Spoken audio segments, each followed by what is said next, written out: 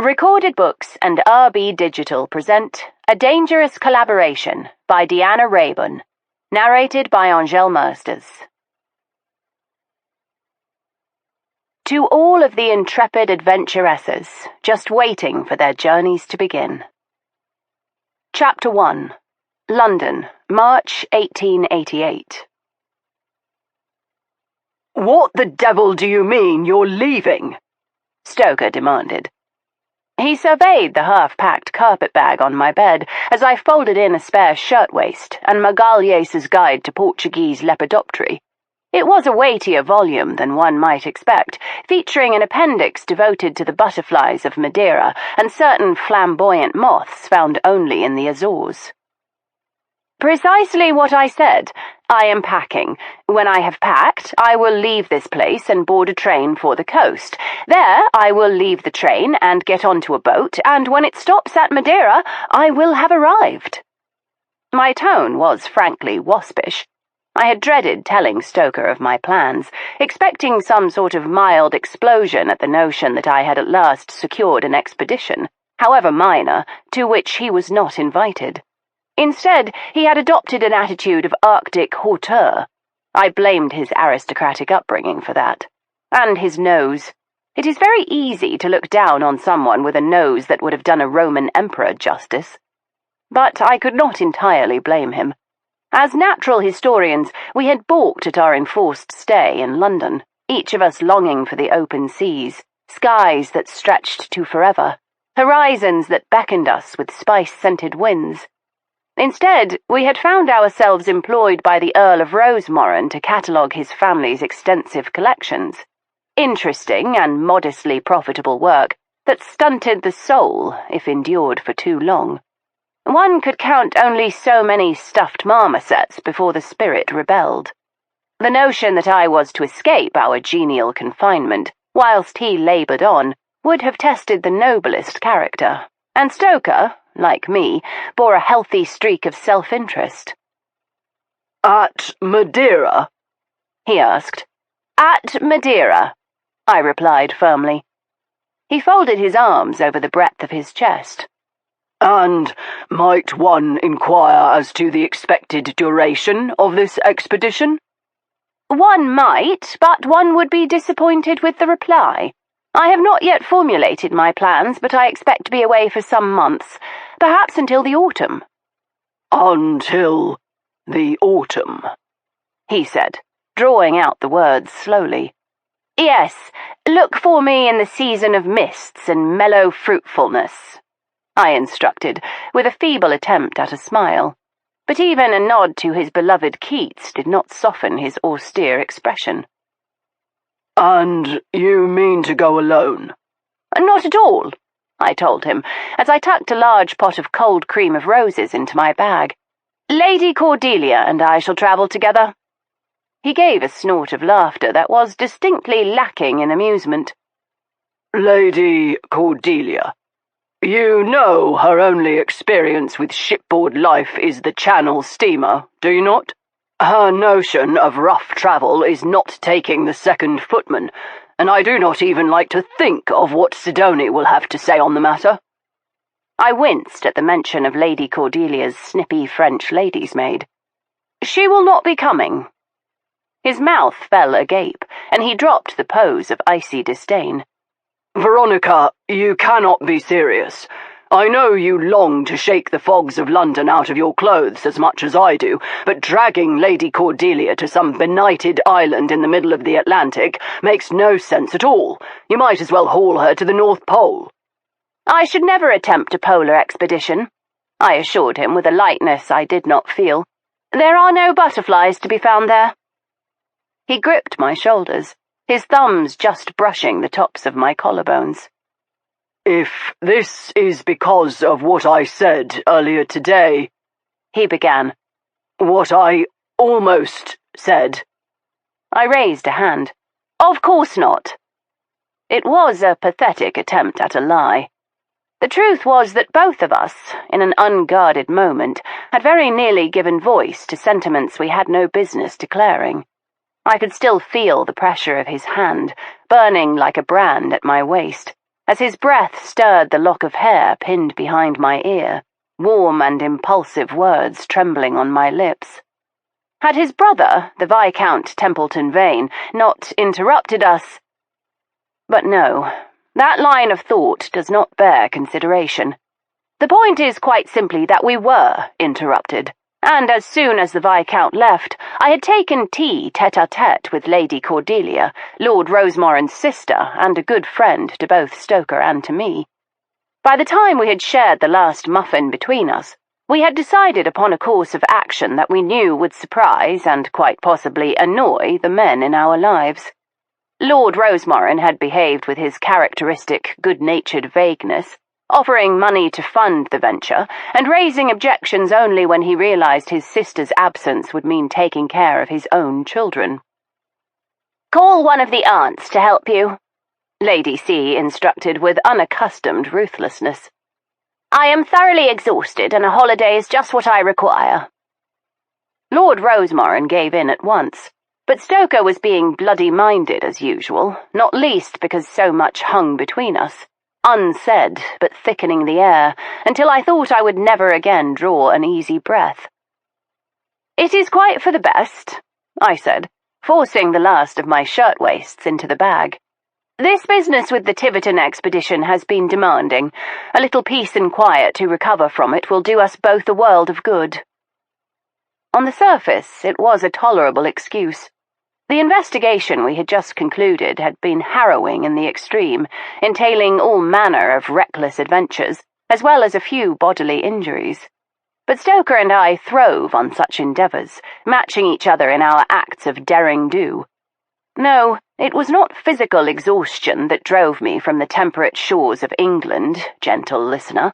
It was the recent entanglement with Stoker's former wife, Caroline de Morgan, a fiend in petticoats who had very nearly destroyed him with her machinations.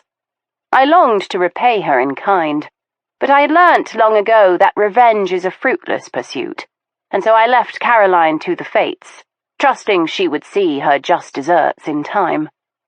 Stoker was my concern, specifically the powerful emotions he stirred within me, and what, precisely, I was going to do about them.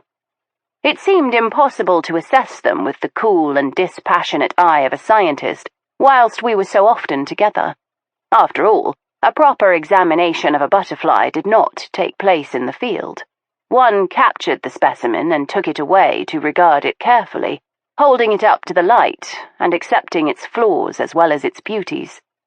So I meant to do with my feelings for Stoker, although that intention was certainly not one I meant to share with him. Knowing how deeply he had been wounded by Caroline, I could have no hand in hurting him further. Luckily for me, Lady Cordelia had been desperate, insistent upon getting right away, and I seized upon her invitation with alacrity, determined to make my escape without revealing our purposes, even to Stoker. "I dare say I will have nothing more interesting to write about than butterflies, so do not be surprised if I am a poor correspondent," I warned him. "You needn't trouble to write if it bores you. I am sure you will have far more interesting activities to occupy your time. I am sorry if it leaves you in a bit of a lurch with the collections," I finished, buckling the carpet bag. "I will manage quite well alone," he replied as he turned away, his expression carefully blank. "I always have." As he no doubt intended, Stoker's parting words haunted me for the better part of 6 months. Madeira was beautiful, lush and fragrant, and offering tremendous opportunities for my work as a lepidopterist. But more times than I cared to admit, whilst hotly in pursuit of a sweet little Lampides boeticus flapping lazily in a flower-scented breeze, I paused, letting the net drop uselessly to my side. Articles for the various publications to which I contributed went unwritten, my pen resting in a stilled hand while my mind roamed free. Every time, my thoughts went to him, like pigeons darting home to roost.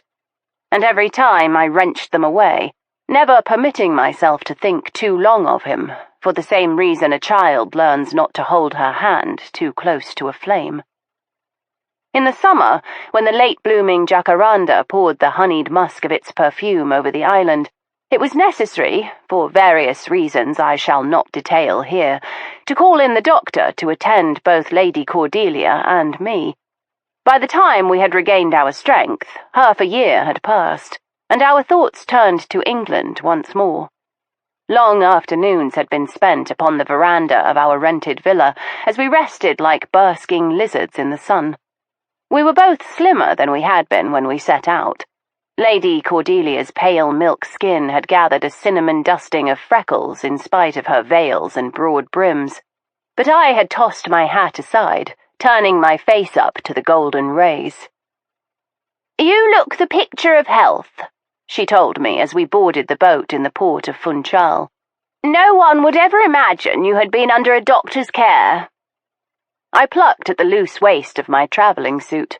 "You think not? I am skin and bone, and you are little better. But some good Devonshire cream and plates of English roast beef will see us right again," I assured her. Absently, she linked her arm with mine. "Do you think they have missed us?" The frequency of their letters would suggest so. Frequency was not quite the word. Every mail ship had brought fresh correspondence. The Earl and his children had written regularly to Lady Cordelia, and I had received my share of the post as well. Colleagues in Lepidoptery had much to say, and there were weekly letters from Lord Templeton-Vane, Stoker's eldest brother. He wrote in a casual, conversational style of current affairs and common interests, and as the months passed, we became better friends than we had been before. And from Stoker? Not a single word. Not one line, scribbled on a grubby postcard, not a postscript scrawled on one of his brother's letters. Nothing but silence, eloquent and rebuking. I was conscious of a profound and thoroughly irrational sense of injury. I had made it clear to him that I did not intend to write letters, and expected none. And yet, every post that arrived with no missive from him was a taunt, speaking his anger as eloquently as any words might have done. I had sowed the seed of this quarrel, I reminded myself sternly. I could not now complain that I did not like the fruit it bore.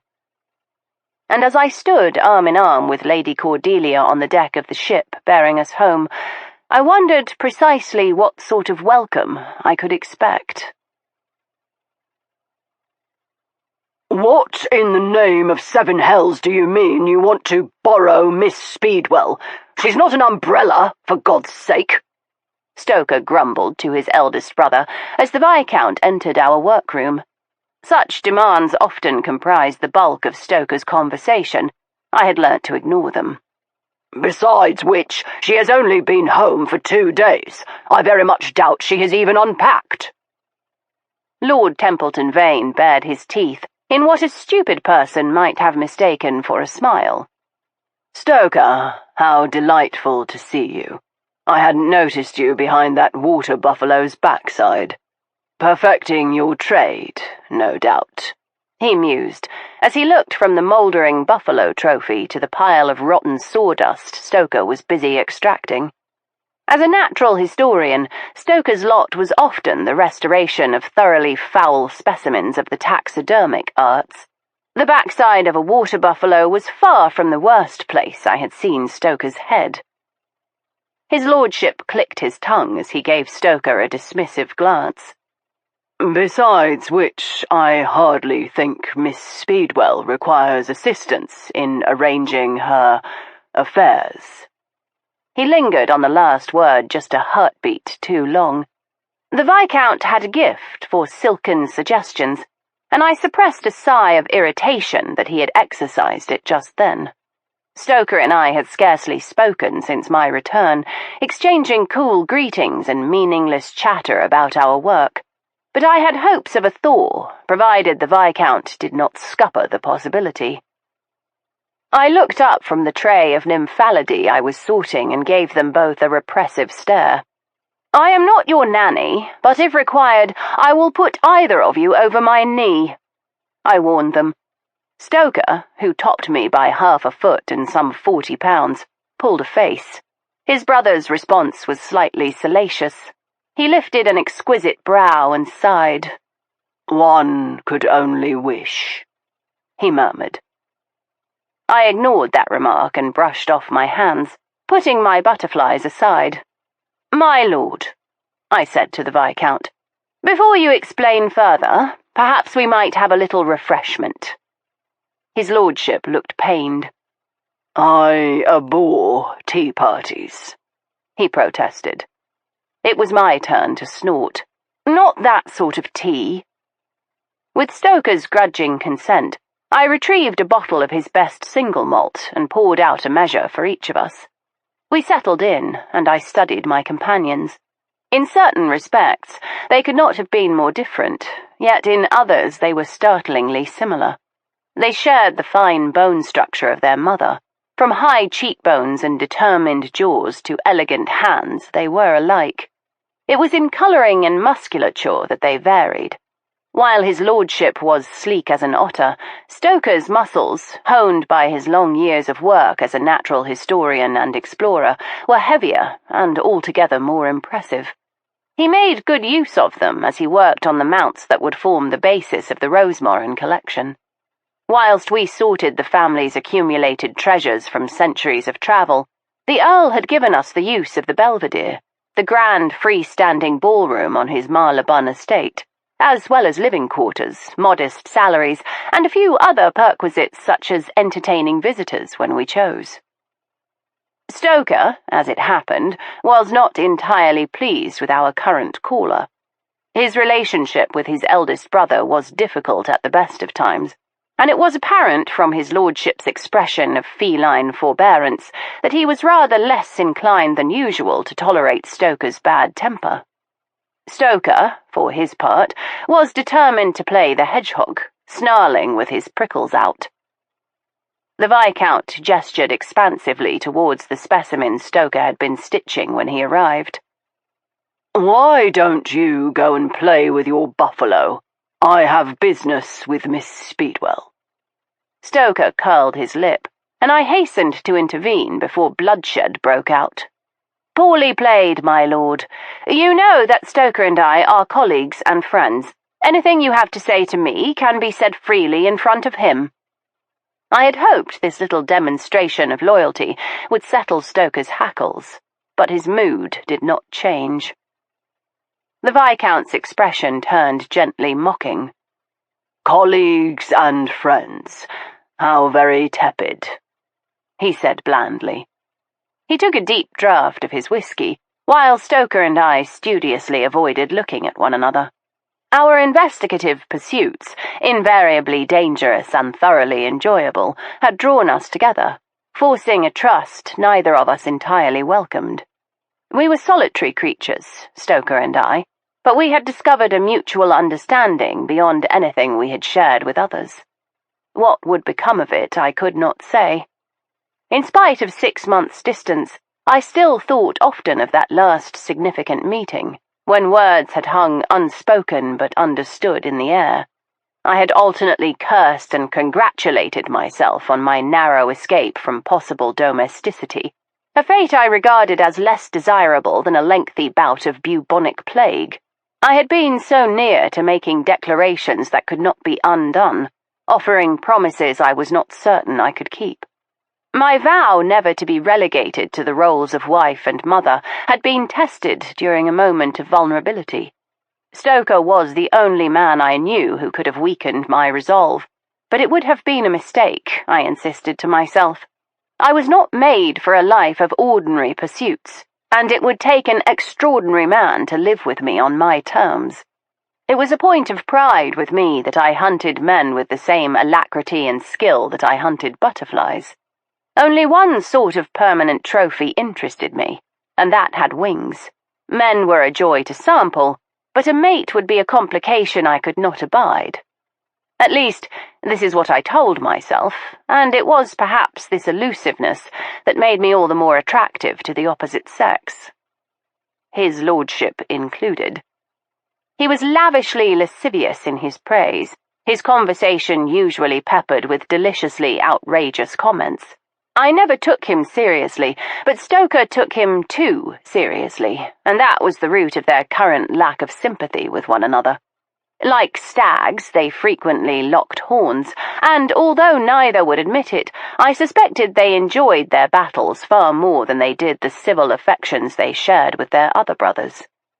Stoker was glowering at the Viscount, who held up a hand, the signet ring of the Templeton-Vanes gleaming upon his left hand. "Peace, brother mine. I can feel you cursing me. And yet still you breathe," Stoker said mildly. "I must not be doing it right." I rolled my eyes heavenwards. "Stoker, behave or remove yourself, I beg you. I still do not know the purpose of his lordship's call." "I do not require a reason except that of admiration," his lordship said with practised smoothness. Stoker made a growling noise low in his throat while his brother carried on, pretending not to hear. "I missed you during your sojourn abroad, my dear, and, as it happens, I do have business. Well, business for you, dear lady, but pleasure for me."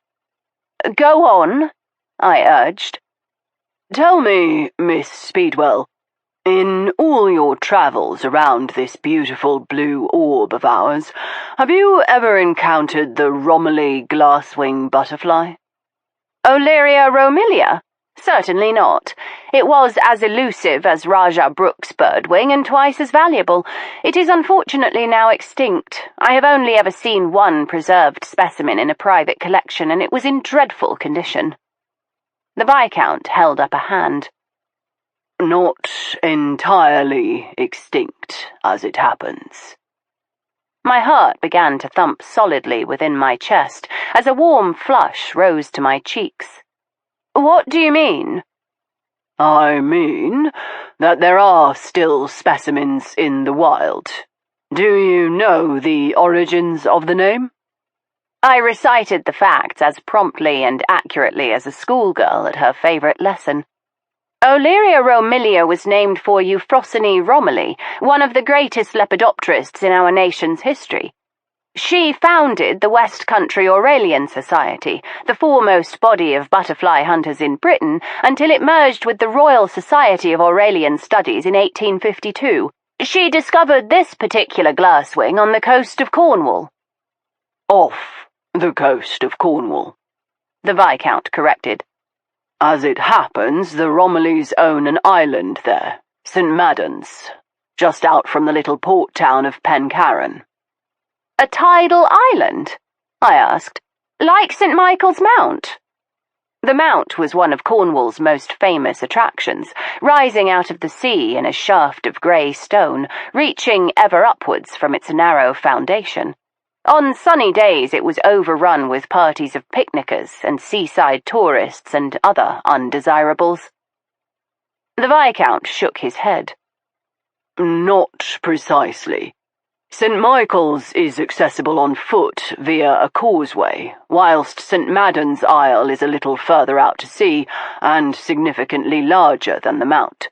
There are extensive gardens, as well as a village, farms, a few shops, a quarry, even an inn for the occasional traveller seeking solitude and peace. It is a unique place, with all sorts of legends and fairy stories, none of which interest me in the slightest, so I cannot recall them.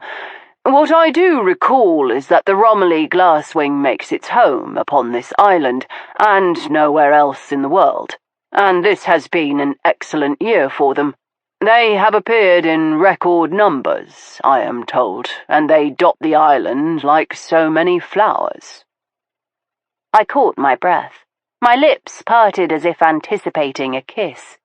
Nothing left me in such a heightened state of expectancy than the thought of finding a butterfly I had never before seen in the wild. And glasswings! The most unique of all the butterflies, they travelled on wings as transparent as Cinderella's slipper. Ordinary butterflies derive their colour from scales, infinitesimally small and carrying all the colours of the rainbow within them. reflecting back the jewel tones associated with the most magnificent butterflies. Moths and more restrained specimens of butterfly have scales with softly powdered hues, but the most arresting sight is by far the butterfly without any scales at all. The wings of these butterflies are crystalline in their clearness, patterned only with narrow black veins, like the leaded glass of a cathedral window, the thinnest of membranes stretching between them. It seems impossible that they can fly, but they do, like shards of glass borne upon the wind. Their unique wings make them delicate and elusive, and the Romilly glasswing was the most delicate and elusive of all. The largest of the glasswings, an adult Romilly could span a man's hand if he were lucky enough to catch one. I lusted for them as I had lusted for little else in my life, but it was no use to me. I forced a smile to my lips. "How kind of you to share this information," I said in a toneless voice.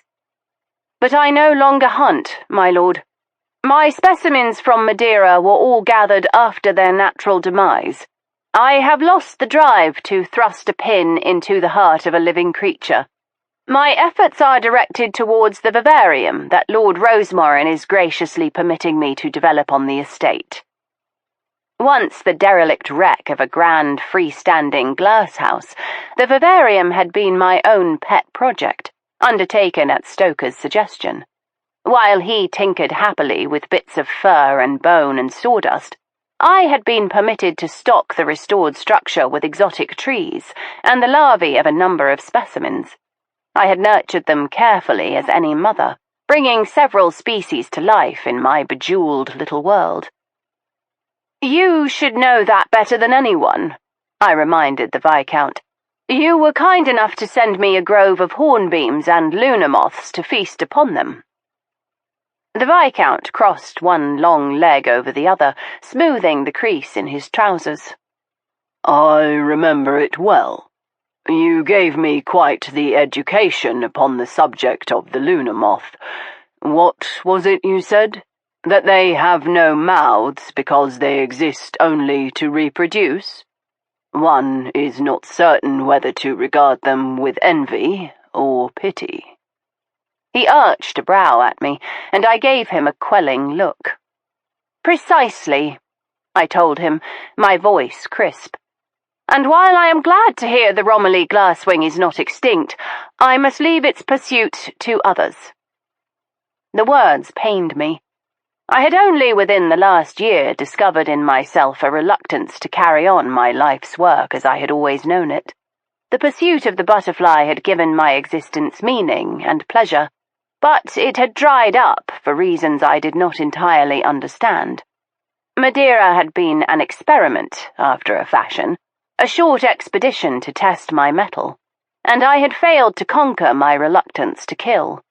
The few inadequate specimens I had brought back had made the entire affair pointless, and I could not justify further expeditions if I had no better expectations than the results I had achieved there.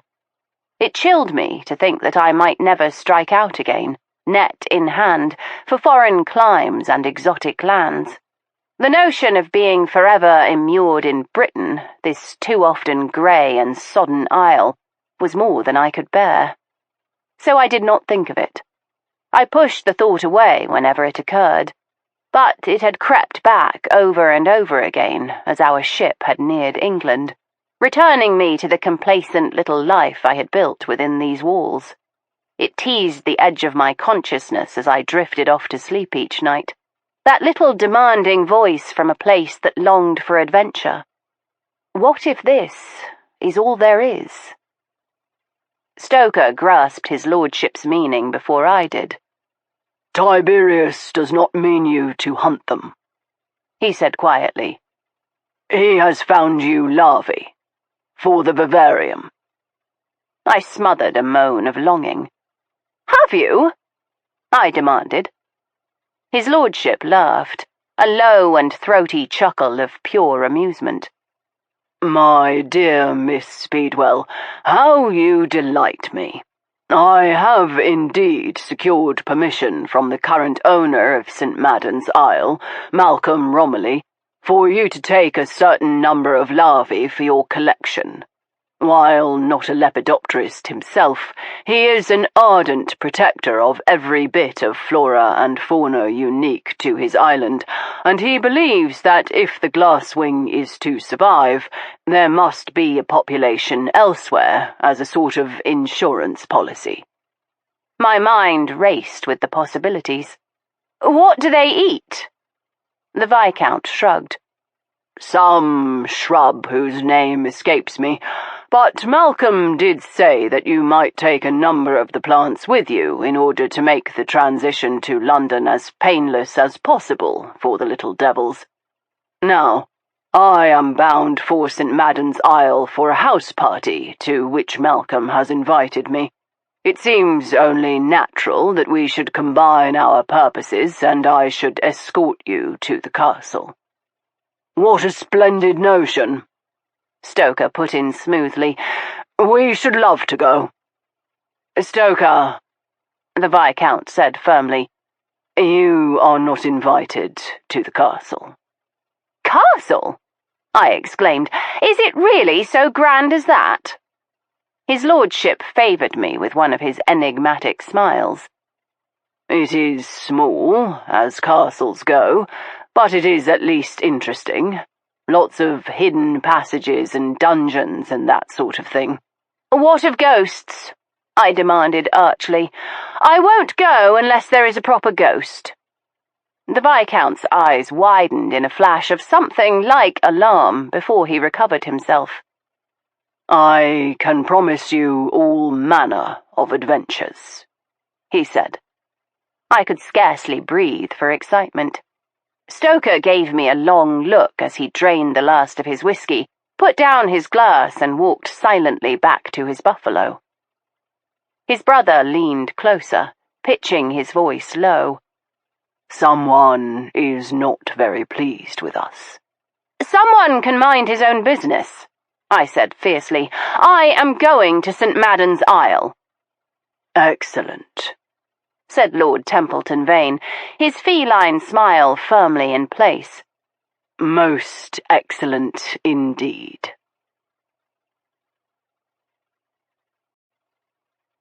Chapter 2. He means to seduce you, you know, Stoker said after the Viscount had left.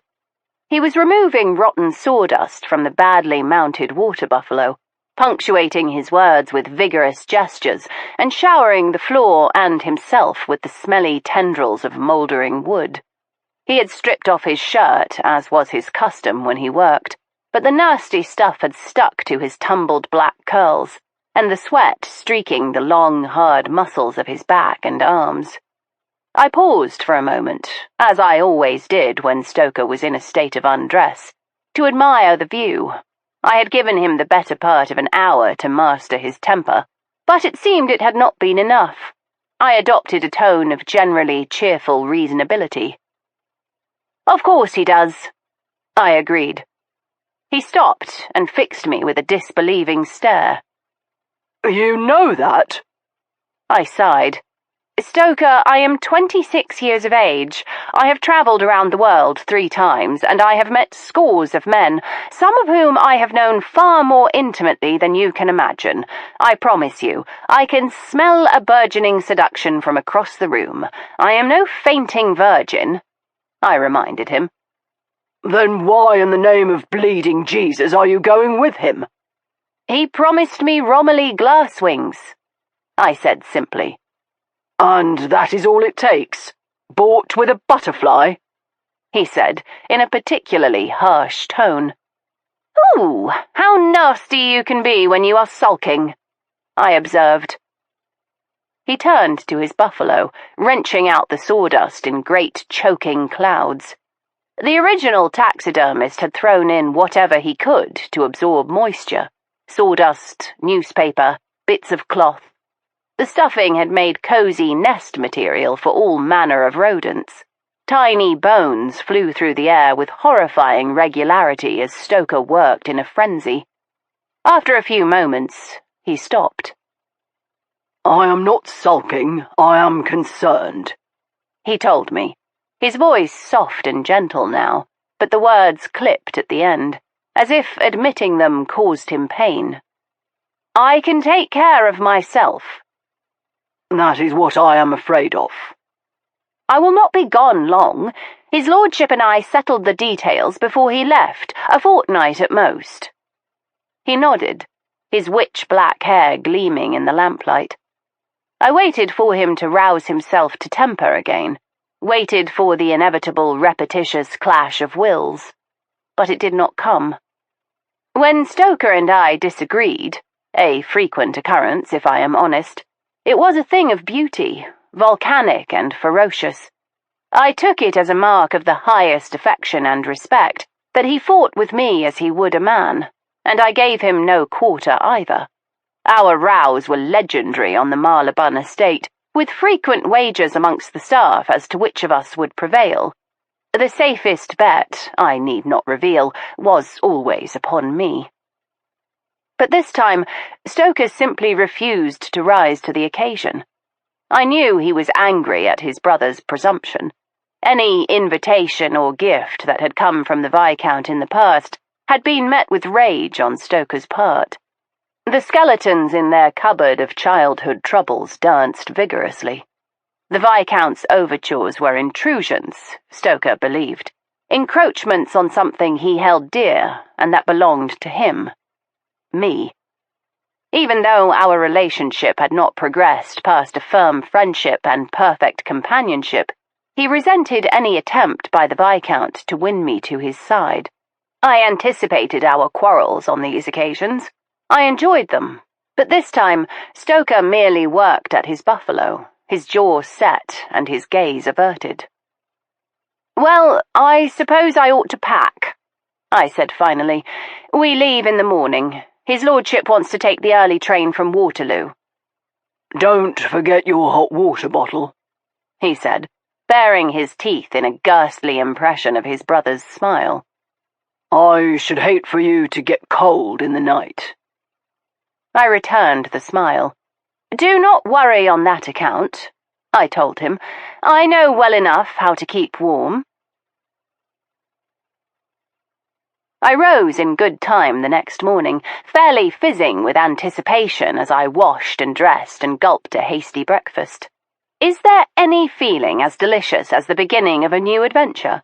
To be perched upon the precipice of a fresh endeavour, poised for flight, the winds of change ruffling the feathers. Ah, that is what it means to be alive! I glanced around my quarters, but to me they had assumed an air of emptiness. Everything I truly cared about was packed into my carpet bag. The rest was merely trappings. I gathered 2 last items for the journey, the latest installment of the Adventures of Arcadia Brown, Lady Detective, and the tiny grey velvet mouse I had carried since infancy. Wherever I had ventured in the world, from the misty foothills of the Andean Mountains to the lush islands of the South Pacific, Chester had been my constant companion. He was a little the worse for wear these days, his velvet thinning in some places, and one of his black bead eyes a trifle loose. But I would have sooner travelled without my head than without my stalwart little companion. I stepped outside and drew in great breaths of morning air, but not even the choking soot of London could stifle my elation. At my feet, the dogs, Stoker's bulldog Huxley and Lord Rosemoran's Caucasian sheepdog Bettany, romped along as I made my way to the Belvedere to take my leave of Stoker. He was already there, immured once more in his buffalo. To my acute disappointment, he wore a shirt, and his usually disordered locks were rather neater than was their habit. "Good morning," I said in a cordial tone, as I rummaged in a biscuit barrel for a few scraps to throw the dogs. They quarrelled over the largest, a bit of moose antler from the Canadian wilderness, before Huxley surrendered it as a courtship gift to Bet. She rolled ecstatically on the ground, waving her enormous paws in the air, and upsetting a model of the golden hind made out of walnuts as Huxley watched, his deep chest puffed out proudly. Stoker merely grunted by way of reply. "I am leaving, then." He withdrew his head from the buffalo. He appeared tired, and he was wearing his eye patch, a certain sign that he had fatigued himself. It was a reminder of an accident he had suffered in the Amazon that had nearly taken his eye and his life. He still bore a slender silver scar that ran from brow to cheek, and from time to time he had recourse to the black patch to rest his weaker eye. I never minded, as, coupled with the golden rings in his lobes, it gave him the look of a buccaneer. A rather bored buccaneer at present. His expression was bland as he gave me a casual glance. "Oh? Pleasant journey." He resumed his task, and I stared at him, slack-jawed. I had expected an argument. I had depended upon it.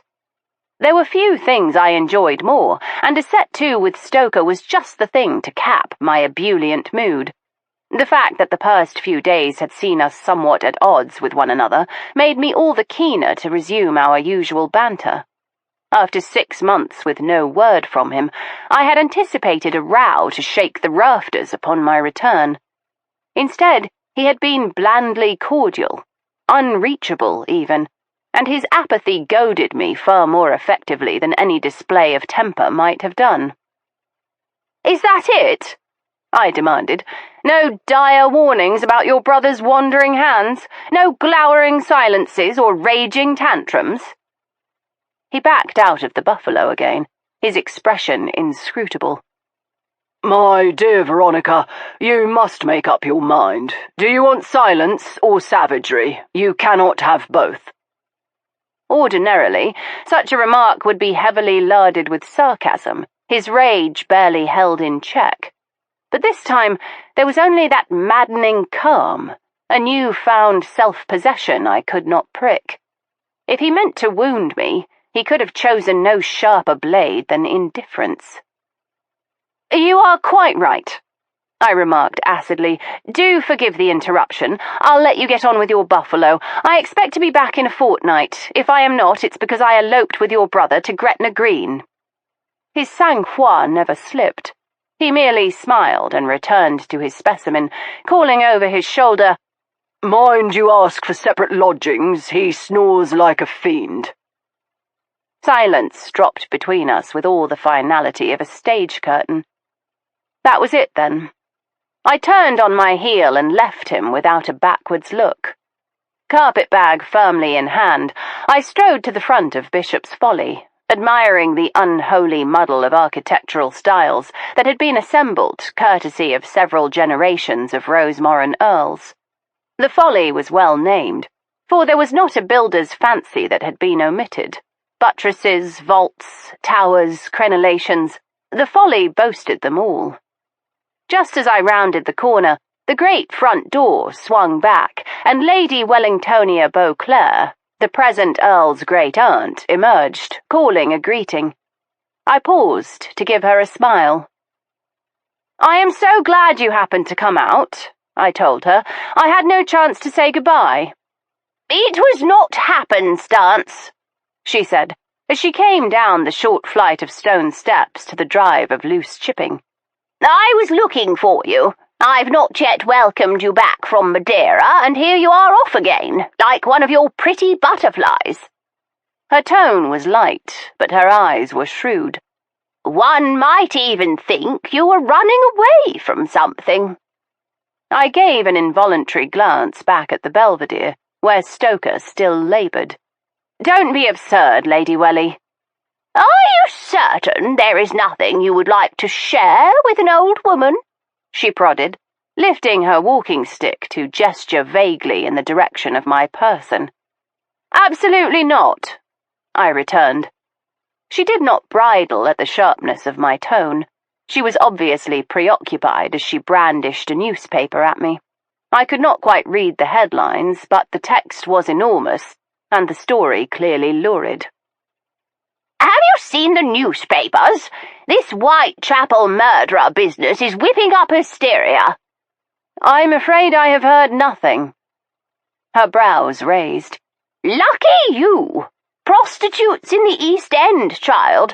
Someone has been ripping them up, and all of Scotland Yard has been thrown into tumult." I thought of our previous involvement with the Yard, and the head of Special Branch in particular. "Poor Sir Hugo," I said lightly.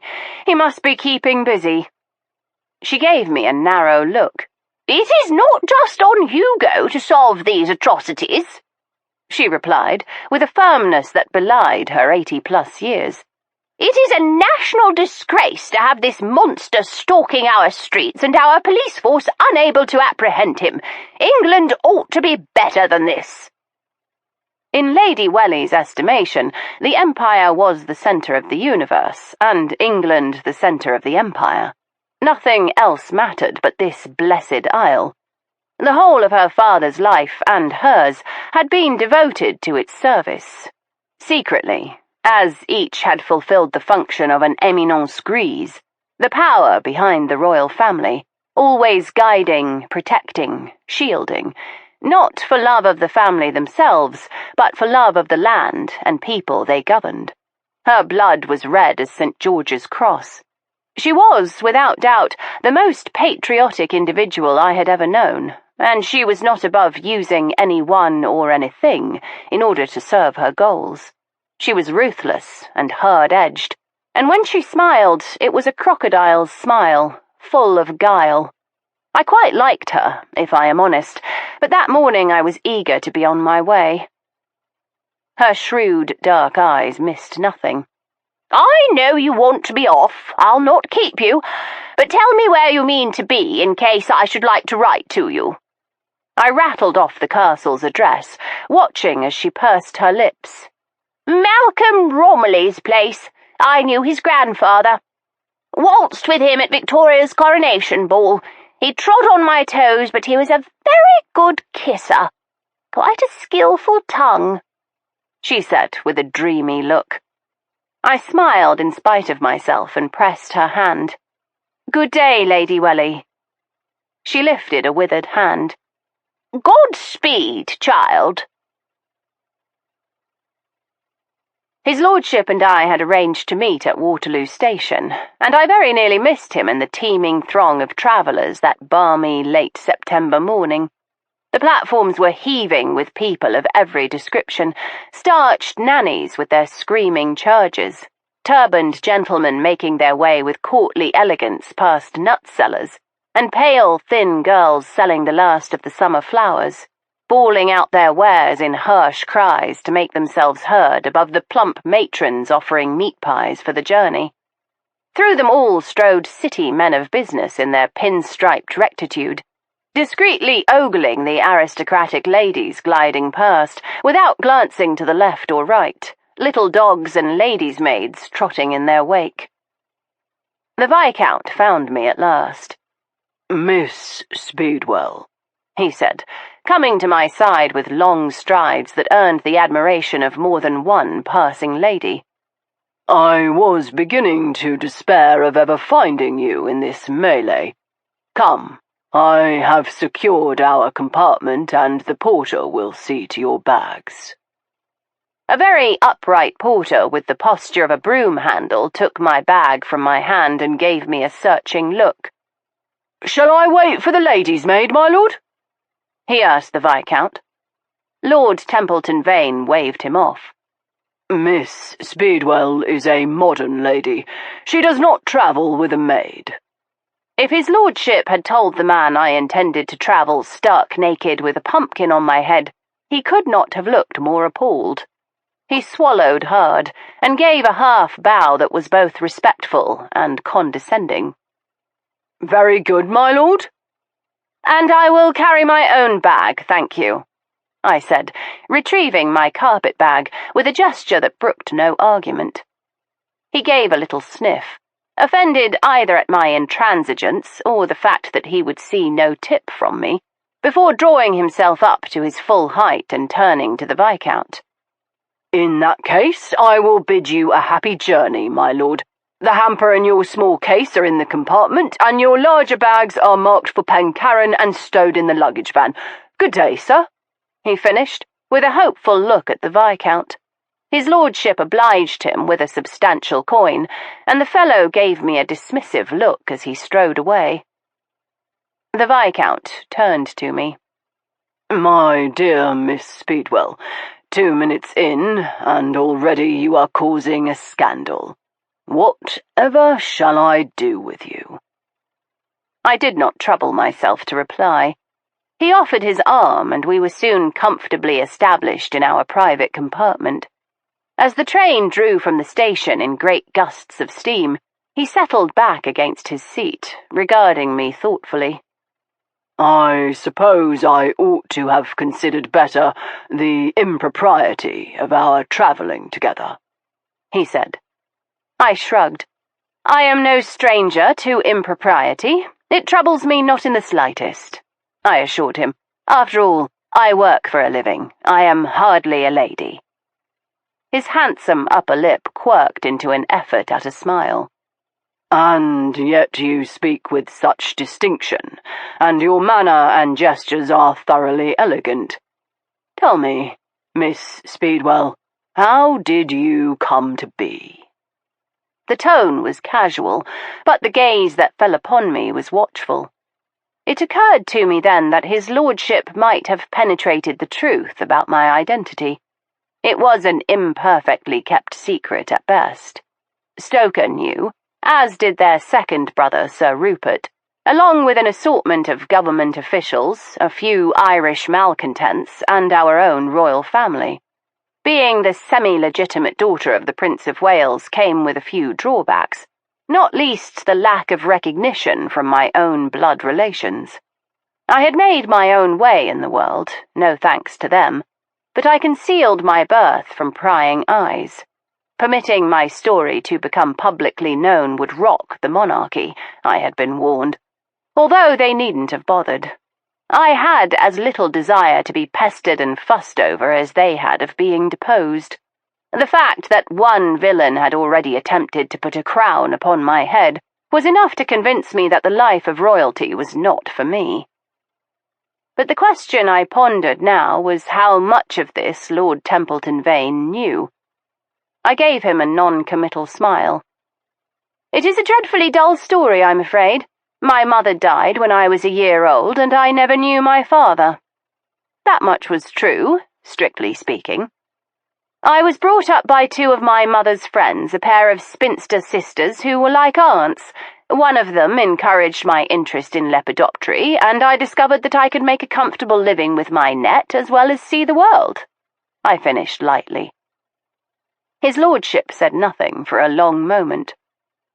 "I think you underestimate how interesting a person you are," he remarked finally.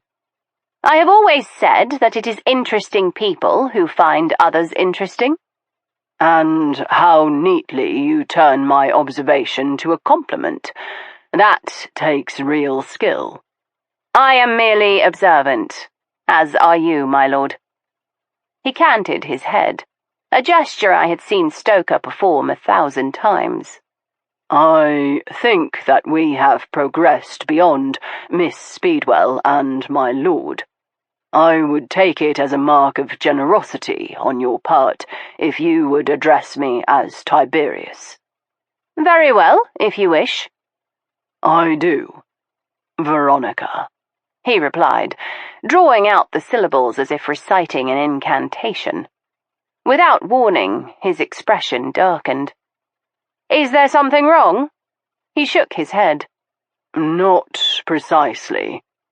But I have taken a liberty of which you might not approve. You see, I remembered only this morning that Malcolm Romilly is a Roman Catholic, rather a fussy one. He would not approve of my travelling with a young lady unchaperoned." "I am hardly a young lady," I protested. "Young enough," the Viscount corrected with a wry twist of the lips. "And delectable to boot. No, I'm afraid Malcolm's sensibilities might be offended, and we can't have that. But I realized a little polite fiction might smooth the path. He could hardly think it amiss if we travelled together as an affianced couple. I blinked. You want me to pose as your fiancée? Yes, he said, obviously relishing the idea. That small pretence will serve us quite nicely. I hardly think it necessary, I protested. Oh, but it is, he told me, with an unmistakable air of satisfaction. Malcolm can be a stickler about such things. What if he took offence and decided to withdraw his offer of the glasswing larvae? How dreadfully disappointing that would be. His voice trailed off suggestively, letting the insinuation do its work. I had, as he had known, no choice. I will not lose the glasswings, I said forcefully. Then we are in agreement, he said, settling back with a broad smile. And you will naturally forgive me for taking the precaution of sending a wire to our host with that information just before we departed. Before I could respond, he gestured with an elegant hand, imperious as Jove. Now, if you will reach into the hamper beside you, you will find a bottle of rather good champagne. I think a toast is in order. The next hours passed in a haze of succulent food and drink, and amiable company, as the Viscount and I talked and laughed, and thoroughly enjoyed ourselves. The champagne was not the only delight to be found in the hamper. His lordship, or Tiberius, as I had been instructed to think of him, had laid in a supply of delicacies to last the better part of a week. I thought the journey was to be completed by nightfall, I told him, as I helped myself to a tiny pie with a feather-light crust and a filling of herbed chicken. And so it should be, but there is no reason for us to deny ourselves as much pleasure as possible along the way, he remarked. I might have taken that for a proposition, but he merely selected a sandwich of the thinnest, whitest bread, filled with slivers of perfectly roasted beef and lashings of horseradish sauce. Divine, he pronounced. You have a crumb upon your lip, I told him. He put out his tongue in search of it and missed. Laughing, I moved forward and touched my fingertip to the corner of his mouth. I had not considered the intimacy of such an action. It was the sort of thing I might have done to Stoker, and I had come to enjoy a similar, although less intense, rapport with the Viscount. But if I was slow to appreciate the familiarity of the gesture, Tiberius was not. He held my gaze with his, all mockery fallen away as he leant forward. He parted his lips, taking my finger into his mouth as he removed the crumb. His eyes locked with mine. He gave a gentle suck, and I felt the blood beat in my veins. He released my finger and sat back with a slow, deliberate smile. Delicious, as I suspected it would be, he told me, and I knew he did not mean the crumb. For the rest of the journey, and make no mistake, to travel from London to the tip of Cornwall takes hours, the Viscount behaved with almost perfect decorum. He still made the odd remark that might have been construed as inappropriate by society's standards, but nothing that imperiled my virtue, slight as it was. And he did not touch me again. Instead, he applied himself to my comfort, insisting upon opening the window when the compartment grew stuffy, and asking intelligent and penetrating questions about lepidoptery. I was no fool. I was familiar enough with the machinations of men to know when I was being catechized, simply so that a gentleman might appear to marvel at my accomplishments, thereby endearing himself to me. But Tiberius was more skilled than most. I almost believed that he was sincerely impressed with the breadth of my knowledge. Almost. To test him, I spent the better part of an hour describing the gypsy moth in exhaustive detail. If I am honest, which I have sworn to be within these pages, I will admit that I embroidered most of the facts and invented some out of whole cloth. Throughout my recitation, he kept his expression attentive and even offered thoughtful comments from time to time. "You don't say," he remarked at one point. "The gypsy moth has a furry tail and feeds solely on Madagascar lizards. How frightfully interesting." "No, it isn't," I corrected, "because I made it up. Lymantria dispar do not have furry tails, nor do they eat lizards. No moth does. I was merely testing your ability to pretend to be interested. It is a prodigious skill, my lord. You lasted 57 minutes. He looked aggrieved, then smiled. "You were supposed to call me Tiberius," he reminded me. "And you have no need for this pretense. Why play at being interested in moths, of all things?" I asked. "I am not interested in moths," he admitted. "But I am interested in you." "That," I told him without a blush, "is entirely apparent." "Good." He sat forward, hands resting upon his knees. They were good hands, like Stoker's, beautifully shaped, although Tiberius's were unstained by chemicals and glues and the various other nasty things that habitually fouled Stoker's.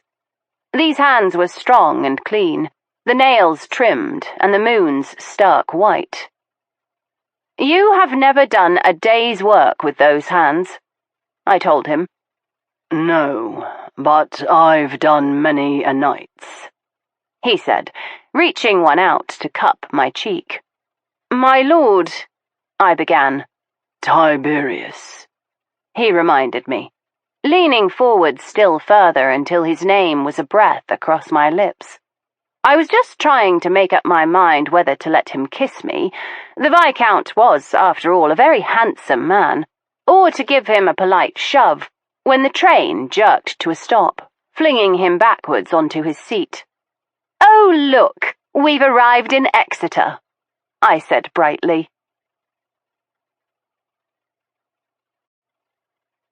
Chapter 3. After changing trains at Exeter, we carried on to Padstow, where we changed yet again, the trip requiring a further leg on a smaller railway to Pencarron, and then a transfer to a quaint little quay full of fishing boats bobbing at anchor. They were brightly painted, as were the houses clustered on the hillside that rose sharply above the curved arm of the shore. The sea air was bracing and fresh, and Tiberius, with no sign of resentment at his thwarted attempts at love-making, drew in a breath and let it out in an exultant sigh. "There is nothing like sea air to mend what ails you," he pronounced. "I did not know you were fond of the sea," I told him, as we made our way from the tiny station down to the waiting boats. "Indeed I am. A naval career is one of the things I envied Stoker bitterly." "The fact that you envied him anything at all would come as the most appalling shock to him," I returned. His mouth twisted into a wry expression. "I envy him more than any other man I have ever known," he said. "Tiberius," drawled a familiar voice. "How very touching. I did not realize how much you cared."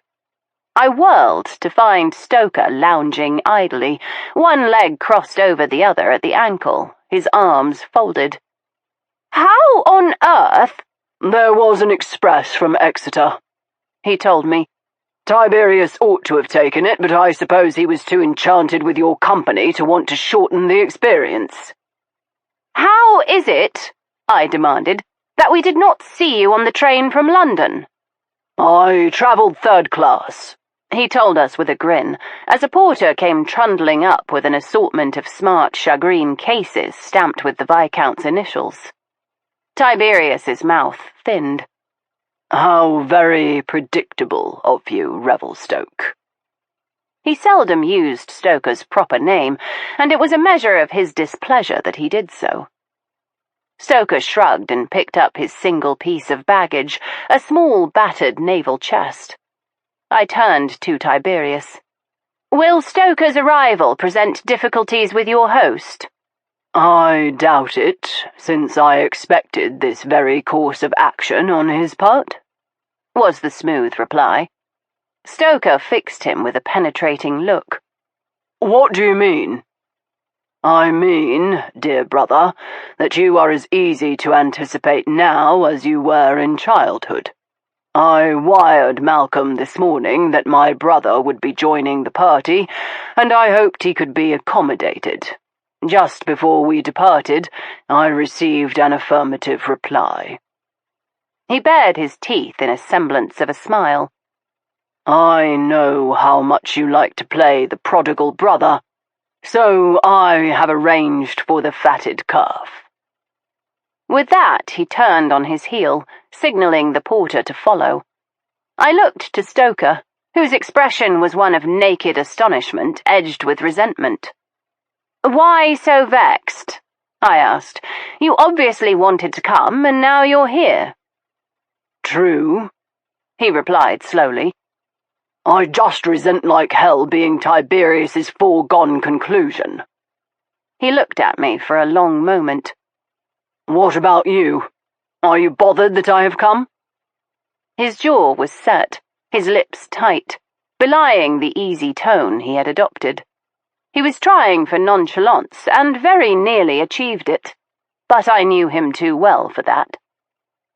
I turned on my heel to follow Tiberius. "I have not yet decided," I called over my shoulder. "Try not to use your kennel manners, we are guests." It was almost dark then, well past sunset with only the fading purple light of evening to illuminate the horizon. Off to the west, silhouetted against the violet sweep of the sky, a pointed black shape rose, thrusting itself upwards. "St. Madden's Isle," Tiberius said as I joined him, and there was a note in his voice I had never heard before, some strong emotion he was struggling with and very nearly concealing. But I heard it, and I saw it in the expression in his eyes before he looked away, brushing at some invisible lint on his sleeve. "Come, Veronica. It would be best to make the crossing before nightfall." I followed him down to the quay and took his hand as he helped me into a narrow boat. Stoker followed, leaping nimbly into the boat with the grace of a seasoned sailor. A local fellow of advanced years, sporting fisherman's clothes and a Cornishman's accent, tugged at his cap and welcomed us aboard. "Trefusis, I'm called. You'll be the guests of the Master of St. Madden's. I'll have you over in a trice, my good lord, and your lady and t'other gentleman as well. Your bags will come over on the next boat, but you'll be wanting to get across before the storm comes." "Storm?" I asked. The sky was as yet a soft plum colour, with gentle, gauzy wisps of clouds just masking the first glimmer of starlight. "Aye, but not to fear, lady. A bit of a squall, no more. Gone by midnight and a fair day tomorrow," he promised. "Now, stand you here, if you like, for the best view of St. Madden's Isle as we approach." I did as he advised, and Tiberius came to stand behind me. Stoker remained in the stern of the boat, feet planted wide apart, hands thrust into his pockets as he lifted his head, sniffing the air.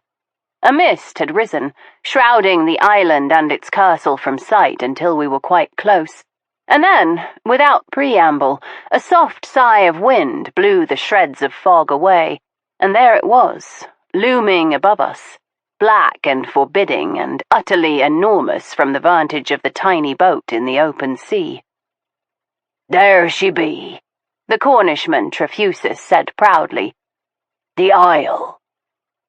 He beached the little craft and clambered into the water as Tiberius vaulted smoothly over the side of the boat. I dropped into his waiting arms, rather more solid limbs than I would have expected. To my surprise, there was nothing flirtatious in his embrace. He held me firmly against his chest as he strode with apparent ease through the thigh-deep water. When he had placed me solidly upon my feet on the shingle beach, he offered the Cornishman a coin before Stoker bent his shoulder to help old Trefusis turn the boat towards Pencarron. The Cornishman tugged his hat-brim and set his course for home, as Tiberius and I looked to the castle, Stoker standing just behind. Tiberius had fallen silent, and merely stood for a long moment, his gaze fixed upon the black stone built upon the eminence. He was sunk in some sort of reverie, and for a fleeting instant, something dark and terrible touched his face. "Tiberius?" I asked gently, drawing him from his thoughts. He shook himself with visible effort. "My apologies, Veronica. I had not thought to be here ever again. It is a curious and winding road, the path of fate." "Certainly," I said briskly, "but the wind is rising. Should we not make our way up to the castle?" "Of course. I seem to have misplaced my manners. What you must think of me for leaving you standing about." He had found again his usual mocking tone, and when the starlight shone upon his face, I saw that his expression was guarded once more. Before I could reply, he put a firm hand beneath my elbow and guided me towards the cliff towering above us, Stoker following silently behind. As we approached, I saw a staircase had been cut into the stone, switching back upon itself over and over again as it rose towards the castle. "There is a funicular on the other side of the island," Tiberius told me as we began to mount the steps. "But it is a temperamental beast and means a walk of a few miles to go around that way. If you can bear the climb, this is much more direct." "Nothing would suit me better than a chance to stretch my limbs after the train journey," I told him truthfully as I clambered ahead. "If you get tired, I'll push from the back side, shall I?" Stoker asked nastily. "Do shut up," I muttered as we pressed on. Iron lanterns had been set at periodic intervals in the stone, and someone had lit them.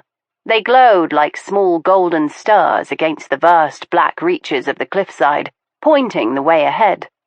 We climbed for what seemed hours, ever further, ever higher, until at last we reached the top, and the last step led us to a stout stone wall fitted with a high archway. I glanced upwards as we passed through. "Is that a portcullis?"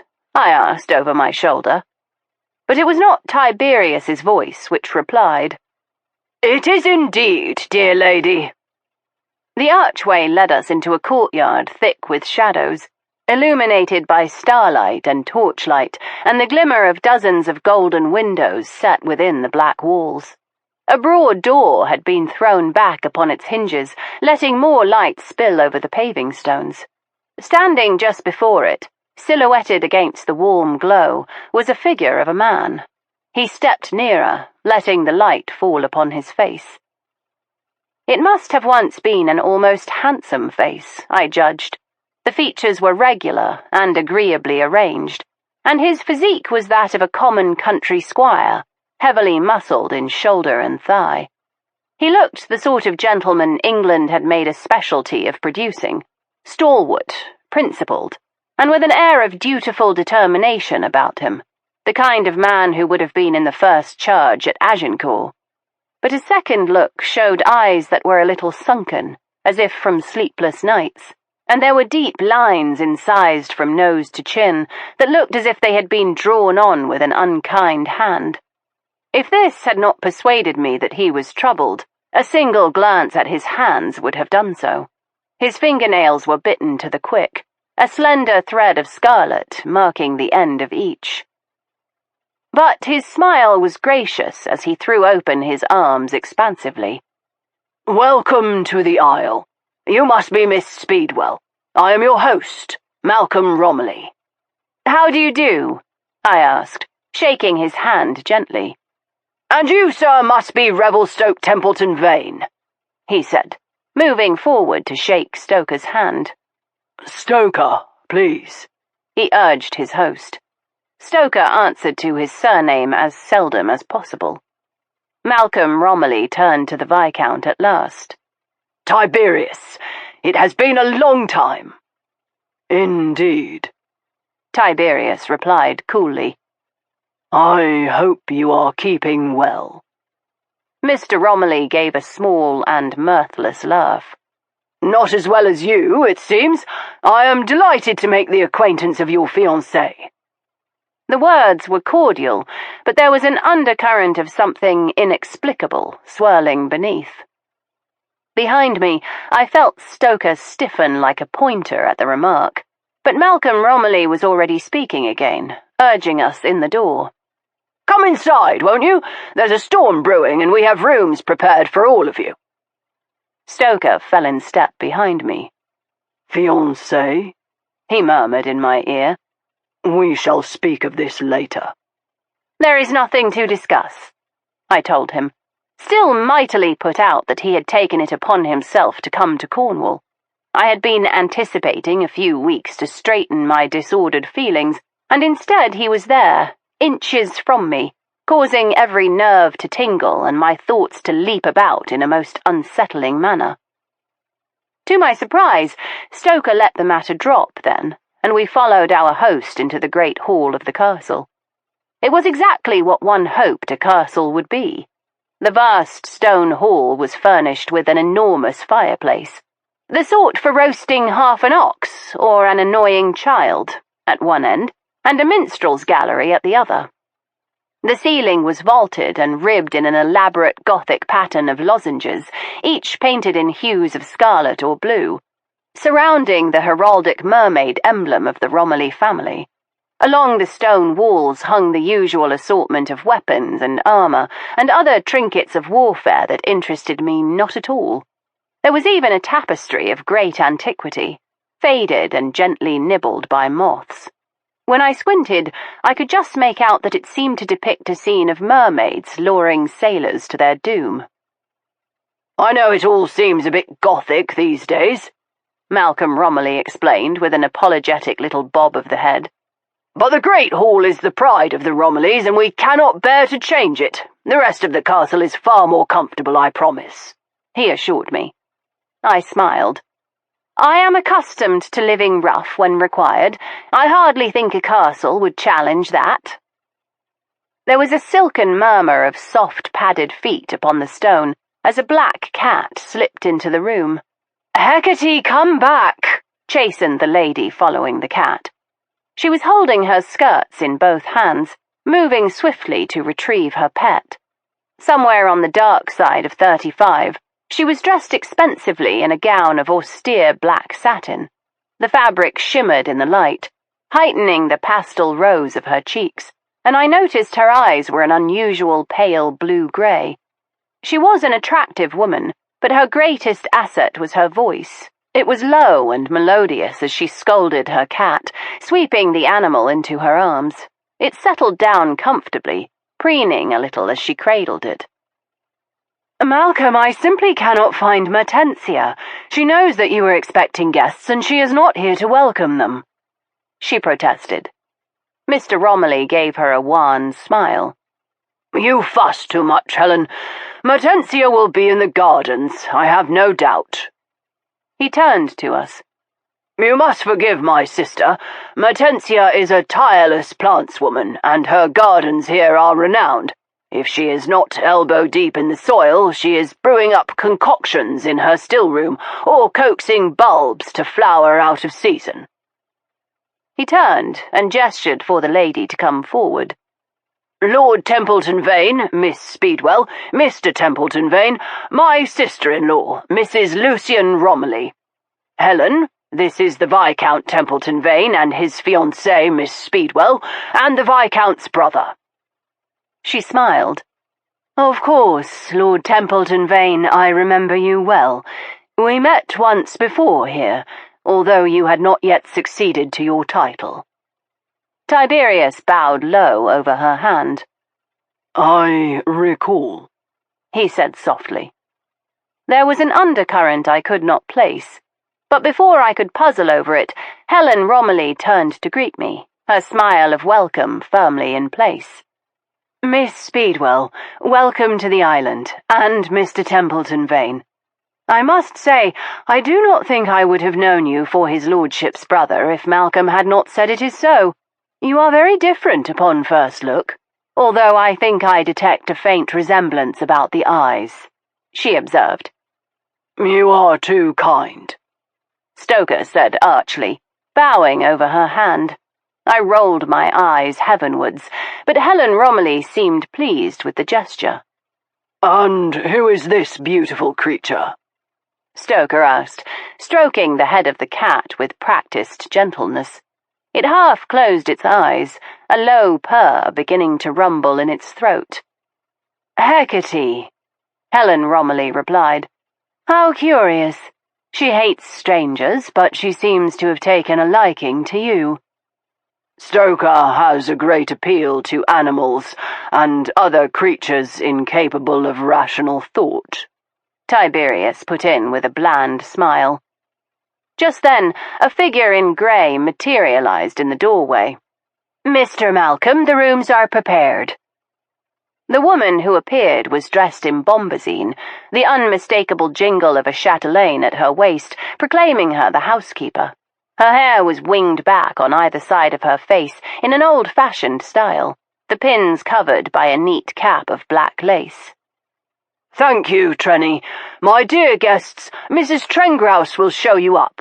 Dinner has been put back half an hour to accommodate your arrival. When you hear the gong, it will be time to join us in the drawing-room." He stepped back, giving a little bow of welcome, and we moved to where Mrs. Trengrouse stood, lamp in hand as he made the necessary introductions. "Welcome, my lord, Miss Speedwell, sir," she said, greeting each of us in turn as she led us through a narrow stone passage, which gave way to a still narrower set of stairs cut into the stone. "I am afraid the castle has not yet been fitted with gas, so you will need a lamp or a candle if you mean to move about in the evening. Please watch your step upon the stairs. They are very old and quite uneven." They spiraled up into the darkness, and I turned to flick Tiberius a glance. His face was immobile, set in an expression that looked very much like one of grim determination. I followed Mrs. Trengrouse, and Tiberius followed me, and Stoker followed him like a crocodile of schoolchildren. "You are up here, my lord, on the first floor," she said, indicating a door on the landing. It stood open, and I could see a round bedchamber furnished in deep blue. "It is the largest of the suites in the tower because the structure narrows as it rises. Hot water has just been brought up, and your bags are on their way. Your things will be unpacked before you have finished bathing," she promised. He made a non-committal noise and went inside, closing the door behind him. "Miss Speedwell," she said, gesturing for me to follow, "I have put you just above his lordship. It means an extra flight of stairs, but the views make it quite worth the climb. Mr. Templeton-Vane, I have put you on the top floor in the smallest chamber, the bachelor room." "That's me put in my place," Stoker murmured as we climbed to the next floor. My bedchamber was very similar to Tiberius's, except that it was of slightly more modest proportions, and my furnishings were of violet velvet. It was a surprisingly comfortable room, with a welcoming fire kindled upon the hearth, and a tub of water giving off fragrant steam. There was a tall, narrow window embrasure facing west, and I imagined the views over the water would be spectacular as the sun rose behind the castle, glittering across the sea. A pair of cosy armchairs flanked the fireplace, and the bed was an old-fashioned four-poster, hung with more violet velvet and spread with heavy linen sheets of near-blinding whiteness. A soft fragrance permeated the air, and I sniffed appreciatively. "'Tis the potpourri Miss Mertensia makes for me to keep in the linen press," Mrs. Trengrouse told me.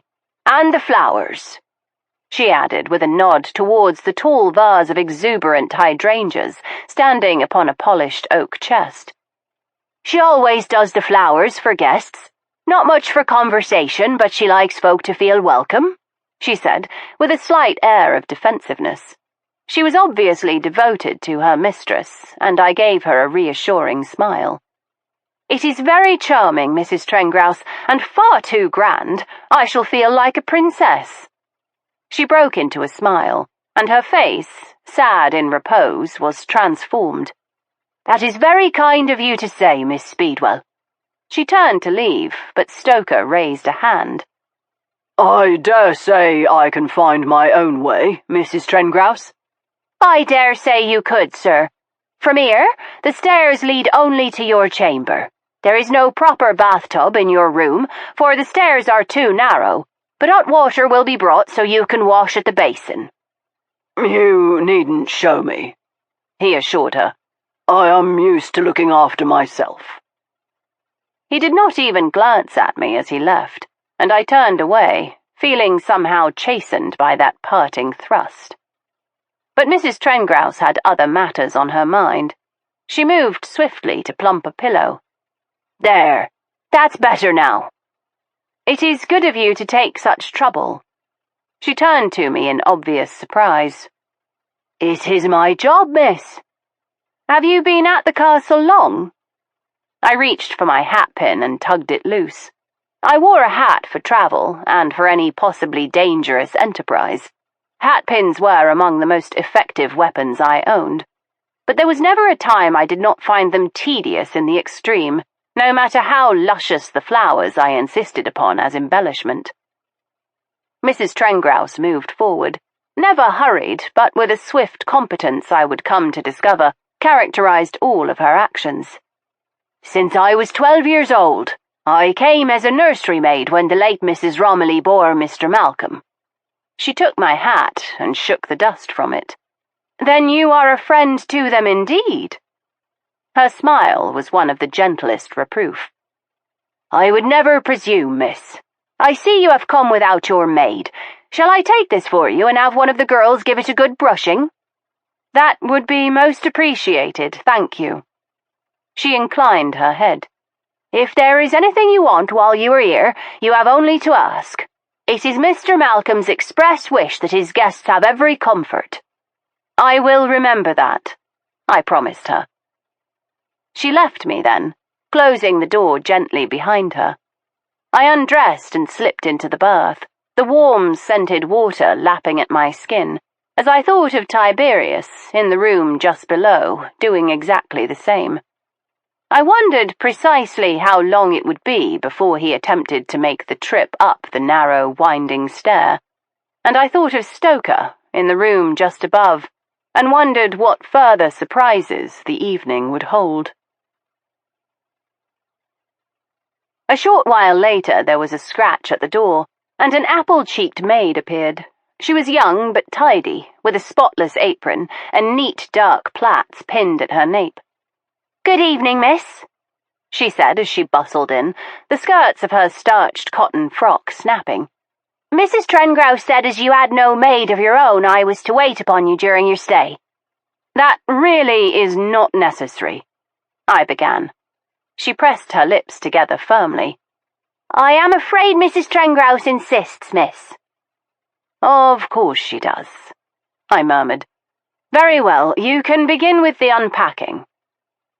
The girl was as quick as she was determined, and in the veritable blink of an eye she had unpacked my solitary bag, hanging the clothes upon pegs in the wardrobe, and arranging my comb and brush and pot of cold cream of roses on the washstand. My lepidoptery gear, specimen jars, ring net, pins, field notebook, was deposited in the bottom of the wardrobe.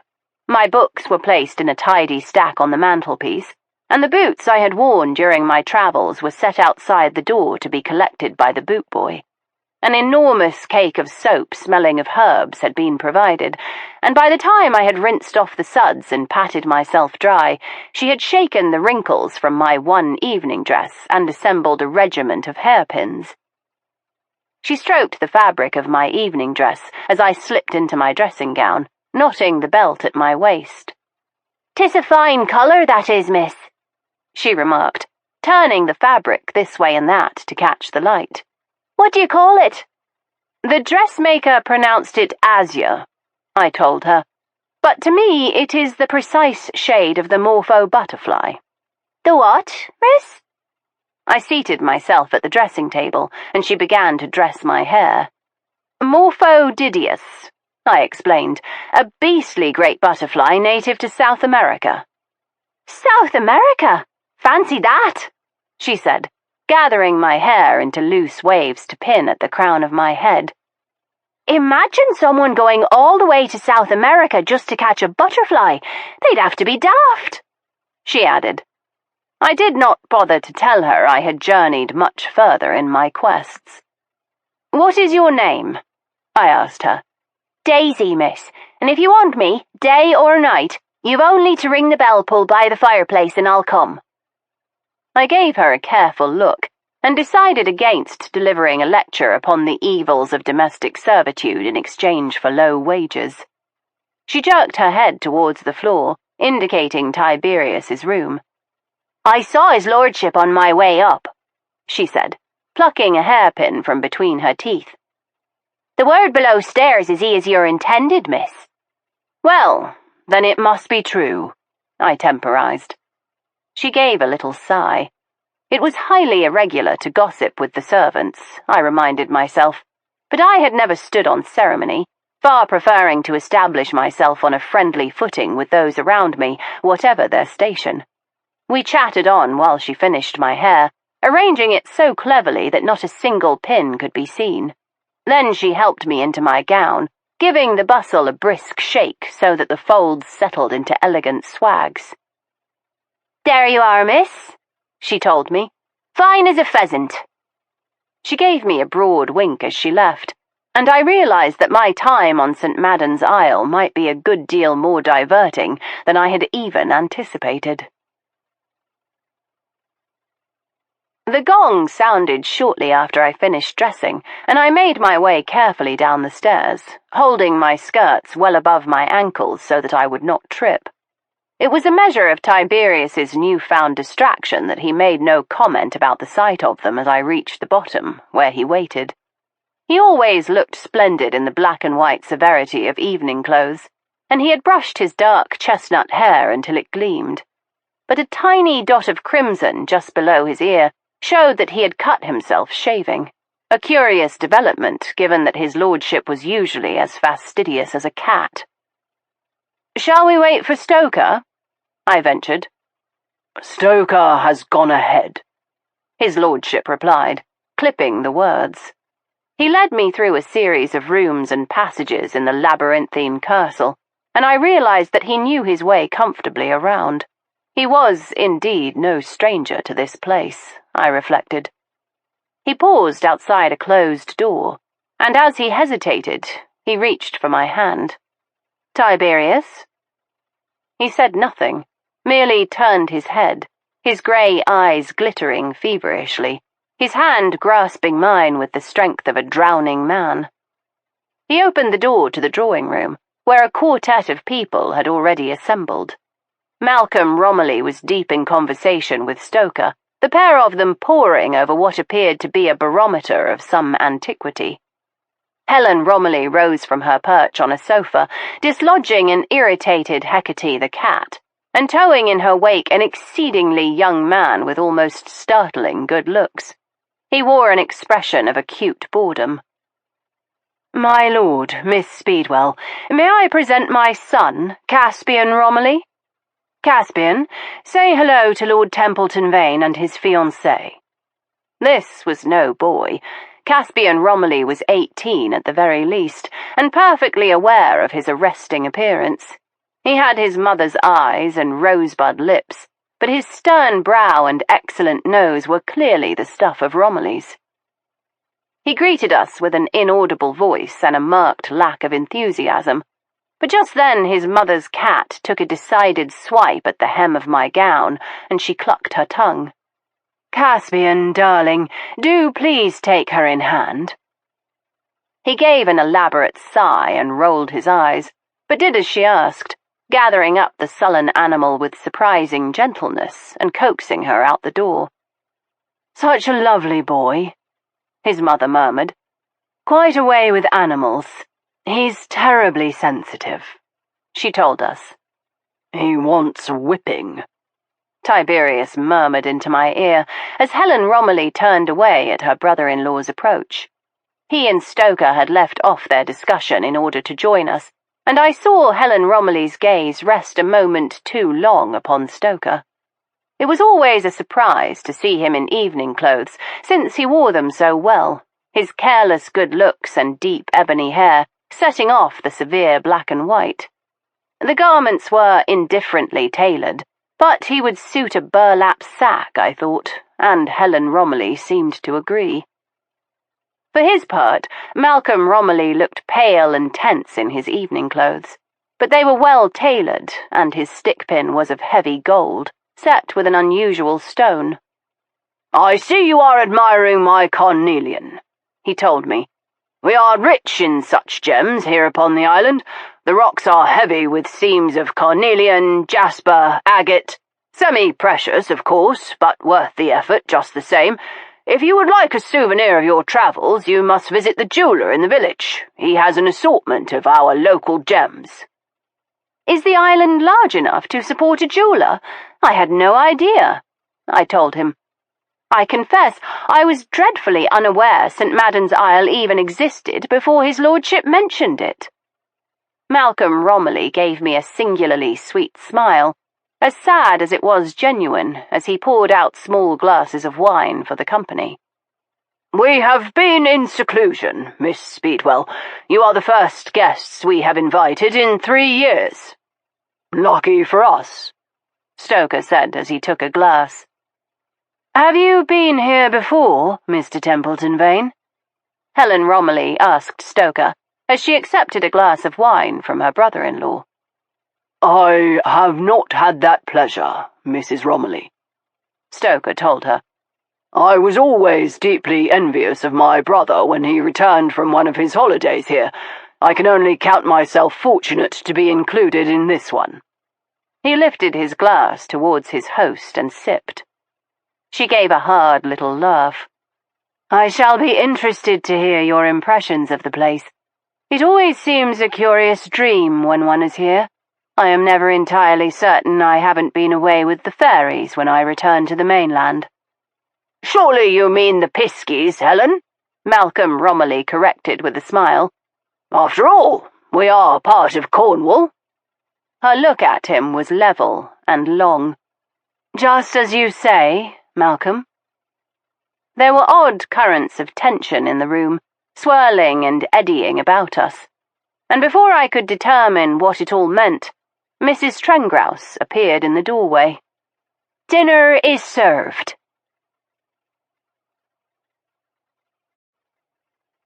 Chapter 4.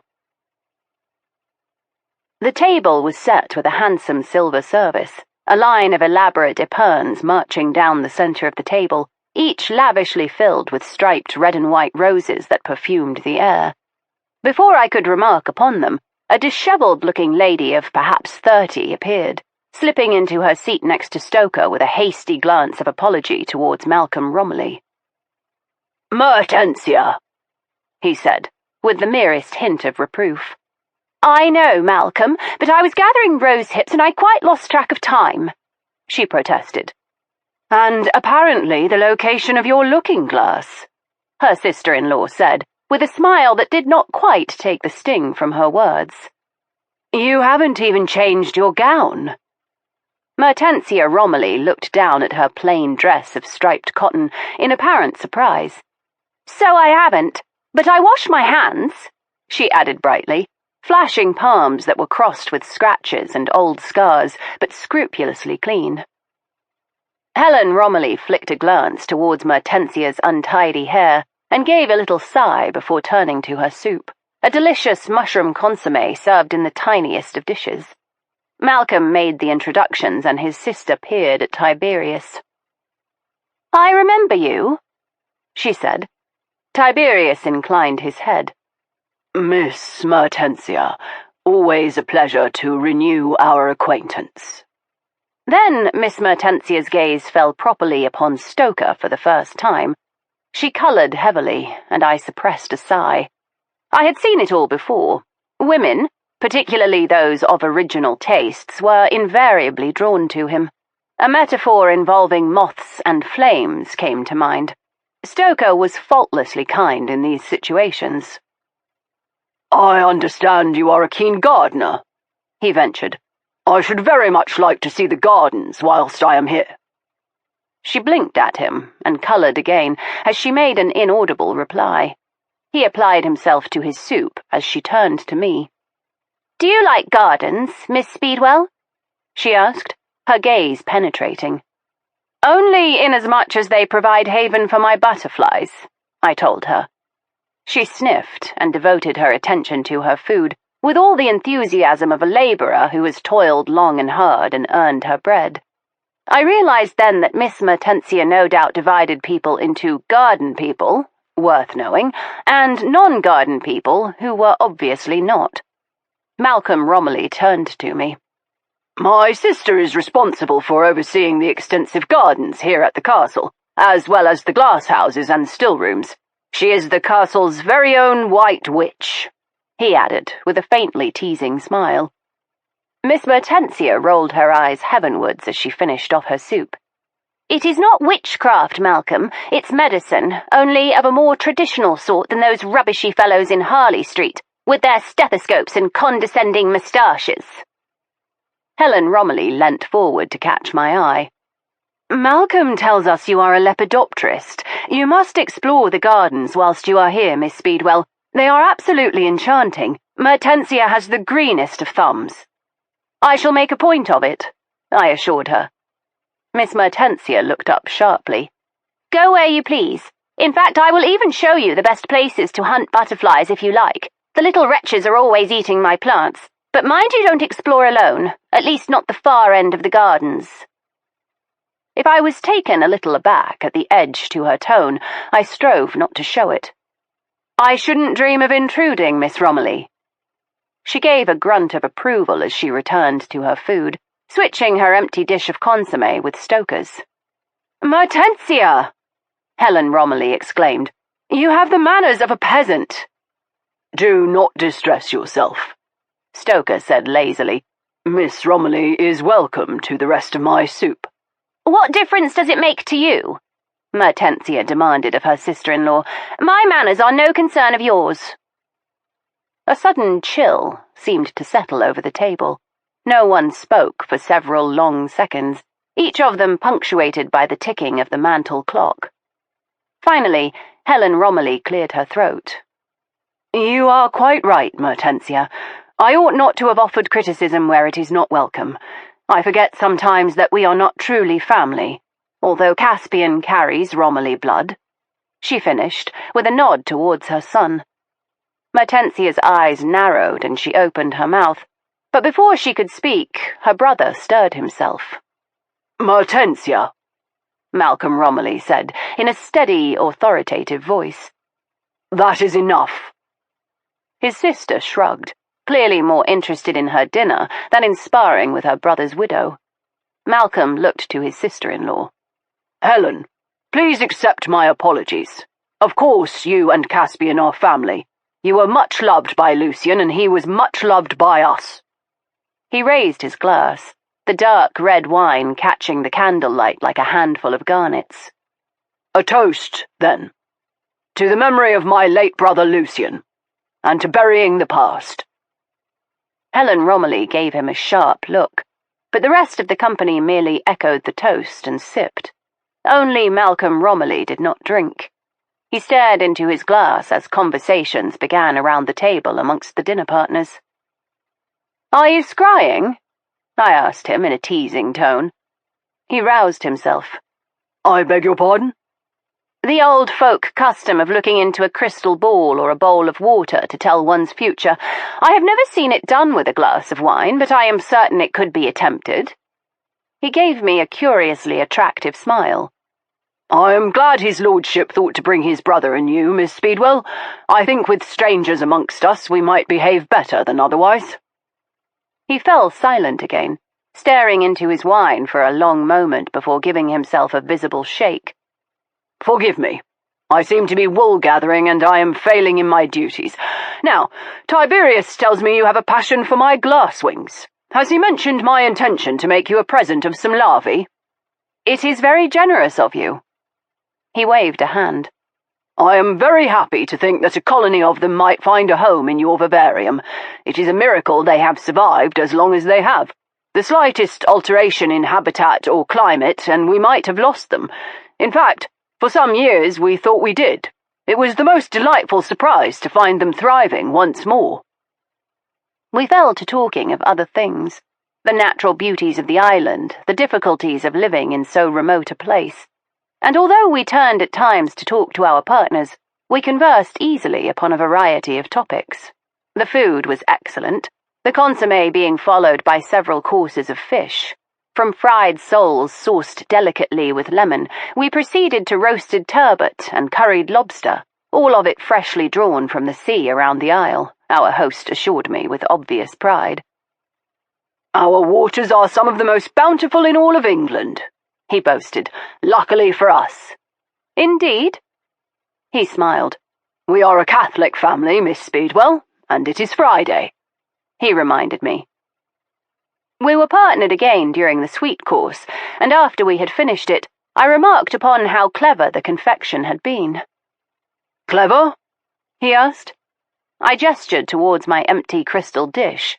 A sorbet had been served with tiny plates of the most elegant cakes I had seen outside of a patisserie. The rose sorbet. It is a perfect complement to the roses in the centerpiece. Rosamundi, are they not? The rose of the world? As luck would have it, my remark came during lulls in the other conversations, and I distinctly heard the sharp rasp of a spoon scraping over china. Rosamund, Helen Romilly whispered. Malcolm Romilly gave her a thin smile. It seems Miss Speedwell is the only one to notice my tribute. It is fitting, is it not? A mass of roses to commemorate Rosamund. The rest of the company was silent. Expressions varying from numb horror, Helen Romilly, to acute boredom, Mertensia. Only Tiberius was smiling, a small, cruel smile. I looked to our host. Who is Rosamund? He did not look at me, staring instead at one of the striped roses. Unlike the others, this one must have been imperfectly arranged, for it drooped away from the epergne, brushing wilting petals against the tablecloth. She was my wife, Miss Speedwell. At least, she was my bride, he corrected, in a still, small voice. She disappeared on their wedding day, Mertensia supplied bluntly. It's been 3 years and no one has seen or heard from her since. Stoker turned to her, his brow furrowed. You do not know what has become of her? Mertensia's laugh was brittle. You don't know the story? She glanced from Stoker to me and back again. Goodness, where have the pair of you been? On the moon? It was the most shocking scandal of 1885. In 1885, my brother was fighting for his life in the jungles of Amazonia, Tiberius told her, with a quiet sternness I had not expected. And I was somewhere in the foothills of the Himalayas, I added. I am still not entirely certain of the exact location. The maps of that region are imprecise at best. Mertensia was not cowed. Still, newspapers do exist, she replied. And poor Malcolm was on the front page of every one. It isn't every day an English gentleman misplaces his bride. That will do, Mertensia, her brother murmured. I should say so, Helen Romilly put in. This entire conversation is in very poor taste. I'm surprised you should think it in poor taste to speak of the dead, Mertensia riposted. A delicate flush touched Helen's cheeks as she looked unhappily at her plate. Whatever Mertensia had meant by the barb, it had clearly struck home, and I found myself intrigued by the relationship between the two. I say, Caspian said, stirring himself to his mother's defense. That isn't entirely fair, Aunt Helen made a gesture of restraint at her son, and Mertensia bridled. Do not call me that. The very notion of being an aunt is lowering. Aunts should be withered old women of 70 with spaniels called Trevor who lie at their feet as they knit antimacassars. We have wandered a little far from the subject, Tiberius put in, giving a thoughtful look in Malcolm's direction. Malcolm dragged his eyes from the wilting rose. Yes, thank you, Tiberius. He forced a smile. My dear guests, it has been a long day for everyone who has travelled so far to get here, and I think a good night's sleep is in order. We will retire directly. But first, raise your glasses once more, if you will. To the woman I loved. To my bride. To Rosamund. To Rosamund, came the various murmurs around the table. Malcolm Romilly finished off his wine, drinking deeply while the rest of the company sipped politely. We made noises of good night and sleep well, and in the dispersal of the group to bed, no one but I noticed that Tiberius put his glass down untouched. I am an excellent sleeper, but that night I tossed and turned as if on a bed of nails. Blast the man, I muttered as I thrust my bedclothes away. I meant Stoker, of course. I had travelled to a fascinating place in the company of an intriguing aristocrat who was wildly skilled in the flirtatious arts. There were diverting undercurrents of tension and mysterious things afoot. Best of all, the prospect of my own colony of glasswings danced in my head.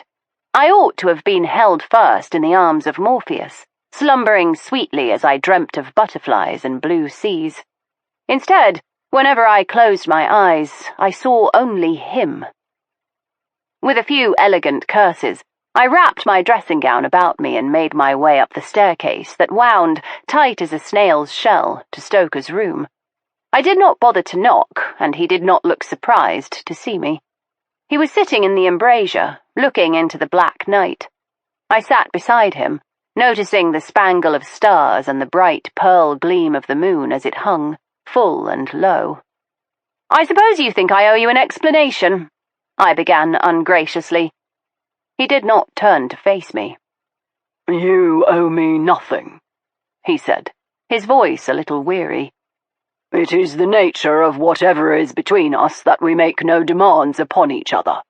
Don't, I ordered, my hands curling into fists in my lap. Don't be understanding and accommodating. It is upsetting. He turned his head, a small smile playing about his lips. I haven't been, if it consoles you. I sulked for the better part of the time you were in Madeira. No, I lie. I raged for the first few months, then I moved on to sulking. Is that why you did not write? To punish me? I did not write because you told me not to, he reminded me gently.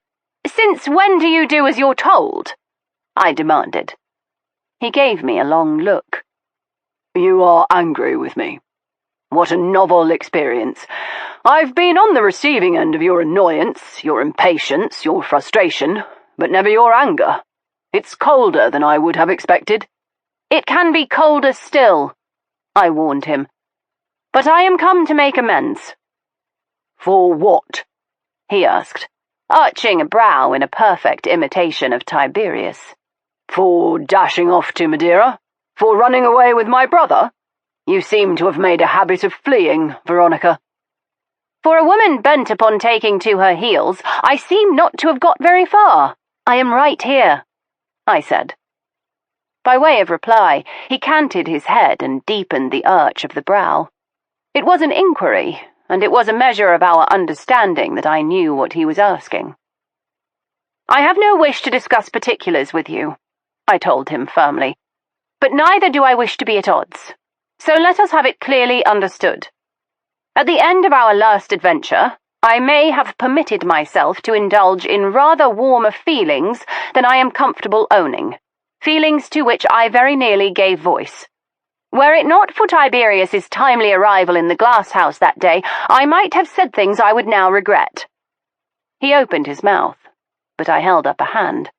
I am glad Tiberius came, and I am glad I never said what I might have that day, and I am glad I went to Madeira. We needed time, the both of us, and I think we still do. Time? Time, I repeated firmly. For the duration of our acquaintance, I have understood that Caroline de Morgan was some sort of evil influence upon your life, a malign presence that very nearly destroyed you.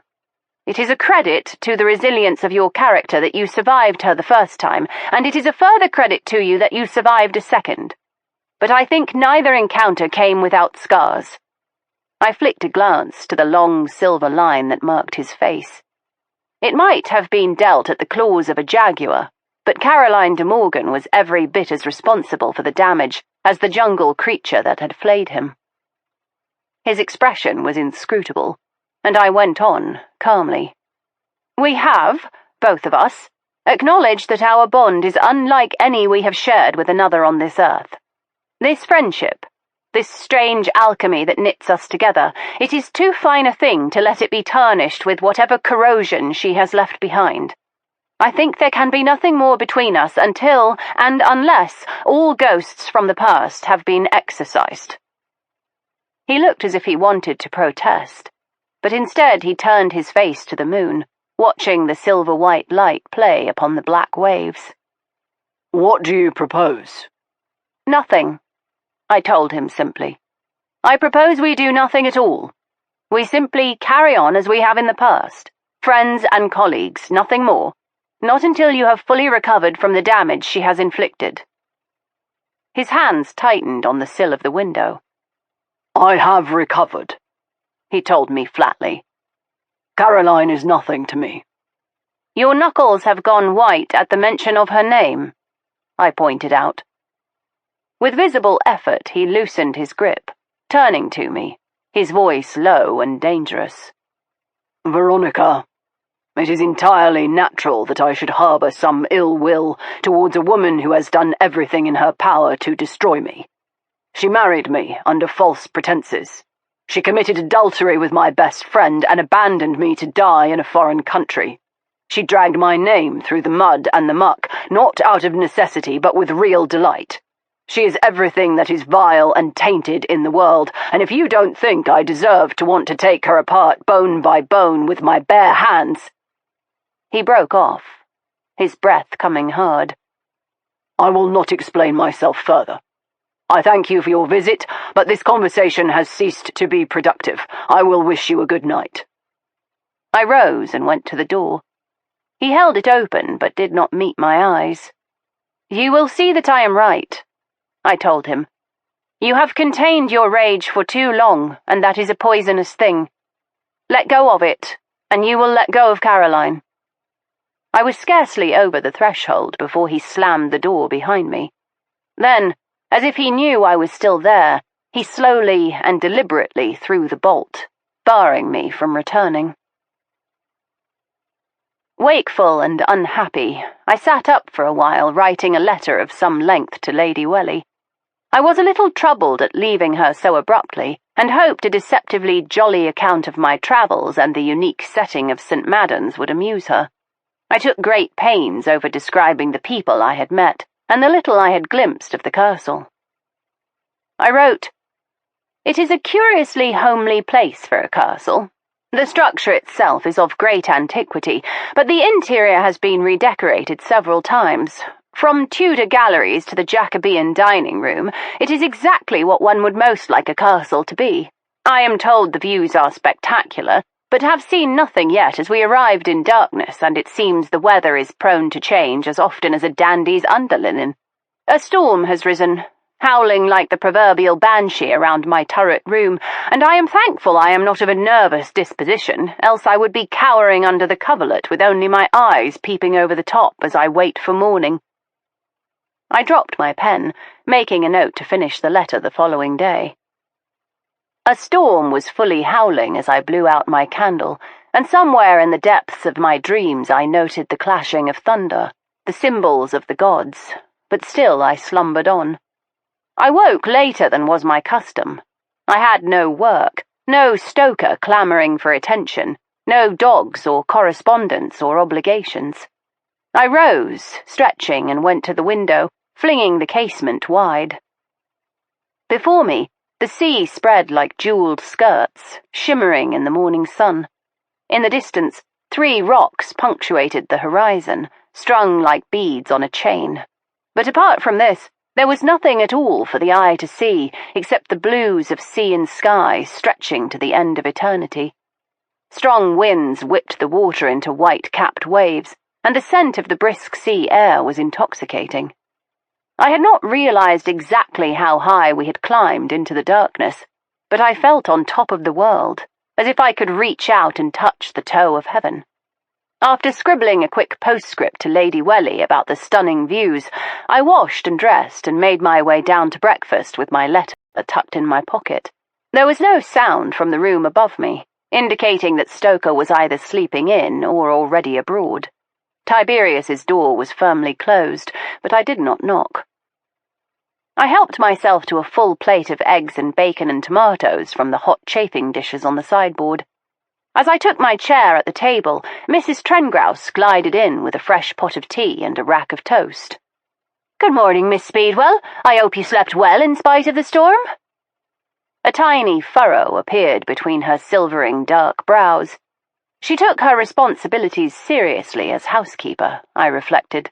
With no wife for Malcolm Romilly, and Mertensia clearly uninterested in domesticity, the running of the household would fall upon her shoulders. She did not seem to mind the responsibility. In fact, I would venture to say that she throve upon it. Her chatelaine was as brightly polished as the previous day, but her collar and cuffs had been changed for crisp white linen. Belgian, I guessed. "Entirely," I assured her. She placed the teapot and toast rack within easy reach of me, and rearranged various dishes of jams and butter and honey until I had everything I could possibly desire. "I shall be fat as a Michaelmas goose by the time I leave," I mused. "I am dreadfully hungry, and everything is so delicious." She beamed. "We take great pride in our kitchens, and the sea air has that effect upon everyone." "I seem to be the only one about. Where are the others?" She made her way down the sideboard, peering into each chafing dish and arranging the contents more attractively. "Mrs. Romilly takes breakfast in her room. The gentlemen, Mr. Romilly, Mr. Caspian, his lordship, and Mr. Templeton-Vane, ate earlier and are on a ramble about the island, visiting the threshing floors and the fishing boats, and Miss Mertensia never breakfasts. She stuffs a roll into her pocket and eats while she works in the garden," she said, in a tone of fond exasperation. She drew back the draperies to let in the strong morning sunlight. "Rain later, I'm afraid, so if you want exercise, you might care to walk in the gardens this morning," she advised. "I rather thought Miss Mertensia discouraged that sort of thing." She looked shocked. "Heavens, no, Miss Speedwell. She is merely protective of her gardens. You would be most welcome, I am sure." She beckoned me to the window. "You see the walled garden here? That is a little pleasance planted 4 centuries ago for the ladies of the house to take the air and sun. Now, through the west gate is the kitchen garden, which is tidy and productive, but hardly of any interest to the casual visitor.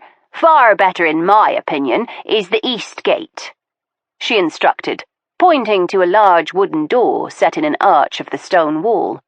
"It isn't locked. Just pass through and you will be in the flower gardens and herbaceous borders. Beyond is another wall dividing the formal gardens from the orchards, with a little yew walk at the end. At the far reach of the yew walk is a strong black gate with a skull and crossbones. You cannot miss it." "A skull and crossbones? Are there pirates about?" I teased. "No, but it is a warning just the same. That is Miss Mertensia's poison garden, and you mustn't enter without Miss Mertensia to guide you," she said severely. "The plants there have been collected over many years, and some of them are quite dangerous indeed. Even brushing up against them can be lethal, to say nothing of breathing in the air around them." "Goodness, is she not afraid of the danger to herself?" "Miss Mertensia knows more about plants than half the Western world," she told me, with an unmistakable note of pride. "She has been consulted by any number of expert horticulturists on the subject. She receives many requests to visit the garden, but guests are permitted at her invitation only." "I shall certainly wait for mine," I assured her. She inclined her head, and I finished my breakfast, pausing only to collect my hat before striking out for my walk. I followed her advice, making my way through the formal gardens and into the orchard, the branches of the fruit trees heavy with dark purple damsons, and the air thick with the odour of ripeness. What Mrs. Trengrouse had not told me was that each of the gardens was set upon its own terrace, divided by stout stone walls, and accessed by staircases hewn into the living rock of the island. Once I had descended to the bottom of the orchard, I turned back to look at the castle. It stood proudly upon its cliff top, the stone burnished to dark gold in the strong morning light. Banished was the forbidding black fortress that had loomed above us in the darkening night. It was as if a fairy had cast a spell of enchantment over the place, gilding it to splendour. Set within the lush gardens, it harmonized perfectly with the landscape that had borne it. Overhead, gulls wheeled and screamed, reminding me that this place was set within a sparkling sea. A bench had been placed within the orchard, no doubt for just such meditations, but I carried on, descending around the walled poison garden towards a lower terrace. Through the forbidding gates, I had just seen the bobbing figure of Mertensia Romilly, heavily gloved, with a protective hat and veil, her clothes covered by a sturdy canvas apron as she worked amongst her perilous plants. I waved a greeting to her, and she slipped out of the gate, throwing back her veil and pulling her hands free of the stout leather gauntlets, which covered her to the elbow. She carried a trug looped in the crook of her elbow, the ruffled crimson petticoats of cut poppies just peeping over the edge. "Good morning, Miss Speedwell," she said, giving me a short nod. Most young ladies who made a pretence of gardening were content to do no more than cut roses and carry around a pretty basket in a picturesque pose. Not Mertensia. She had a spade in her other hand, and her sleeves were rolled up to bare forearms scratched from thorns and nettles. Her skirts were streaked with mud, and perspiration pearled her hairline, but she looked entirely happy. I took in the long view down towards the village nestled at the foot of the mount. "The gardens are extensive," I observed. "Surely you don't manage them entirely on your own?" "Old Trevelyan is still about to advise. He was gardener in my grandfather's day. His grandsons help with some of the pruning and digging, particularly the vegetables, but I like to manage the flowers and herbs myself, and no one touches the poison garden but me," she said with a nod towards the tall iron gates behind her. They rose some 10 feet in the air, fastened with a stout iron chain and a notice strictly forbidding entry. "I suppose that is to keep out the curious," I remarked. "It is to protect people from themselves," she said sternly. "Even breathing the wrong plants in there is dangerous." I regarded her thoughtfully. "I wonder at your keeping them, then, if they are so perilous." She shrugged. "Plants develop poison as a protection against predation. Should I keep one out simply because it has learnt better than its brothers how to defend itself? Roses have thorns, and yet no one ever thinks to ban them from a garden for being prickly." "A simple thorn has never killed a man," I pointed out. "That one has," she told me, guiding my gaze towards a tall plant that reared up against the gates. Through its lacy leaves, I could just make out the thorns, each one as long as my finger and sharp as a needle. "Senegalia gregii, a cat-claw acacia from Mexico," she told me, "capable of holding a man in its grasp until he dies of inanition. When it flowers, the blossoms appear on yellow spikes that are a warning to give it a wide berth." "It is magnificent," I told her truthfully. "It reminds me of a certain butterfly, Batis philinor, the pipe-vine swallowtail. It will poison a bird that eats it. The bright blue of its hind wings is a warning to birds to leave it or suffer the consequences." "Exactly," she said, with obvious satisfaction. "Nature knows how to take care of itself." I glanced at her gauntlets and veil. "I see you take a number of precautions for working in your garden." She nodded. "One cannot be too careful in a poison garden. The Medici had one, you know. It was where they grew the plants they used to dispatch their enemies. And that inspired you to create one of your own? I ventured. She shrugged. Why not? It is far more interesting than monkey puzzle trees and herbaceous borders. Proper gardening is dreadfully dull. This adds a bit of discomfort to the mix, and things are more enjoyable when there is just a little discomfort to sharpen the edge. Do you really think so? Of course. And so do you, if you only stop to consider it. Isn't a meal more pleasurable when the appetite is strongest? Isn't sleep sweetest when the fatigue is greatest? I blinked at her. My dear Miss Romilly, you are a philosopher. Mertensia, please. We do not stand on ceremony here. And do not look so surprised that I bend towards philosophy, she said with a touch of asperity. There is nothing to do on this island but read and think. I have done much of both. And what have you concluded? That poison is no different from medicine, came the prompt reply. She gestured towards the silken scarlet flowers heaped in the trug. Take my poppies, for instance.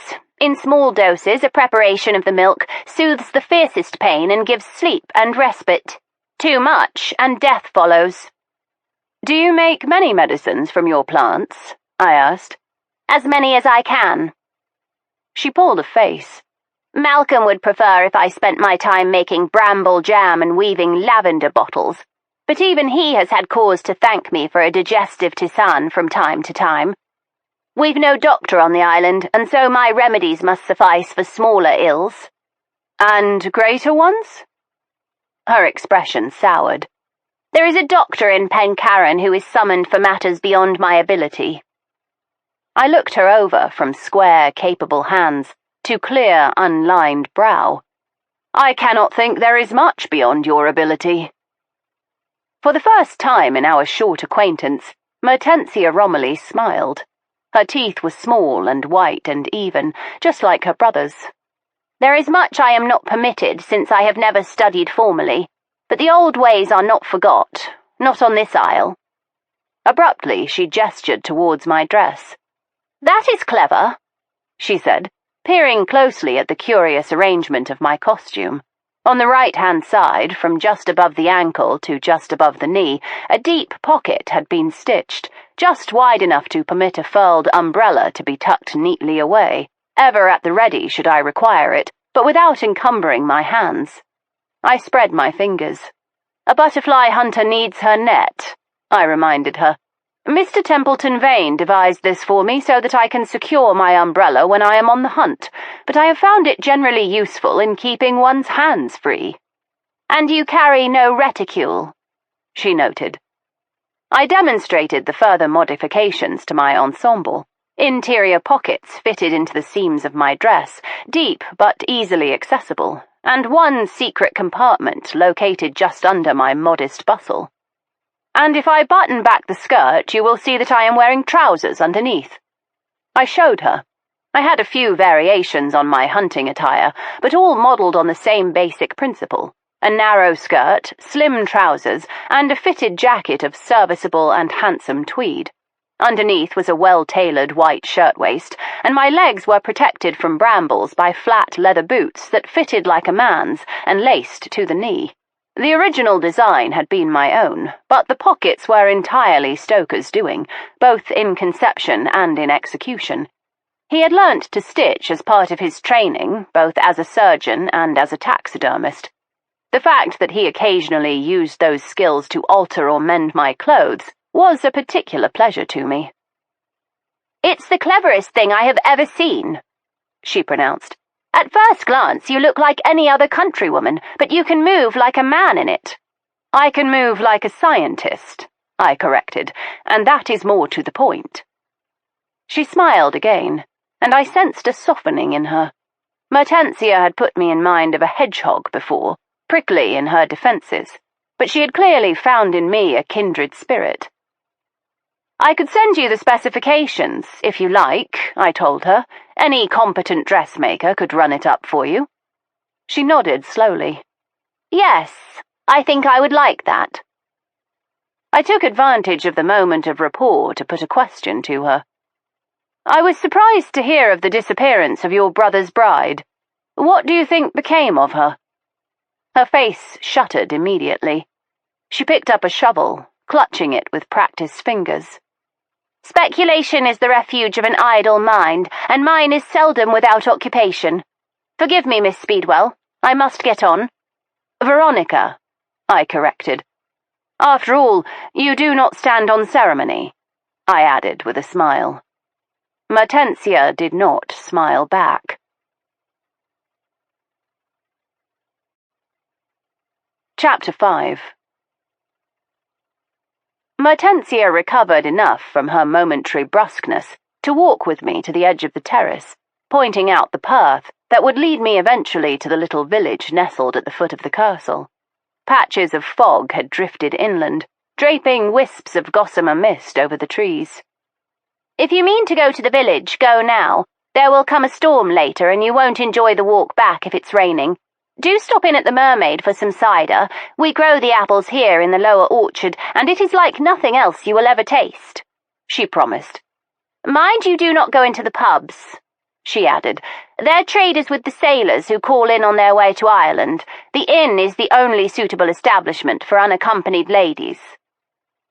The grounds were cleverly laid out, so that they seemed quite private right until the end, the path winding through copses thick with trees in the full glory of their late summer foliage, dressed in coats of glossy green in every shade imaginable. The air was humid and heavy, pressing close against me as I walked, drawing beads of perspiration from my temples. I picked my way down the path, into the mist-shrouded trees. The formal gardens gave way to orchards, and then to wilder patches of forest, little copses that had been so cleverly planted they gave the impression of much larger woods. I kept to the path, and in a very short time found myself at the foot of the mount on the main street of the village. It was a bustling little place, boasting a shop, a church, 3 schools, an inn, a trio of pubs, and a smithy, all dating from the Tudor period, to judge from the architecture. The half-timbering was old, but the plastered bits had been freshly whitewashed, and the windows in each were gleaming. It had a tidy, prosperous look. The blacksmith was busy at his forge, shoeing a horse whilst a farmer waited. A few of the island's women were gathered at the shop, purchasing stamps or exchanging gossip as they waited to be served, falling to interested silence as I posted my letter to Lady Welly. Strangers were clearly a matter of note in so small a place, and I gave them a cordial nod as I emerged from the shop. Down the street a buxom maid poured a pail of water onto the steps of one of the pubs, sluicing it clean. In a patch of sunlight in front of the church, an elderly woman sat tatting, her cat at her side, licking daintily at its paws.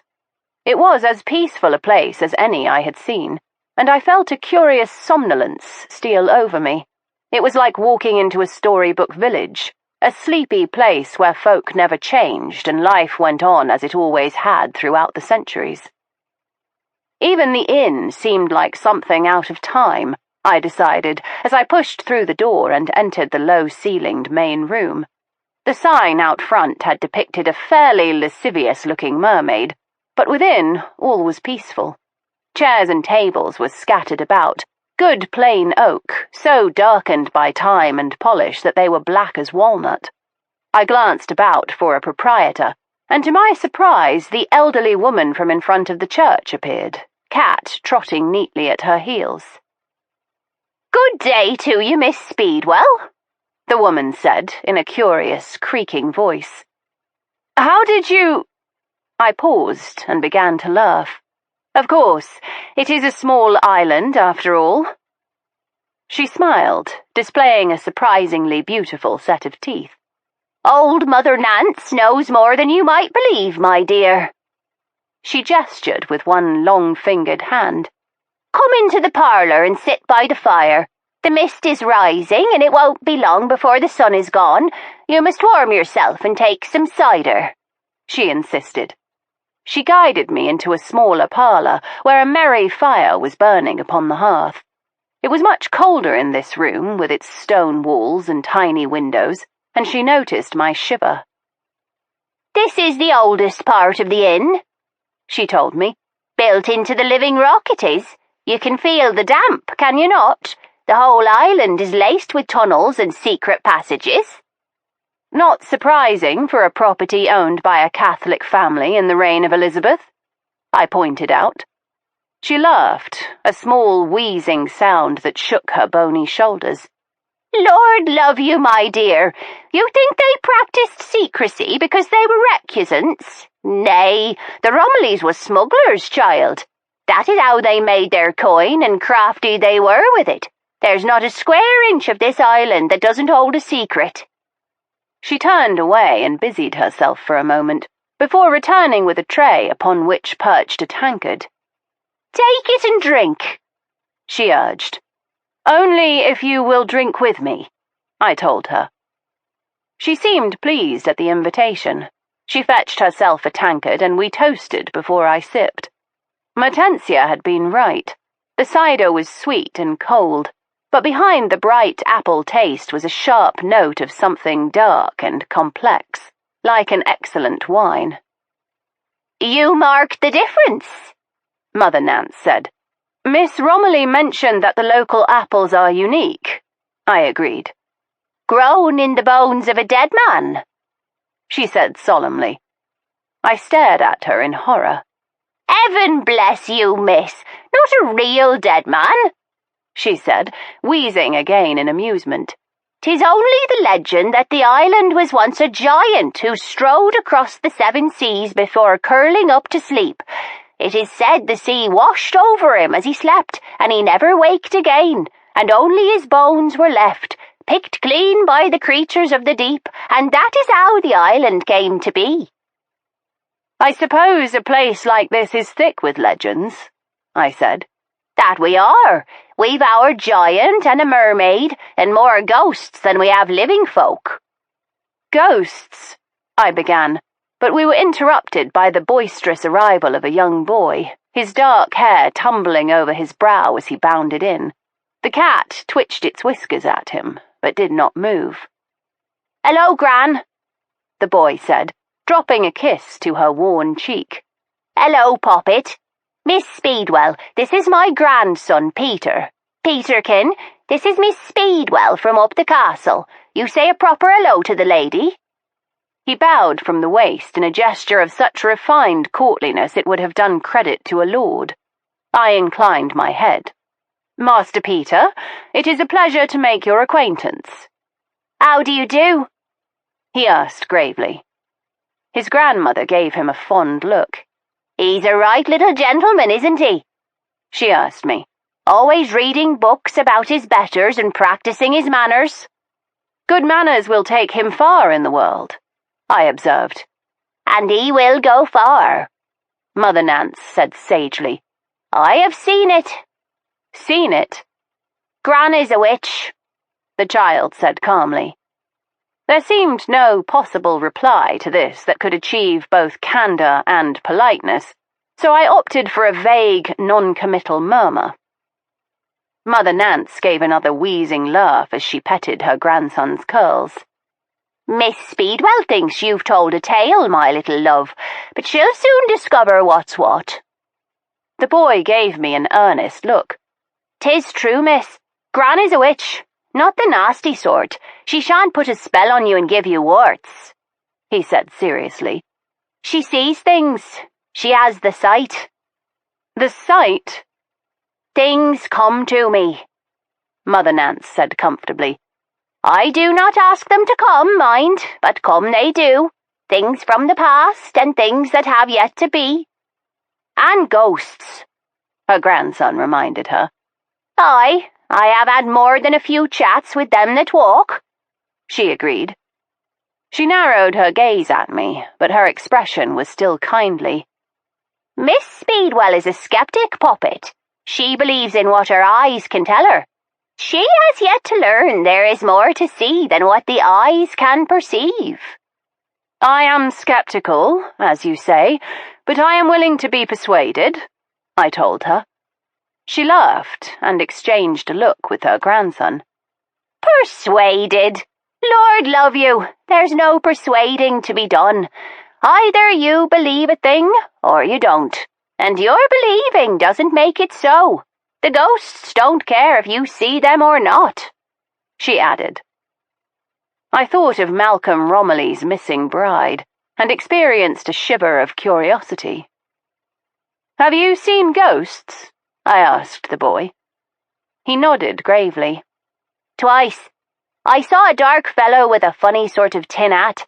He were on the beach, lying as still as the dead. Then he seemed to rise up, and he kept looking behind him at the sea, as though he were seeing something awful." "A Spaniard," his grandmother said promptly. "An Armada ship was wrecked upon these shores, and 1 or 2 sailors washed up, half drowned and despairing." "What became of them?" I asked. "One was a priest, a chaplain to the vessel which sank. He was welcomed by the Romilly family, and it is said they kept him on secretly, and he held masses for them, although no one ever saw a trace of him within the castle."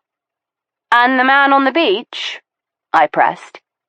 "He drew his sword when the islanders came down to the shore," the child told me calmly. "He did not have time to do more than that."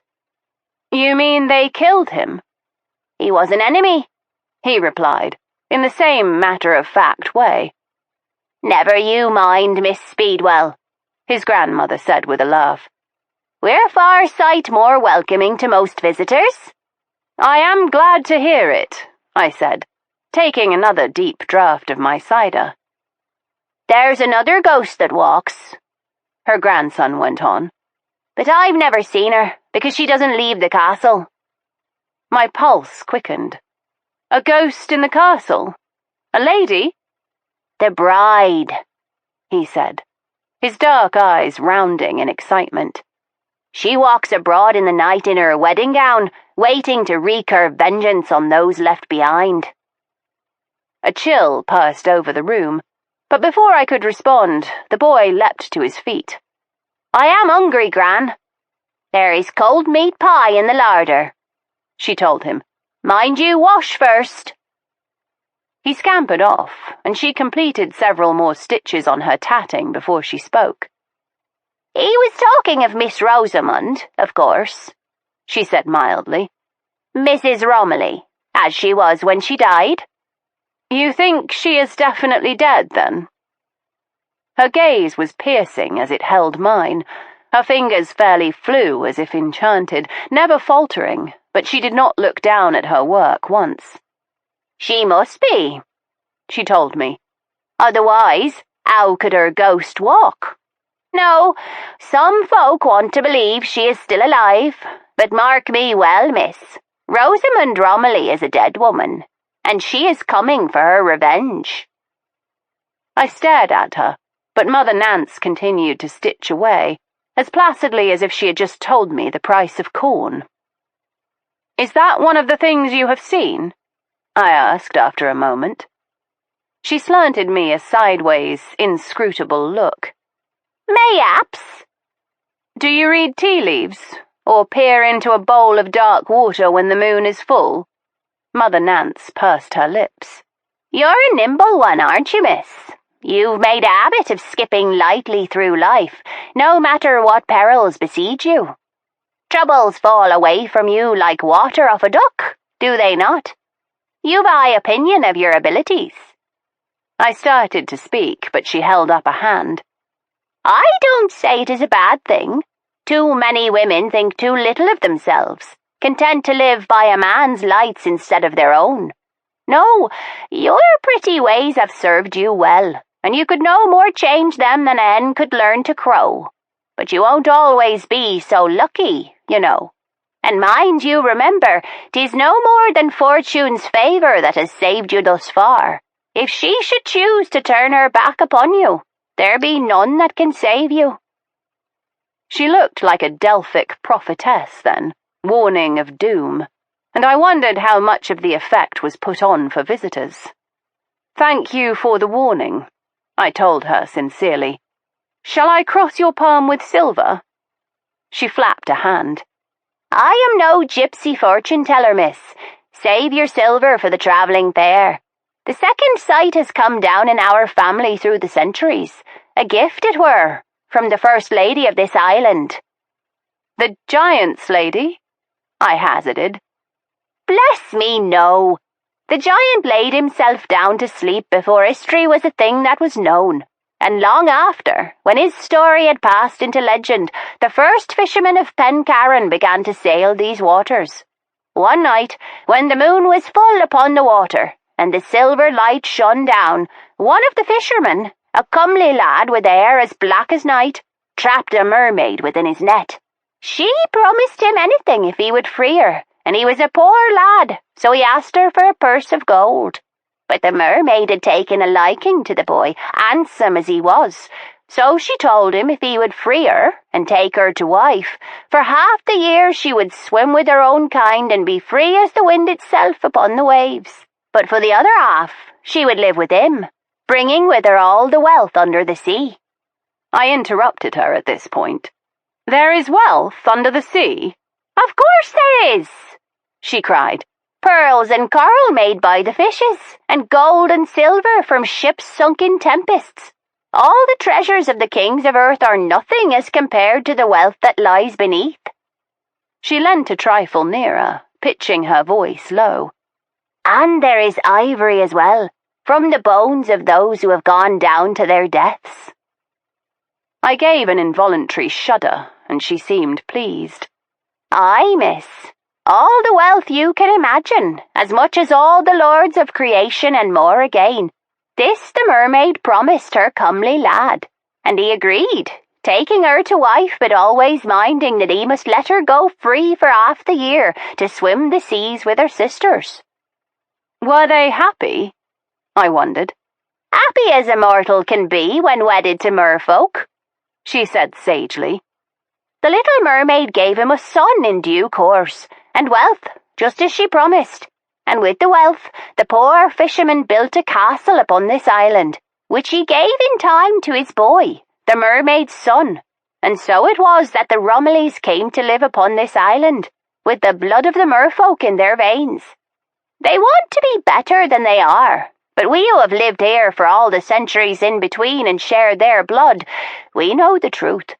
The castle folk are sprung from a fisherman's son and his mermaid mother. Share their blood? Then you are related to the Romillys? I asked. Why, everyone on this island is related to the Romillys, she told me. Most from the wrong side of the blanket. But we are all bound by the peller blood of the mermaid who began it all, and it is from her that the sight comes. Does everyone on the island have the sight? I asked, goggling at the idea of an entire island full of clairvoyance. She gave a comfortable chuckle. That would be a fair thing, would it not? No, miss. The sight used to be a common gift, but it is not so any more. In my mother's time, only she and my auntie had it, and I am the last peller witch on the island. Has no one else in your family the sight? Her expression turned faintly disgusted. Not a single one of my children has it. They take after their father, and him a fisherman from over Pencarron way. I ought to have known better than to marry an outcomer, but I loved him, and who can argue when love will have its way? Who indeed? I mused. I finished my cider and rose. Thank you for a most interesting visit. She put aside her tatting and gathered herself slowly to her feet. It was good of you to come, miss. Mind you come again, and mind you mark my warning, she said, coming so close I could see the faint flecks of black in the grey of her eyes. Rosamund Romilly does not rest easy. Take a care for yourself and any you love. I will, I assured her. I emerged from the little inn into a patch of sketchy sunlight, my head fairly swimming with stories of mermaids and ghosts and peller witches. The boy Peter was sitting outside, pitching conkers, but he scrambled to his feet when he saw me. Are you going back to the castle, miss? He asked. I am. It must be getting on time for luncheon, and I should hate to miss it. Indeed, he said longingly. Mrs. Trengrouse runs a proper kitchen, she does. Sometimes she gives me a bit of apple tart when I've done a job or two for her. Did you have a nice chat with Gran?" he asked politely. "I did, thank you. She is a most interesting woman. She was telling me about the mermaid who founded the families on this island." "Oh, aye? That's fine for girls, I reckon," he said soberly. "But mermaids are not a thing for boys." "How frightfully limited you are in imagination if you think so," I told him with a smile. "A boy might properly love a mermaid story." "I don't think so," he replied. "You see, a boy wants a sort of heroic story, and mermaids are fine if all you want to do is loll about in the sea, but I want stories about people who do things." "Ah, like the Spanish conquistadors who washed ashore?"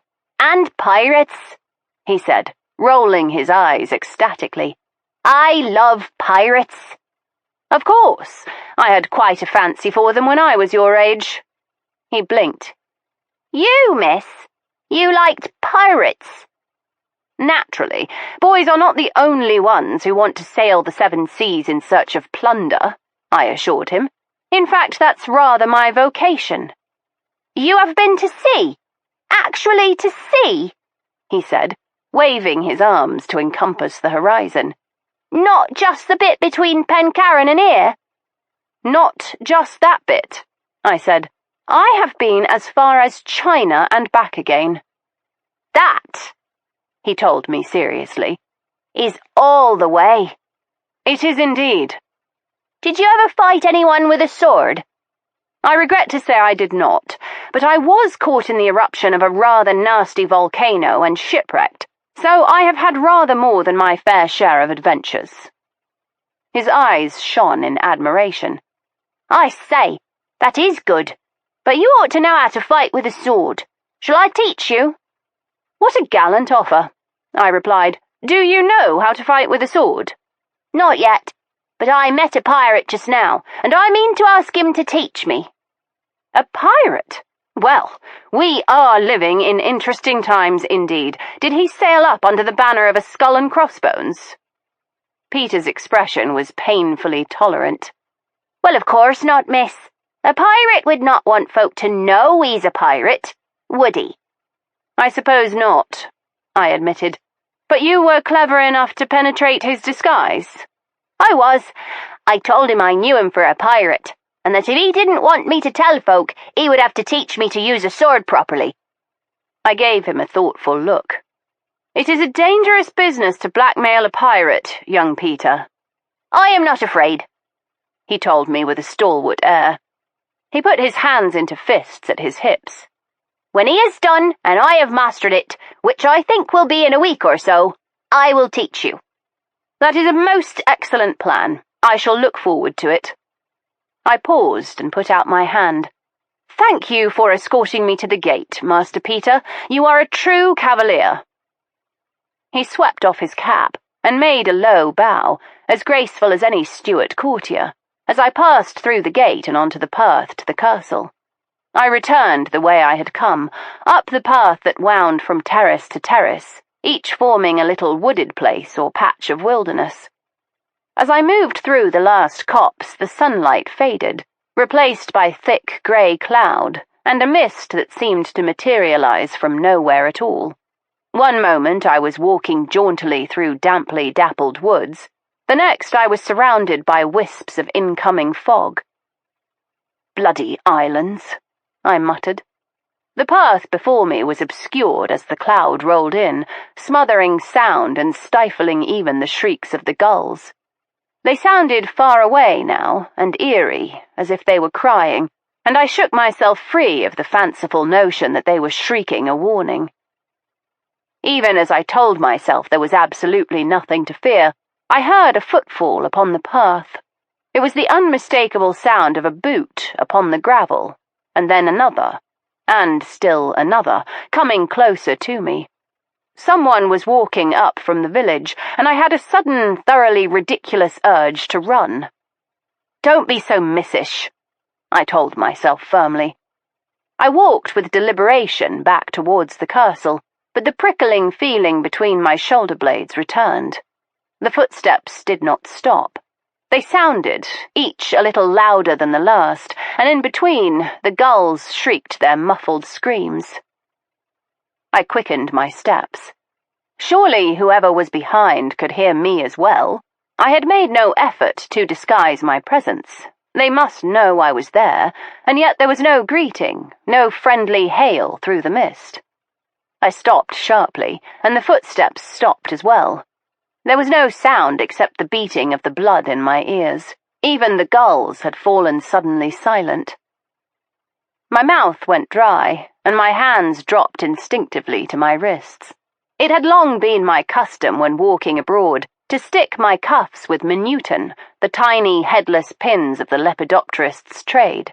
Useful for mounting specimens, they were equally useful for fending off unwanted attentions. Unfortunately, I had left the little box of them in my room, along with the knife I habitually carried in my boot. That had been a gift from Stoker, a souvenir of one of our murderous little adventures, and I had had recourse to use it once in defense of his life. I almost never went without it, but something about this peaceful little island had lulled my defenses. Even my hat-pin was not to hand, for I had worn a modest cap instead of my usual enormous brimmed affairs. I had nothing except my wits and my courage, I realized, and I intended to make the most of them. I set off again, quickening my pace further still. I must have caught my pursuer off guard. The footsteps did not resume until I had gone a little distance. But then I heard them, coming on, faster now. I looked ahead to where the orchard wall stood atop the next terrace. It was above the mist.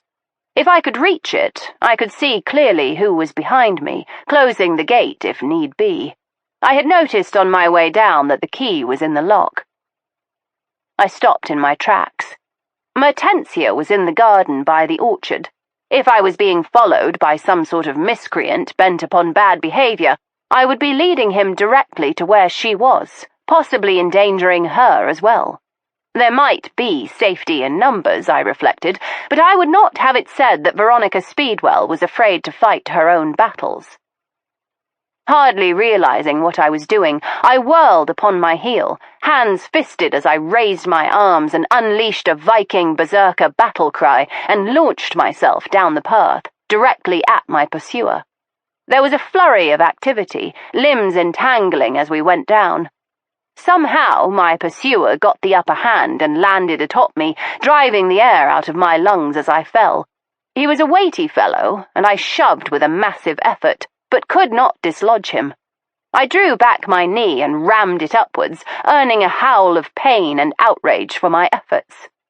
"Unhand me, or I shall tear you apart like hounds on a fox," I demanded with the last of my breath. "I should bloody well like to see you try," came a familiar voice in a low, grating growl. He gave a great shudder and rolled off of me and onto all fours, panting heavily. I struggled to my knees and whooped air into my lungs. When I could speak again, I used one of his favourite oaths. "Stoker, will you kindly tell me what in the name of bleeding Jesus you are doing here?" "Returning to the castle, obviously," he said, as he staggered to his feet. "Until you decided to assault my person. Really, Veronica, what on earth possessed you?" "I thought you were a criminal assailant," I admitted. "You ought to have declared yourself." "To whom?" he demanded. "I had no idea you were here. That wretched fog is obscuring everything." "I heard you plainly enough," I told him. I was unsettled by coming upon him so unexpectedly. We had left things so badly fixed between us that I could hardly anticipate a cordial conversation, and the knowledge irritated me. "Why have you come back on your own? I thought the gentlemen of the party were taking a grand tour of the island together." "Yes, well, one can only admire so many lumps of rock before a quarry grows tiresome. I decided to explore the village instead. I had a pint with the innkeeper, and then the blacksmith and his apprentice and a brace of farmers turned up for a little refreshment." "The innkeeper? I suppose you mean Mother Nance? She might have warned me you were lurking about the village, and you must be the pirate her grandson told me about."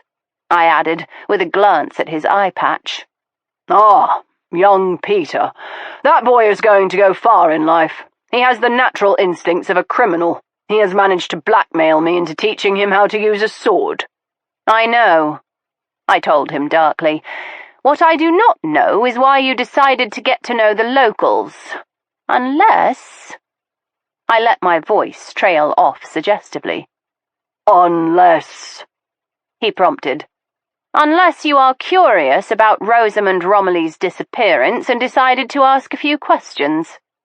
Certainly not, he said stoutly. Liar! I whirled on him. Swear to me on whatever you love best in the world that her name did not come up in conversation. Swear on Huxley, I ordered. For God's sake, you're dancing around like a damselfly. Of course it came up, he told me in a flat voice. Rosamund's disappearance was a 9 days wonder. It was the most interesting thing to happen here in 3 centuries, but no one knows anything. No one saw anything. And there are as many versions of what happened to her as there are people on this island. I stopped in front of him, forcing him to halt in his tracks. Stoker, indulge my curiosity. I raised my chin. He gave a gusty sigh. Veronica, have you ever talked to a Cornishman? A proper one? For more than 3 minutes running? They are the most superstitious folk in the British Isles, and that's saying something. For every fellow who suggests she ran away with a lover or threw herself from a cliff, there are 5 more saying she was taken by piskies or mermaids or knackers or, just possibly, a giant. I blinked at him. A giant? The Cornish love their giants. Dare I ask about the knackers? He folded his arms over the breadth of his chest. About 2 feet tall, with blue skin and pointed ears, and content to make their homes underground. Something like an Irish leprechaun, from what I gather, only one isn't supposed to ask much because they're thoroughly bad-tempered and malevolent. They sound just the sort to make off with a bride on her wedding day, I pointed out. Veronica, in the name of 7 hells, please tell me you are not giving serious consideration to the idea that knackers abducted Rosamund Romilly. Of course not. I pulled a face. But what the people around her believe is almost as significant as what actually happened. Very often, golden nuggets of truth may be found in the deepest waters. That is a dreadful analogy. To begin with, gold is usually found in shallows, he said. I held up a hand. No lectures on metallurgical geology, I beg you. Besides, I have no doubt they were having a very great laugh at your expense.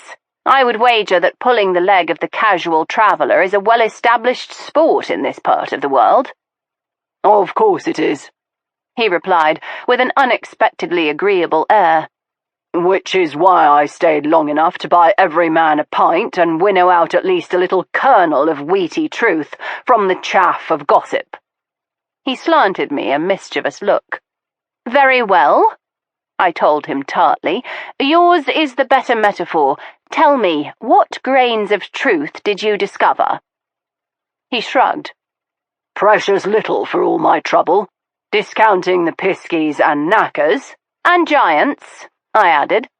And giants, he nodded. It seems there are only 2 possibilities. Death or departure, I supplied. Precisely. If she left, how and under what circumstances? Was she abducted? Did she flee, alone or with the help of another? And if so, why has no one heard a whisper of her whereabouts since? And if she died, was it by her own hand, misfortune or murder? I finished. Very tidy, a taxonomy of possibilities. It is practically Linnaean in its purity. I paused. Tell me, what do you think of our host? Stoker did not hesitate. Agincourt, he said, and I understood him perfectly. With that rare sympathy that we shared, he had seen Malcolm Romilly precisely as I had, a bulwark of English predictability in this strange and otherworldly setting. A rush of pleasure surged through me. This was how it had so often been between us, repartee serving as the language of the heart for us. Where others might whisper little poetries, Stoker and I engaged in badinage, each of us certain that no one else in the world understood us as well as the other. But just as I began to hope that his mood of the previous night was well and truly behind him, some almost imperceptible withdrawal occurred. His posture, always inclined to lean towards me like an oak to the sun, straightened, and he took half a step backwards, his tone suddenly cool. Personally, I am inclined to think that she took a boat and left. It is the simplest explanation, after all. On her wedding day? I protested. Surely not. His sapphirine gaze was level and hard. I do not pretend to understand the motives of women, he said. I ignored the barb and replied only to his words. I suppose such a thing would be possible, I reasoned. The currents around here must be dangerous. That was brought to my attention many times by my drinking companions, he informed me. They also like to think that she is haunting the island, but that was no doubt a story for my benefit as an outsider. They've created a sort of cottage industry about her disappearance. Peter tried to sell me a charm to protect me against her ghost. How much did it cost you? I knew him too well. He would never have passed up an enterprising child bent upon earning a coin. He reached into his pocket, producing a bit of shell strung upon a ragged string. 2 shillings. 2 shillings? Highway robbery, I said, with a lightness I did not feel, particularly as you've already agreed to teach him to use a sword. He thrust the unlovely item back into his pocket. He is a bright boy, and someone should encourage his initiative. I was not surprised at his justification. He was forever distributing coins to the filthy waifs who trundled to our doors with barrows of fruit or half-read newspapers, or bits of nasty embroidery stitched by consumptive sisters. He was the softest of touches. I fell into step beside him and we started up the path again, walking for a few minutes in silence. We had passed many hours in comfortable quietude with one another, but this constraint was new and unwelcome, and I was uncertain of how to put it right. I only knew that I could not take back the words I had spoken the previous night. He might disagree with my position, but I could no more change it than I could change the course of the sun. I hope you are at least consoled that I am in no danger from whatever attentions your brother may offer. I am perfectly capable of taking care of myself, as I have just demonstrated with ample effectiveness, I said, with a penetrating glance at his manly areas. He gave me a level look. I would never make the mistake of thinking you needed anyone. With that, he picked up his pace with a long-legged stride, leaving me to gape after him. You ought to hurry if you want to beat the storm, he called over his shoulder. I hear it's going to be absolutely monsoonal. He did not turn to see if I followed, which was probably for the best. He would not have appreciated the gesture I directed to his back.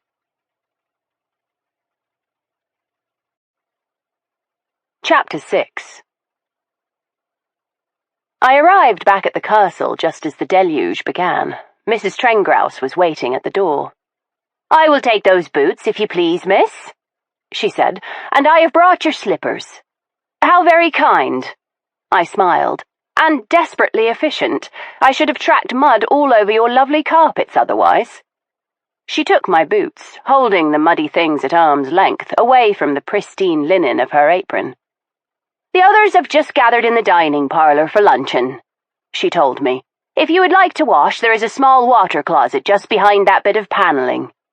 She nodded towards a length of linen fold. I pressed it experimentally, and it sprang open to reveal a tiny modern room devoted to hygienic purposes.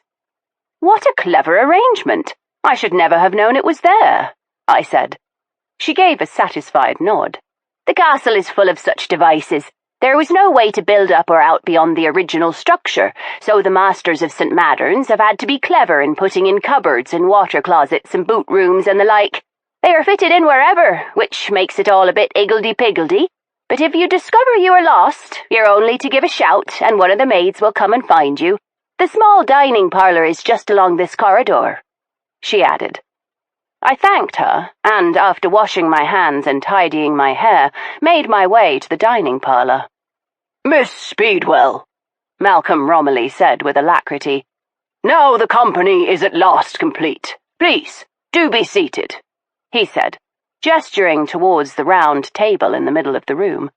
It ought to have been a bright chamber, for the long windows faced the sea, but the gathering storm had darkened the room, and a large candelabrum had been lit in the centre of the table, the fitful light throwing shadows about the room. Malcolm Romilly drew the curtains, heavy lengths of dark blue silk, against the storm, making the room cosy and womb-like. "Much better," he murmured, taking his seat. A sideboard had been laid with all manner of things, a tureen of piping hot soup, roasted chickens and a vast ham, bowls of pickles and wedges of good cheese.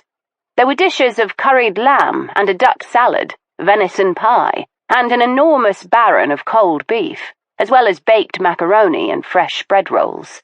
Beside these sat the expected cruets and sauce-boats and pickle dishes, offering every accompaniment from chutney to peaches bottled with brandy and spices. "It is an old custom," Malcolm told me, as we filled our plates informally, "called a groaning board. Centuries ago, the master of St. Maddern's would keep a table for anyone on the island who might be hungry, with an assortment of dishes left from the family dinner the night before. Somehow the custom was adapted, and the groaning board is for the castle folk, and the dishes are all made fresh, but it does make for a curious variety." "It looks delicious," I told him, adding a slice of ham to my plate. "All of the meat and vegetables come from the island, and the cherry compote is from Mertensia's still-room," he said, with a fond look at his sister. We had taken our seats, and at the sound of her name, Mertensia roused herself. "Yes, this was rather a good lot, if I say it myself," she said. She turned to Stoker. "You must try a spoonful of it." "Certainly," he said happily, as she ladled out enough cherry compote to feed 4 men. Stoker's sweet tooth was legendary, and it seemed that Mertensia had discovered this. Caspian Romilly lifted his plate to his aunt, his expression deliberately innocent. "May I have some as well, or is it only for the gentleman you fancy?" "Caspian," his mother murmured in the mildest tone of reproof. "You mustn't twit your aunt." "I wasn't," he replied, widening his beautiful eyes to mock innocence. "I was encouraging her." Mertensia's gaze fell to her plate, 2 bright, hard spots of colour rising in her cheeks. "Delicious," Stoker pronounced, brandishing a spoonful. "And unexpected. Is there some spice?" Mertensia looked up, her expression almost pathetically grateful. "Cardamom." "A family recipe, or your own addition?" he inquired. "My own," she told him, watching with greedy eyes as he spooned the last of the dark, sticky stuff into his mouth. After luncheon, we went our separate ways. Helen claimed a headache, retiring to her room to rest, while Mertensia said she had work in the still-room. Stoker and Tiberius chose a desultory game of billiards, while I went to my room to finish the latest Arcadia Brown adventure. The exploits of my favourite fictional detective were always thrilling, but that afternoon I was conscious of a certain restlessness, a mental itch that I could not scratch with tales of audacious deeds. It occurred to me that it might prove useful to prepare for rearing my glasswings with some specialised knowledge of their natural habitat of St. Maddern's Isle. I put aside my book and made my way down to the library in search of some materials, maps, journals, that could orient me in my new field of study. As I passed the family wing, I collided with Helen Romilly. She fell to the floor, landing hard upon her bustle. "My dear Mrs. Romilly, please accept my apologies," I began as I bent to assist her. She looked up at me, her eyes vague. "Am I on the floor?" I smelt the heavy spirits on her breath and sighed. "I am afraid so. We were neither of us looking where we were going. Allow me to help you." It took 2 tries, but she managed to get her feet under her just as Mrs. Trengrouse appeared, chatelaine jingling. "Mrs. Romilly," she said in a steady voice, "are you unwell?" "I think," Helen said slowly, "that I am." "What are you doing out of your room, then?" Mrs. Trengrouse inquired, putting a steadying arm to the lady's waist. "I was looking for my cat," she pronounced. She stared at me a long moment. "This young woman was helping me." "Veronica Speedwell," I reminded her. "Yes, of course. I ought to have remembered, because Mertensia mentioned how curious a name it is. You are called after plants, aren't you?" she asked, weaving a little. I put an arm around her other side, helping Mrs. Trengrouse to keep her on her feet. "I am indeed," I said, as we began walking her slowly towards her room. "No doubt you've seen Speedwell. It's a prettyish little plant with purple flowers, most unassuming." I kept up the patter of plant talk as we manoeuvred her into her room and onto her bed. "There now," Mrs. Trengrouse said soothingly. "You have a nice rest." Helen Romilly thrust herself onto her elbows, giving me a long, level look.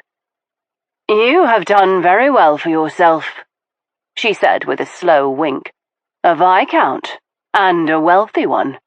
So many fellows with titles these days haven't tuppence to rub together, but you have done very well," she repeated, her head nodding like an overblown peony upon the stem.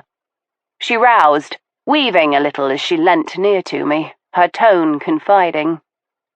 "Heed my advice, my dear. Get him to the altar at once. A woman cannot survive in this world without the help of a man." She narrowed her eyes at me, blinking hard. "You're a very handsome girl, beautiful, in fact, but it will not last, and you are getting older by the day, my dear. Older by the day." With that, she collapsed back onto the bed, and Mrs. Trengrouse tucked in the coverlet around her as she tossed fretfully, raising her hands in front of her face. "My poor Caspian," she muttered, as she stared dully at her hands. "What will become of him?"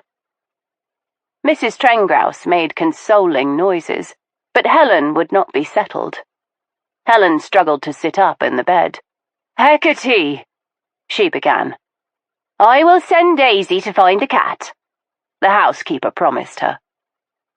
She seemed satisfied at this, and collapsed against the pillows, snoring gently before Mrs. Trengrouse even finished tucking in the coverlet around her. She flicked a knowing glance towards the washstand, and collected a small bottle there. "Hair wash?" I asked, reading the label as we left the room. "Gin," she corrected. She slipped the bottle into her pocket. "She has always liked a bit of a soother, she has. Bless her.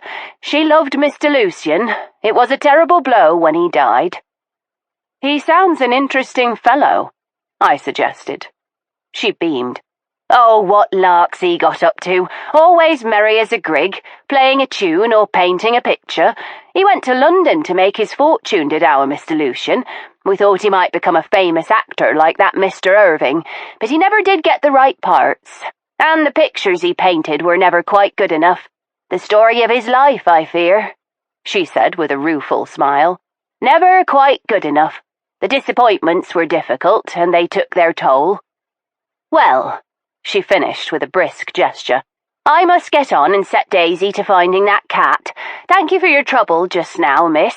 I know you will not speak of it." She gave me a hopeful look, and I hastened to reassure her that I would not share with anyone that I had seen Helen Romilly sprawled upon the floor.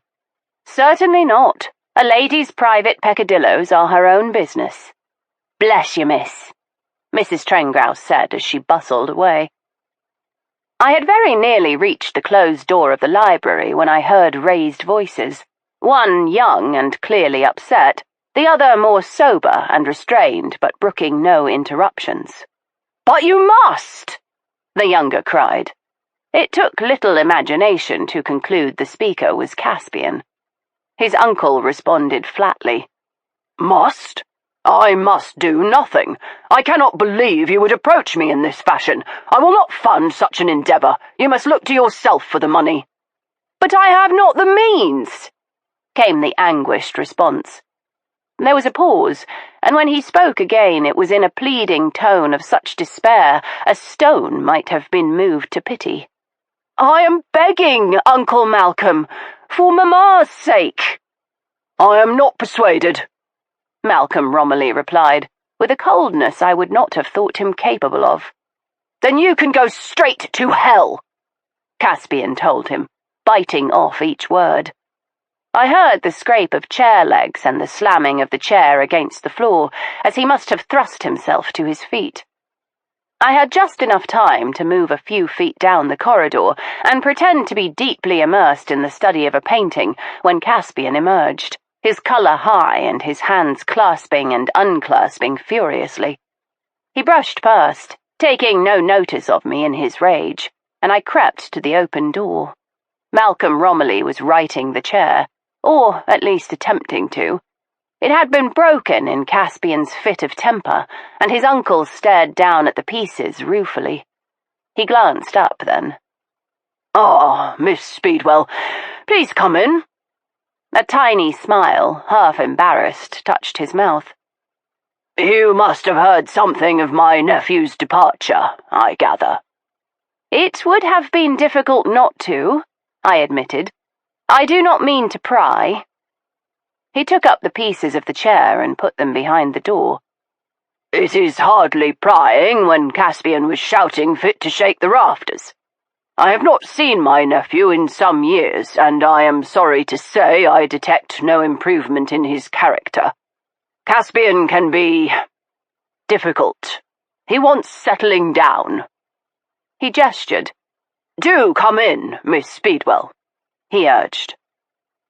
It was an impressive room, lined with bookshelves and furnished with several groupings of comfortable armchairs, as well as a handsome mahogany desk and a pair of high Stuart armchairs, covered in ruby velvet that had been gently nibbled by moths. "Family treasures from the days of Queen Anne," he told me. "The fabric has long since been discontinued, and I could not bear to recover them." The whole room had the same shabbily contented air as those chairs. The maps hanging upon the wall were foxed. The bindings of the books were so well worn the gilt titles were rubbed down to the leather. But an air of serenity hung over the place, and the view from the windows was incomparable. Or at least it would have been had a heavy fog not obscured the view. Grey mist hung like shrouds at the windows, swirling about the casements like fingers of the dead, looking for a way in. He gestured for me to take one of the Stuart chairs in front of his desk, and I did so, spreading my skirts smoothly over my knees and returning to the subject of his nephew. "So many young men his age do want settling down," I said with some sympathy. "Perhaps a long voyage," I suggested, "to dangerous lands. A few perils are just the thing to shape a young man's character." The smile deepened. "And a young woman's. I understand you have travelled the world on your expeditions. You are V. Speedwell, the regular contributor to the Journal of Aurelian Contemplations, are you not?" "I had no notion you read it," I exclaimed. "You made no mention of it at dinner, and Tiberius led me to believe you were not terribly interested in butterflies." "I must confess, my knowledge is limited to our own glasswings, but after our conversation last night I rooted out the latest copies of the journal. My father used to subscribe, and I never got around to stopping them from coming. I was terribly impressed with your articles." "You are too kind," I murmured. "Not at all," he assured me. I will tell you, Miss Speedwell, I rather suspected that Tiberius had inflated your interest in the glass wings as a means of securing your invitation. He is such a curious fellow. I admit I have never entirely understood him in spite of our many years of friendship. It is the difficulty in making friends with a man so much cleverer than oneself," he finished with a self-deprecating smile. I made the proper noises of protest, and he held up a hand. "I harbour no illusions about my abilities or my defects, I can assure you. I am aware of my limitations and my worth, which is more than most men, I think." His genial gaze turned thoughtful. "I wonder, will his lordship make any difficulties about your hobby when you are married? Surely the Viscountess Templeton-Vane cannot continue in trade." His manner was deliberately nonchalant, but there was a tautness to his hands as he rested them upon his desk, and a bright inquisitiveness to his gaze. There was something about my relationship with Tiberius that unsettled him, but I could not imagine what it might be. I smiled. I would never give up Lepidoptery, not for any man, I told him truthfully. "What if he insisted?" he pressed. I should insist harder, I assured him. "Yes, I rather think you would," he said with a slow nod. He was silent a moment, then seemed to give himself a little shake as he assumed the manner of a genial host once more. "I do hope you are finding your visit a pleasant one." "I am indeed. The island is a fascinating place." He brightened. "Do you really think so? In that case, I must apologize for the fog. If not for the cloud, you could see all the way to the Three Sisters." "Three Sisters?" He took down one of the framed maps upon the wall and pointed. "Here we are in the castle. Just to the west, off this little bit of beach, lie 3 smaller islands in a row, each more barren than the last."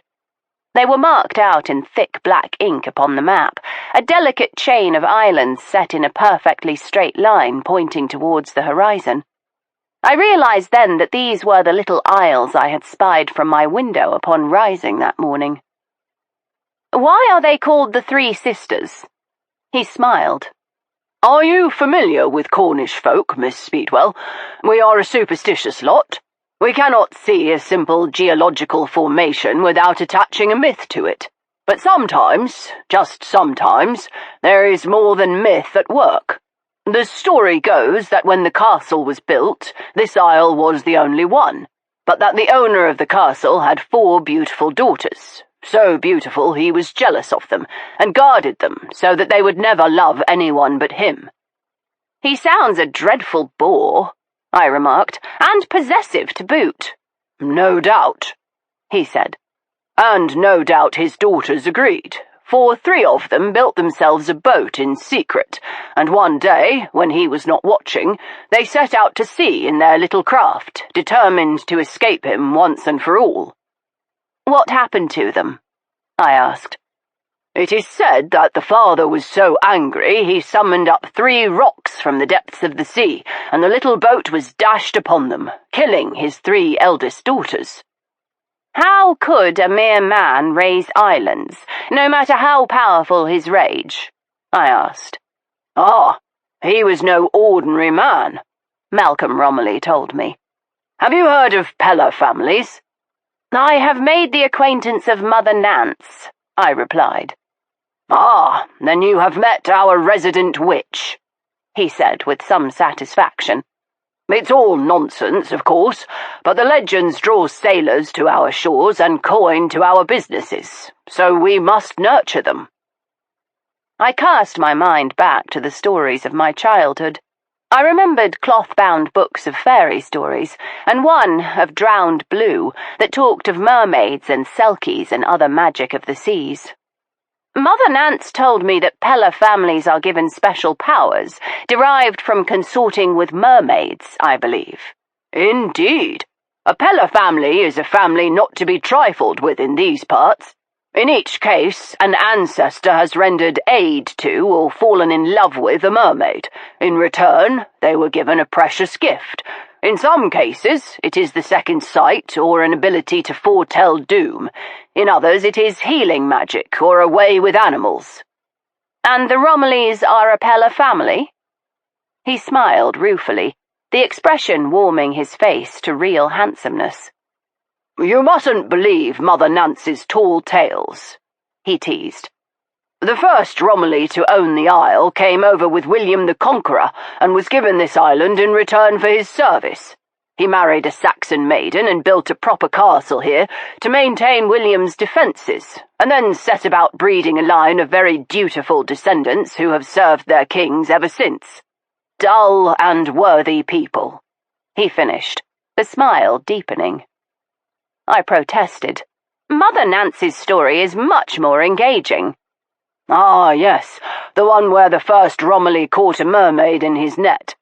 There's a third story, somewhere in between, that says my ancestor married the last of the Pella maidens, the youngest of the sisters who perished upon the rocks. She did not set sail with her sisters, so she alone survived, bringing Pella blood into the family. A much better story, I told him, but you must finish it. What happened to her father, the sad old man who cursed his daughters? He shrugged. The legends do not say. Perhaps he walked out into the sea and drowned himself. That has been a popular method of ending one's misery here. Or perhaps he drank himself to death, or was struck by lightning, or died in his bed of comfortable old age. He fell quiet a moment, and I wondered if he were considering his missing bride and the dire fate she might have met. His eyes were shadowed, and I hastened to fill the silence. Or perhaps his youngest daughter avenged her sisters and helped him along, I suggested. He raised a brow. My dear Miss Speedwell, what a ghoulish imagination you have. It seems like a rough sort of justice. One could hardly blame her, I argued. His smile was sad. No, one could hardly blame her. Well, that's enough of me prattling on about family stories. I am quite certain I have bored you to sobs. He hung the map back on the wall. Perhaps you would care to walk out a little. The rain has stopped, I think.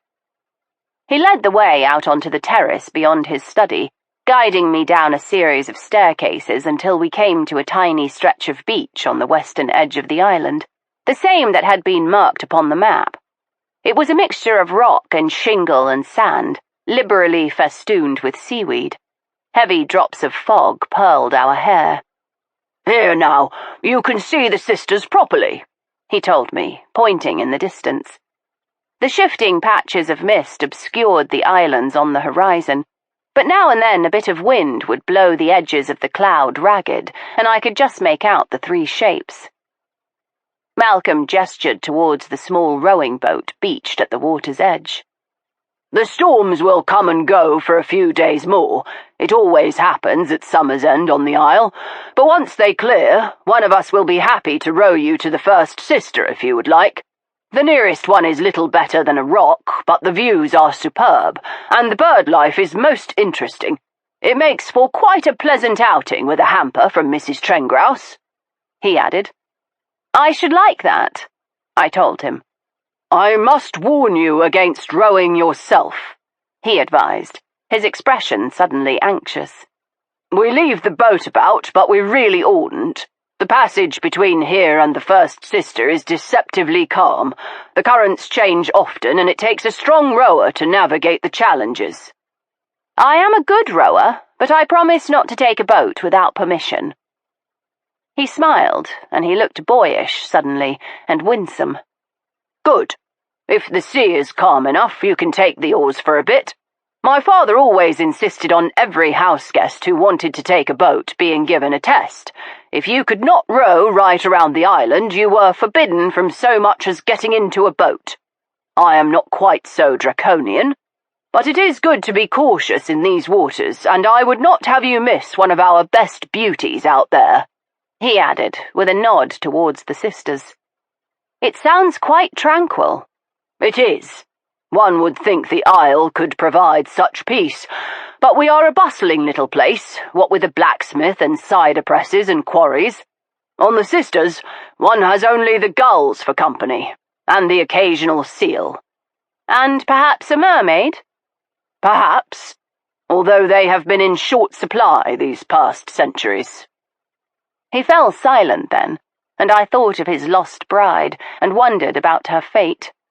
Had she met with mischance, falling to a murderer's dastardly intentions, or had she run away from a marriage she could not face? If she had left of her own accord, that raised the question of how she had made her escape. Did she take a boat, veil tossing in the wind? Had she rowed herself to one of the sisters to meet someone? More to the point, what had driven her to abandon her bridegroom on their wedding day? It seemed impossible that this attractive man could have said or done anything to frighten or alarm her. And yet, had I not just witnessed a fine display of temper directed at his nephew? For all his courtly ways, Malcolm Romilly had a way with rage. Had Rosamund ever borne the brunt of it? Had he frightened her somehow? They were questions I could not ask. I turned to Malcolm, who still stared at the sisters. "I wonder," he whispered. "Mr. Romilly?" I prompted. He shook himself. "Malcolm, please. I apologize for my inattention. Building castles in Spain, I'm afraid. A common failing of mine, as anyone will tell you. Now, I suspect you would like to know more about the glass-wing butterflies," he said, turning to guide me back up the staircases and into the library. He moved to the bookshelf behind his desk, running his hand down the ranks of books before plunging in to retrieve a large volume bound in bottle green kid. "Here we are. Butterflies of St. Madden's Isle by Euphrosyne Romilly. She was an ancestor of mine, one of the first Aurelians," he told me. He handed it to me, and I opened it to find pages of illustrations, each carefully tinted by hand. "These are originals!" I exclaimed. "Oh, yes. Grandmamma Euphrosyne had that book bound in order to keep her collection of illustrations in one place. Not only did she document every butterfly found upon the islands, she included sketches of their habitats and notes on their habits, eating, mating, duration of pupation, and other quite technical terms with which I am thoroughly unfamiliar. It is quite comprehensive." "It is amazing," I breathed, hardly daring to touch the book. "Take it with you," he urged.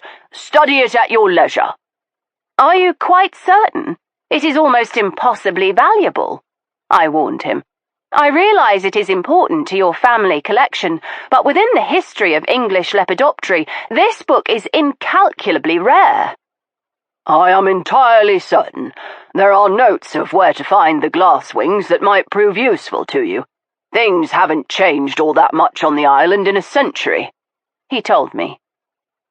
I thanked him profusely and clutched the book to my chest as I left him. I turned at the door to thank him again, but he was not looking at me. He had moved to the window and was staring out at the grey sea stretching to the horizon.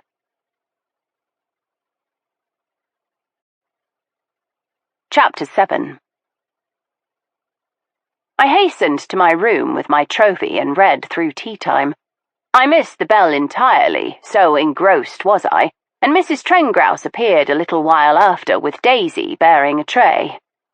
"A little morsel, miss," the housekeeper explained, shooing the maid from the room as soon as the girl had placed her burden upon the narrow writing desk. "Tea is served downstairs, but I thought you might like something special," she told me, and I realized this was a sort of reward for my discretion with respect to Helen Romilly's inebriation. Mrs. Trengrouse went on. "There is a plate of wine biscuits and a glass of our own red wine if you want a bit of proper refreshment. The grapes are grown here on the island on the vineyard head." I looked up from my book, blinking hard. "Vineyard head?" "The spit of land to the southwest. The soil and winds make it suitable for the growing of grapes. 'Tis not a fine vintage, mind you, but quite nice enough for the luncheon wines." she assured me. I am certain it will be delicious, I told her. She paused and looked at the enormous book in my lap and the notebook tucked under my chin. If you would like to work comfortably, I can have one of the lads bring up a proper table. The writing desk is fine for a lady's letters, but that book is far too cumbersome. You would want to spread your things out a little, I should think. I thought of the narrow stairs approaching my room. That sounds like a great deal of trouble. Not in the slightest, she told me. She left, and I returned to my book, nibbling absently at the wine biscuits and tasting the wine. It was light and flinty, with a hint of something unusual, a mineral quality that I attributed to the rocky soil of the island. I preferred the heavier vintages I had sampled in Madeira and put it aside, devoting my attention to the biscuits instead. Richly spiced and tasting strongly of pepper, they were delectable, and I was just finishing the last crumb when a knock sounded at the door. A burly lad entered when I bade, carrying a plain table in one hand. "Where shall I put this then, miss?" he asked in the soft Cornish accent of the local folk. "Under the window, thank you," I instructed. He set it neatly into place, and then returned in a moment with a chair, upright but comfortable and well padded. "On Mrs. Trengrouse's instructions," he told me, touching his brow. I smiled to myself. I had certainly worked my way into the housekeeper's good graces, it seemed. A moment later, Daisy reappeared, box in hand. "Extra pens and ink, paper for writing and blotting, and a penknife in case you forgot your own. Pencils, too," she said. "Let me guess, Mrs. Trengrouse's instructions," I hazarded. She grinned. "Right you are, miss. I hear you went down the village way today. Did you meet anyone of interest?" She had turned away from me, using the corner of her apron to wipe non-existent dust from the corner of the desk. I could see only her profile, but something about the curve of her lips seemed sly. "I did. I met Mother Nance from the inn, the one who claims to be a Pella witch." "Oh, and did she tell you your fortune, miss?" Her manner was a shade too eager for casual curiosity. "Not in so many words," I told her in a cool tone. She rubbed harder at the sleek wood. "You ought to ask her, miss. She knows everything, does our Mother Nance. She can tell things that haven't yet come to pass." I smiled thinly. "I prefer a bit of mystery in my life." I gestured towards the tray of refreshments. "Thank you for your efforts, Daisy. You may take that away." She did as she was told, reluctantly, it seemed, bobbing a swift curtsy as she took up the tray and vanished. I passed another hour in happy contemplation of the butterflies of Euphrosyne Romilly, until the words swam together on the page and my posture had grown stiff, then prepared myself for the evening meal. Dinner was a strained affair. Helen was pale and quiet after her afternoon's imbibing, content to sip at a glass of sparkling water and feed titbits under the table to her cat. Caspian was clearly in a sulk following his quarrel with his uncle, while Malcolm ignored him entirely. Mertensia talked animatedly with Stoker about various plants and the pests who fed upon them, while Tiberius was content to apply his attention to the excellent food and the even better wine. As the meal wore on, a curious mood seemed to steal over the group, a tension whose source I could not entirely place. It was not until we finished our sweet course that Malcolm made an announcement. The conversation had just wound down to a natural silence when Malcolm put down his cutlery and patted his mouth. Then he took a long moment, surveying each of us as his gaze travelled around the table. "I feel the time has come to take you all into my confidence. I did not invite you here simply for the pleasure of your company." He paused, seeming to steel himself. "I invited you here for a specific purpose, and I can only plead necessity as my defense." I hope that each of you will hear me out and decide to offer your help, for God knows I have need of you all." He drew in a deep breath as we exchanged glances, our faces betraying varying degrees of bewilderment. Only Tiberius did not seem surprised, and it was to him that our host turned first. "With the exceptions of yourself, Tiberius, and your brother and Miss Speedwell, everyone here was present when Rosamund disappeared. It was the darkest hour of my life. Things have not improved materially since then," he added, with a bitter twist of his lips. "Mertensia and I have withdrawn from society. We see no one. How can we? We tried to pick up the threads of our lives. We attempted normality.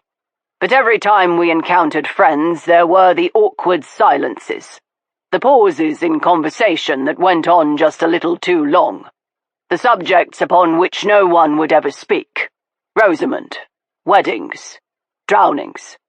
And each time I felt myself withdraw further from people. It felt somehow safer. I believe Mertensia's emotions were much the same."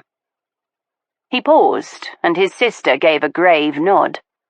She had not eaten, I noticed, but merely tore a bread roll to bits in her fingers.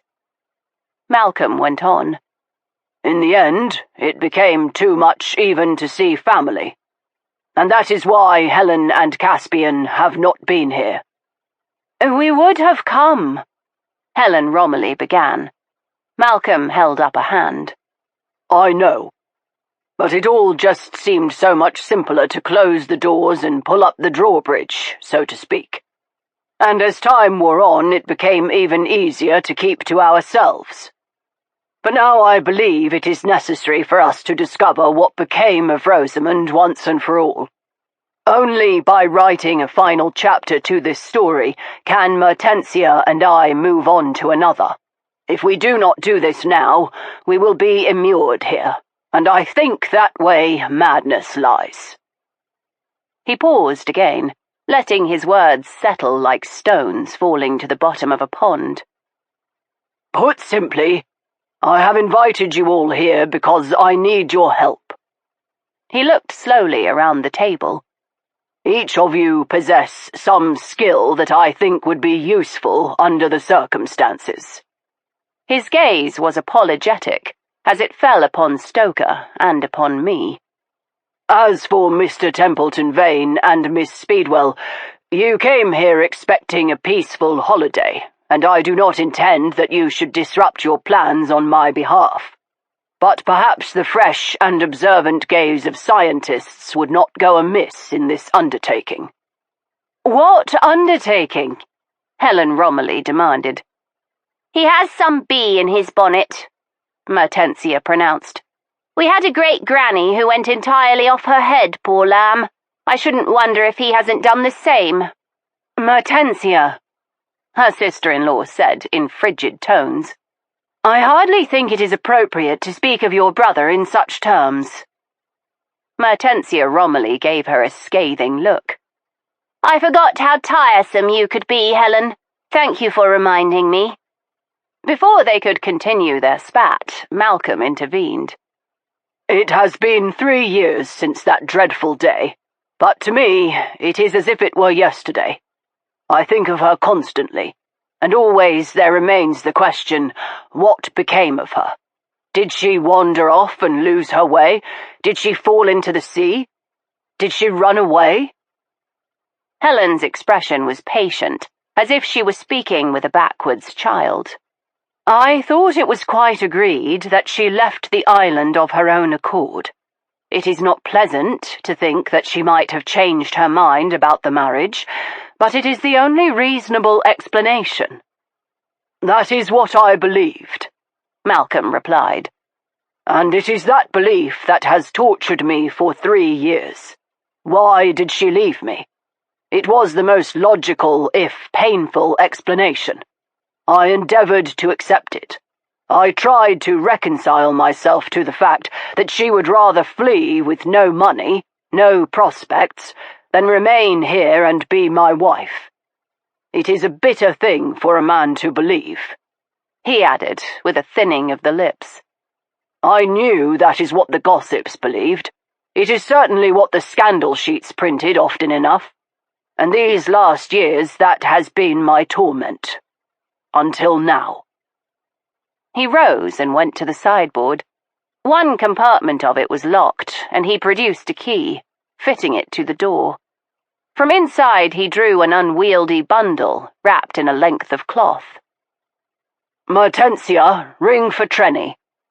He held the bundle cradled in his arms, as his sister did as she was bade. When Mrs. Trengrouse appeared, his instructions were brief. "Have the table cleared, Trenny."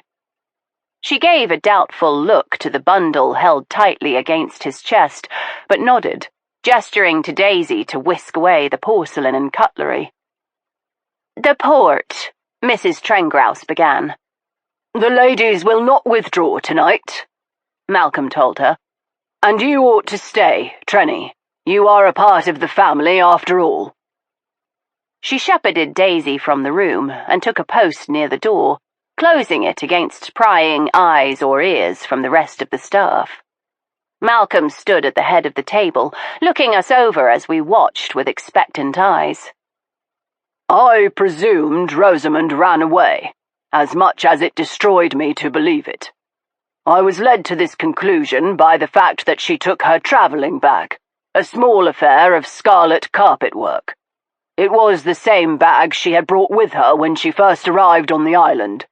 She had marked it with her initials, and there was no other like it in the world. The fact that the bag disappeared when she did seemed incontrovertible proof that she had taken it and run away." He opened his arms, letting the fabric slip aside to reveal a scarlet travelling bag. The initials R.I.A. were worked in white wool just beneath the handle. It was mouldering, with a thick coat of lush green mildew staining the sides, but there was no mistaking the bag. Mertensia's expression was almost angry. "Where did you find that?" she demanded. "In one of the priest's holes," he told her. I sat forward in my chair, gripped by excitement.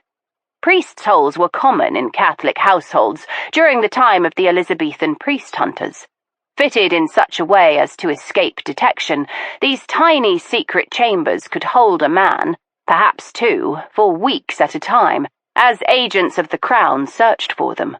All the most interesting ghost stories featured priests' holes, I remembered. "Why on earth would you be poking about the priests' holes?" Mertensia asked. "I thought they were all blocked up or refashioned years ago." "I was preparing to write a new version of the history of St. Maddens," he explained. "I didn't tell anyone because I was not certain I could bring it off." His expression was slightly abashed. "I am no man of letters, after all. I thought I would have a look through the priest's holes, perhaps take some preliminary notes, and then settle to writing over the winter. But I found this instead," he finished, his gaze fixed upon the bag. Helen Romilly's eyes were wide in her pale face, and her son looked bewildered. "What does this mean?" he asked. He had put the question to his uncle, but it was Tiberius who replied. "It means that Rosamund Romilly never left this island alive." "That seems a stretch," Caspian protested. Tiberius regarded him dispassionately. "Is it? If a lady runs away, she takes a bag. Even Miss Speedwell, who has travelled the world 5 times over, always takes a bag."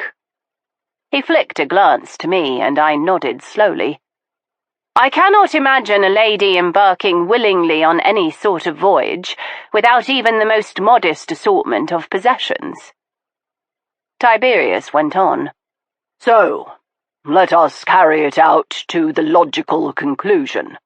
If she left and took no bag, she did not leave of her own free will. Or she never left at all. Either possibility points to foul play."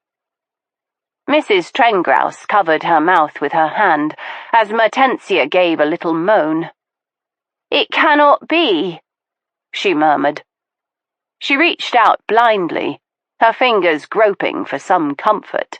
It did not escape me that they landed upon Stoker's sleeve. "What do you want from us?" Tiberius asked Malcolm.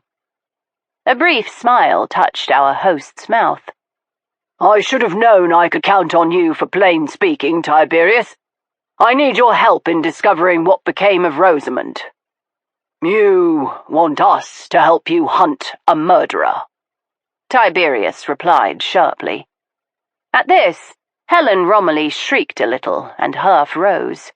Stoker patted her hand and she resumed her seat. Mrs. Trengrouse shook her head sadly, while Mertensia regarded her brother with horror. "Malcolm, you cannot be serious," she began. "I am, I assure you, entirely in earnest," he told her. "This bag means that Rosamund never left the island alive." "But murder," Mertensia said. "What else can it be?" Tiberius asked softly. "If she never left, taking her wretched little bag with her, then she must be here. And who else would hide her travelling bag except someone who wanted to make you think she left of her own accord?" Put so bluntly, the question laid a pall upon the gathering. We were all silent a long moment, each of us grappling with the enormity of what we had just heard. Malcolm carefully laid the decrepit bag upon his chair and took up his glass. "What do you want us to do?" Tiberius asked. "I hoped each of you would bring your skills to the question of Rosamund's fate." He paused, his gaze resting upon Tiberius. "Tiberius, you are my oldest friend, and I find myself in need of support. We were close as brothers once, and I think you will not now refuse me." Tiberius stirred. "Naturally, I will do whatever I can. I do have a few contacts in London who might prove useful. I will write in the morning and make inquiries. Discreetly, of course," he added, with a graceful inclination of the head. "Thank you, Tiberius. I am grateful," Malcolm Romilly replied gravely. "I cannot imagine there has been any further development, but if there is the slightest chance, we should ask." He seemed about to say something more, but fell silent instead. There was an odd undercurrent between the two men, as if something more significant than words had passed between them. Only a flicker, and then it was gone, as Malcolm Romilly moved on, looking to Stoker and to me. "I had no thought of asking either of you to help, but when you unexpectedly joined our little endeavour here, it did occur to me that as natural scientists you are trained observers. There must be something the rest of us have overlooked. A fresh perspective from those who are experienced at observation must be useful, and I am desperate enough to throw myself upon your generosity and implore you to lend your skills." He turned his head slightly. "Mertensia, Caspian, you are both Romillys. The local folk are loyal to us. It is possible that someone has seen or heard something. They might be willing to tell you." He took a deep breath. "Helen, that brings me to your particular talents." She inhaled sharply, the jet beads at her throat dancing in time. "Malcolm, surely there are better ways." Mertensia regarded her brother in dismay. "Malcolm, this is not wise," she started. He held up a hand, silencing them both. "I am resolved." "What talents?" Stoker inquired. "My sister-in-law is renowned for her abilities to contact those who have passed beyond the veil," Malcolm said. "She is a spiritualist." "Not just any spiritualist," Caspian put in proudly. "She is rather famous. Perhaps you have heard of Madame Helena?" he finished with a flourish, bowing to his mother, who looked deeply unhappy. "Malcolm, really," She began again, but her brother-in-law shook his head. Helen, I know you must think me inhospitable. I have not invited my own brother's widow and son to enter his family home for years. I have not answered letters. I have fulfilled the very least of my obligations and nothing more. Helen shook her head. You have continued the allowance that was Lucian's. You were not obligated to do so, she said in a low voice. Malcolm brushed her remark aside, and for an instant I saw a flash of the man he must have been before tragedy and isolation had worked their worst upon him. He was decisive and unflinching, and new blood rose to his cheeks, giving him a more animated look than I had yet seen. It is not enough. I have failed, he said firmly. I have scrutinized my own conduct, and believe me when I say that I am the first to condemn myself for being consumed with my own difficulties and giving little consideration to yours. I wish to make amends, truly, but I understand if you do not wish to clasp the olive branch that I extend. It is not that, Malcolm. You must not think so. She stopped, biting her lip until the blood rushed into it. He rose and went to her, putting out his hand. Shake hands with me, Helen. Do this for me, and let us be a proper family once more. Her eyes flicked briefly to her son, and she summoned a smile that did not touch her eyes. Slowly, she reached out and took the hand he offered. Of course, Malcolm. Whatever you wish. Then it is settled, he said. Tonight we will begin our investigations in earnest. With a séance. No, she put in sharply. That is, I cannot possibly summon the spirits with so little preparation. I must have time. You do not have to do this, her son said. Uncle Malcolm has done little enough for us. Malcolm flushed, but did not reply. Helen gave her son a look of mild reproach. Your uncle is right. We have the chance to be a proper family, and if I can help, I owe it to him. I will do this, she said, more firmly than before. But as she reached to her son, her hand trembled, and something like dread settled in her eyes. I moved forward as if to look into the bag, but Malcolm met my gaze, his expression bleak. I paused, checking my enthusiasm. To me, it might rank as evidence to be met with scientific inquiry, but to him, it could only be a painful reminder of the wife he had lost. Worse still, it was no impersonal item, but her travelling bag, doubtless packed with her most intimate possessions. There would be time enough to ask for its examination later, I decided. I stepped back. Tomorrow, Malcolm said firmly, picking up the decaying bag. We will begin.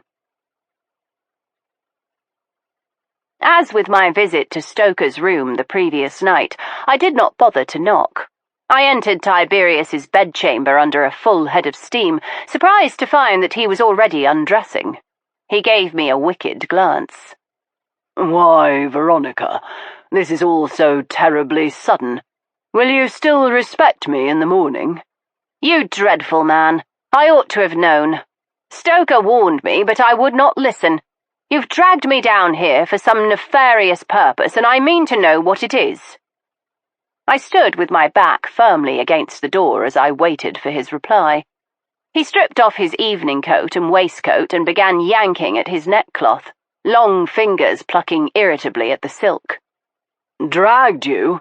My dear Veronica, I had only to mention the glass wings and you were fairly begging to come. Semantics, I said firmly. Now what is this all about? What is Malcolm Romilly playing at with this gathering, and what the devil happened to Rosamund? He arched a brow at me.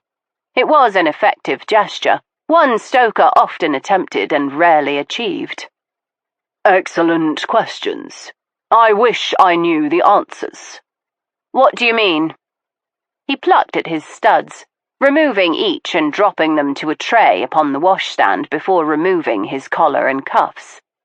Lucky for you, the master of the house didn't see you creeping into my bedchamber like a lady of imperfect virtue. Malcolm is something of a prude, you know. He would be mightily shocked if he knew you were here right now.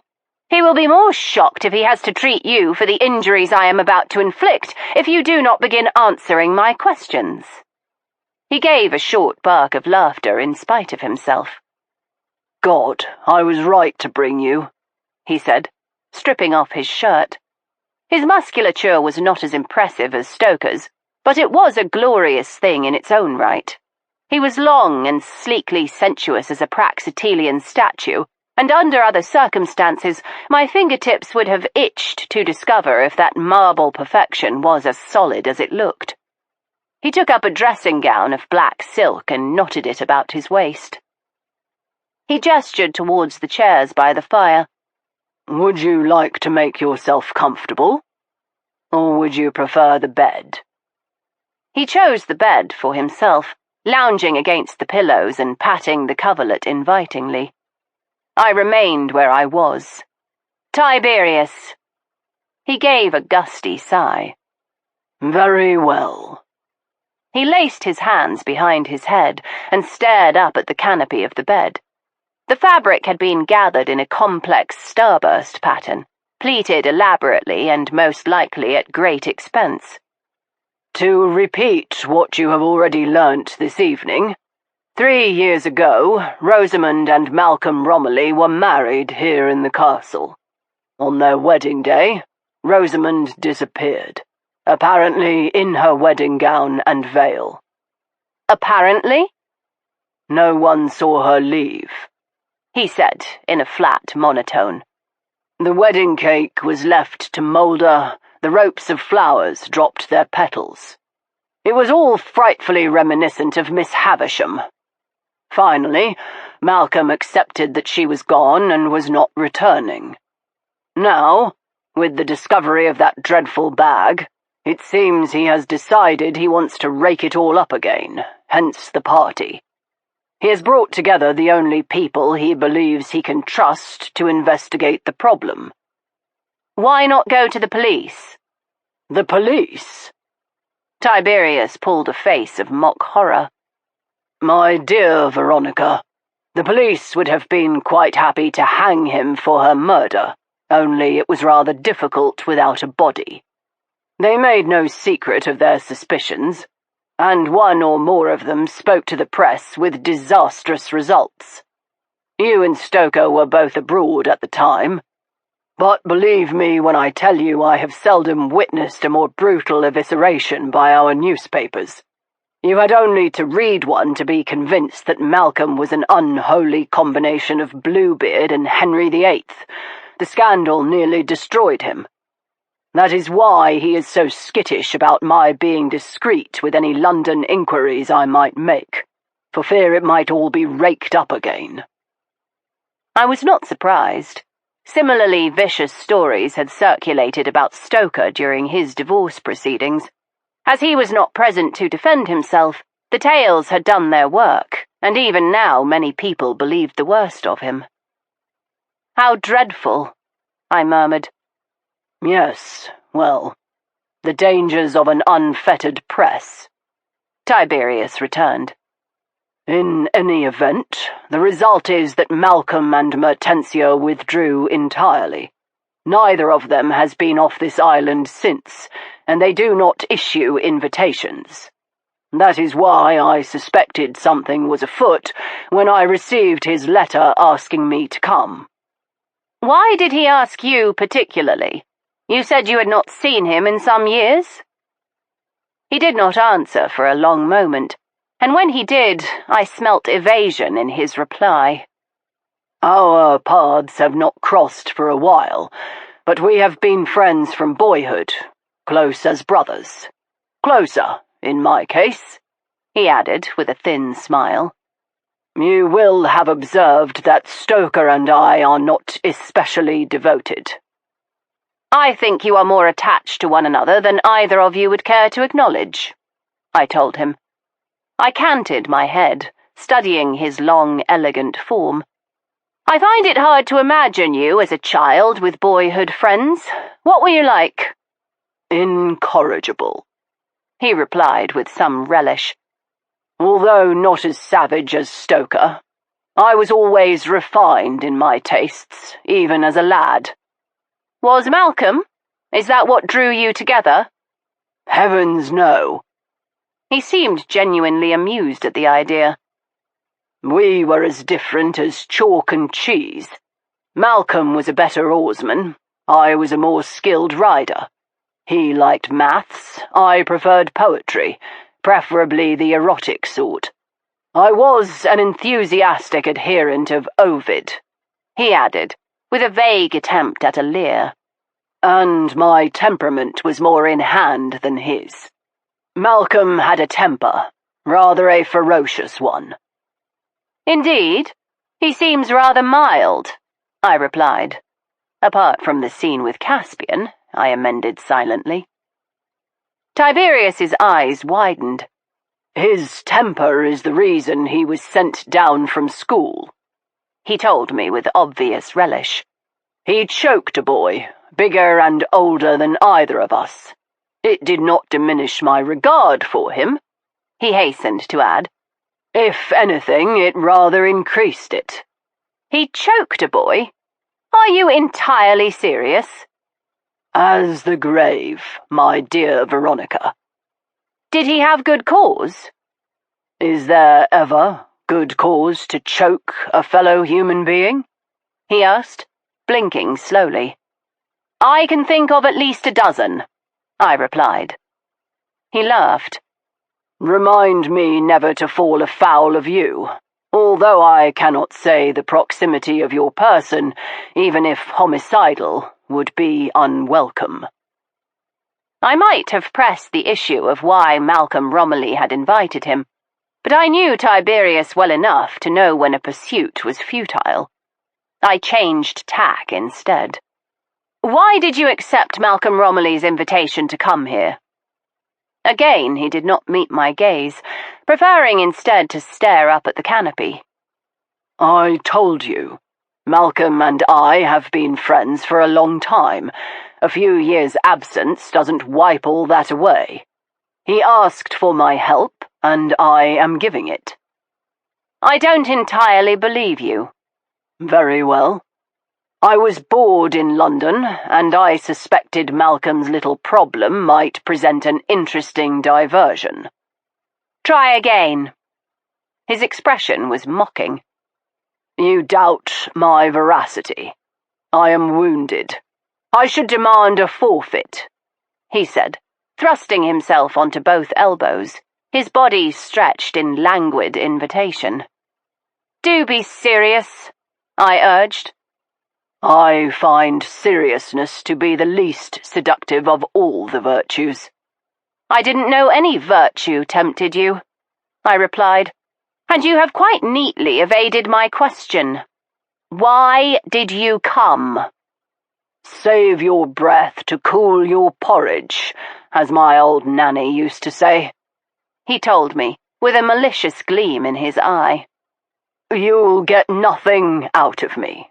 I am closed as an oyster. No matter how hard I pried, Tiberius would tell me nothing more.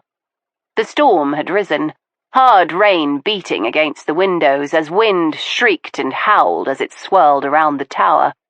He rose from his recumbent position. It is time for you to go to bed, Veronica. I did not move. You had a purpose in bringing me here. I don't believe it was simply to do me a good turn and send some glasswings my way. You still have not told me my role in all of this. He rubbed his chin thoughtfully. I don't know, he said, and it was as close to honest as I was likely to get from him.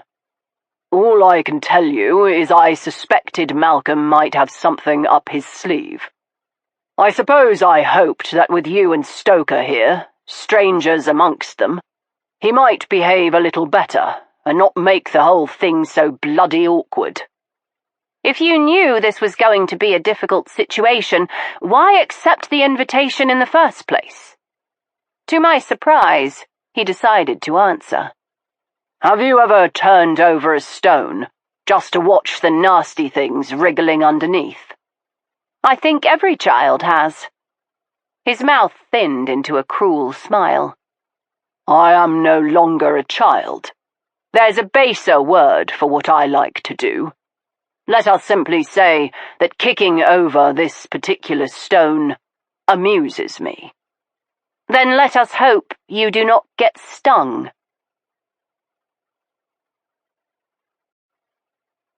Chapter 8.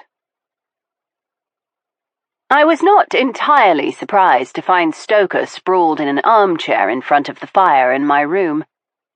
You should not be here, I told him with some severity as I closed the door. If the maid finds you in the bedchamber of your brother's fiancée, it will cause all manner of talk. He waved a hand. Let them gossip. It might bring Tiberius down a peg or two. Your concern for your brother is touching.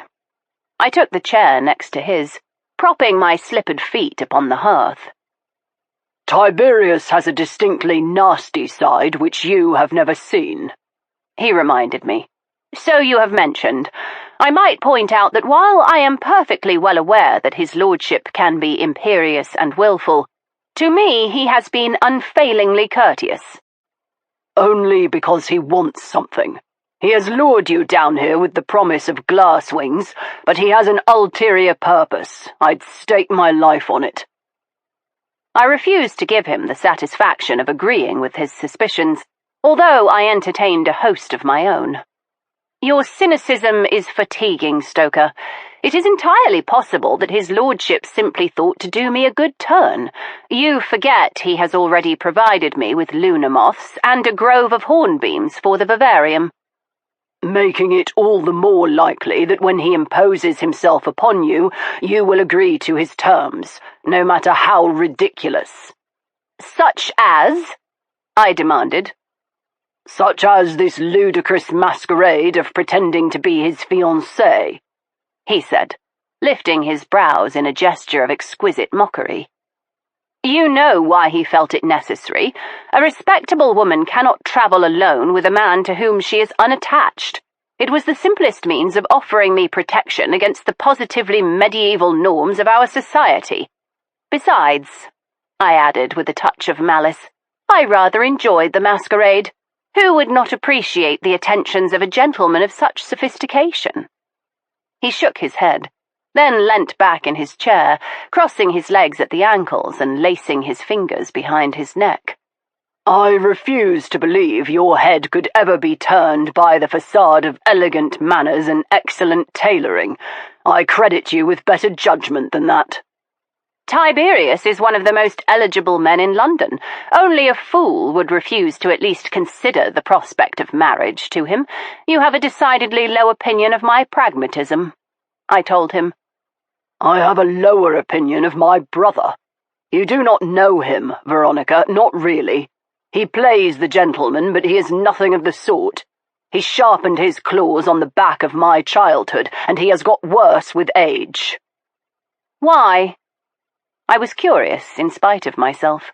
I liked the Viscount, and had little desire to hear Stoker's flagellation of his character, but I was careful enough of him to be inquisitive. Stoker shrugged. He was old enough to pick up the servants' gossip and realized I was mother's son, but not father's. Stoker seldom discussed the fact that he was the product of his mother's brief liaison with an artist, commissioned to paint her portrait during what might best be described as a difficult patch in her marriage to the previous Viscount Templeton-Vane. After bearing Tiberius, the heir, and Rupert, the spare, she had produced Stoker, a brilliantly blue-eyed cuckoo in the nest. The youngest, Merryweather, dated to a hectic period afterwards in which the Viscount and his wife had attempted to reconcile. He went on. He used to torture me about it, but after a while he lost interest. He simply lost interest? That doesn't sound like Tiberius. He's tenacious as a wolverine. What did you do to make him lose interest? I demanded. Stoker gave me a bland look. I might have set fire to his bed whilst he was in it. Enchanting.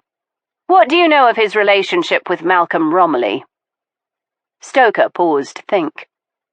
By the time Tiberius made friends with Malcolm, he and I had little to do with one another. Tiberius was not terribly happy at home, and neither was I. We both spent as much time away from the family seat at Sherboys as possible. Tiberius came here for school holidays, and I eventually ran off to join the circus, he added.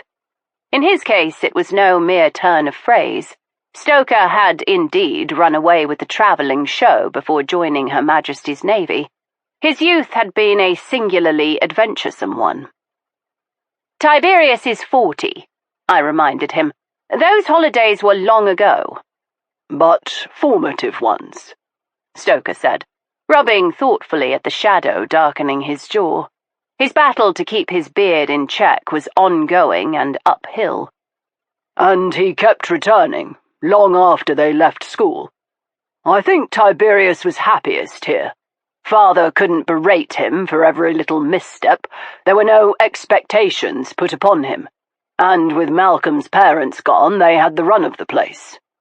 What happened to the elder Romillys? Dead. Their boat capsized on a rough sea between here and the mainland. I can't remember the rest of it, but both of Malcolm's parents were drowned. Malcolm was only 22 or so. He inherited the property and guardianship of Mertensia and Lucian. What a dreadful responsibility for so young a man, I mused. Indeed. I sometimes think Tiberius envied him that. Why so? My brother spent the better part of 2 decades waiting to wear a dead man's shoes. The last, Lord Templeton-Vane, Stoker's presumptive father, had died only the previous year. With his passing, Tiberius inherited the title, the country seat, the London townhouse, and the family fortune. Little wonder he had chafed at the waiting. His friendship with Malcolm is one of long duration, then, I ventured. The longest of his life, I should think. Although with Malcolm's retreat from the world, I don't think they have been in communication for the past few years. Since Rosamund Romilly's disappearance. I stared into the fire for a long moment, drawing up my feet and wrapping my arms about my knees. What do you think of Malcolm's plan to play the investigator? I think he is a desperate man who cannot face the notion that his wife ran away. Without her bag? I asked, turning to face him. Why not? If she were desperate enough to get away, she might leave everything behind. Desperate?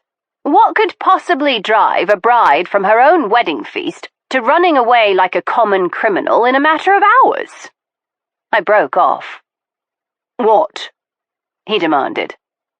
Tiberius did mention a story from their boyhood. It seems Malcolm Romilly once choked a boy at school, so severely he was sent down for it. There you are, Stoker said with some satisfaction. He might have frightened his bride by a display of temper that had her rethinking her entire future with him. But if she did run, where did she go? I do not know, and furthermore, I do not care. I have had my fill of runaway wives, he added, bitterness twisting his mouth. His own former wife had left him to die in the Amazon, and then dragged his name through the gutter in order to win her divorce. I could well understand his reluctance to involve himself in another marriage's woes. He went on. I shouldn't be surprised if she were living somewhere in the Argentine with a farmer husband and 8 brats. After all, it is the simplest explanation. Shaving yourself with Occam's razor these days? I asked sweetly. Always. How many brides succumb to nerves on the day? How many get cold feet thinking of the commitment they have undertaken? How many cannot face it in the end? Well, that is a cruel trick to play upon poor Malcolm if it's true, I pointed out. I have experience with the cruelty of women, he reminded me. How much do you know about Malcolm and the others? He stared into the fire.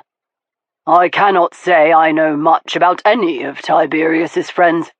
The last time he was here, I was rather occupied in Brazil, he reminded me, gliding neatly over the fact that he had been recovering from life-threatening injuries and being jilted by his faithless bride.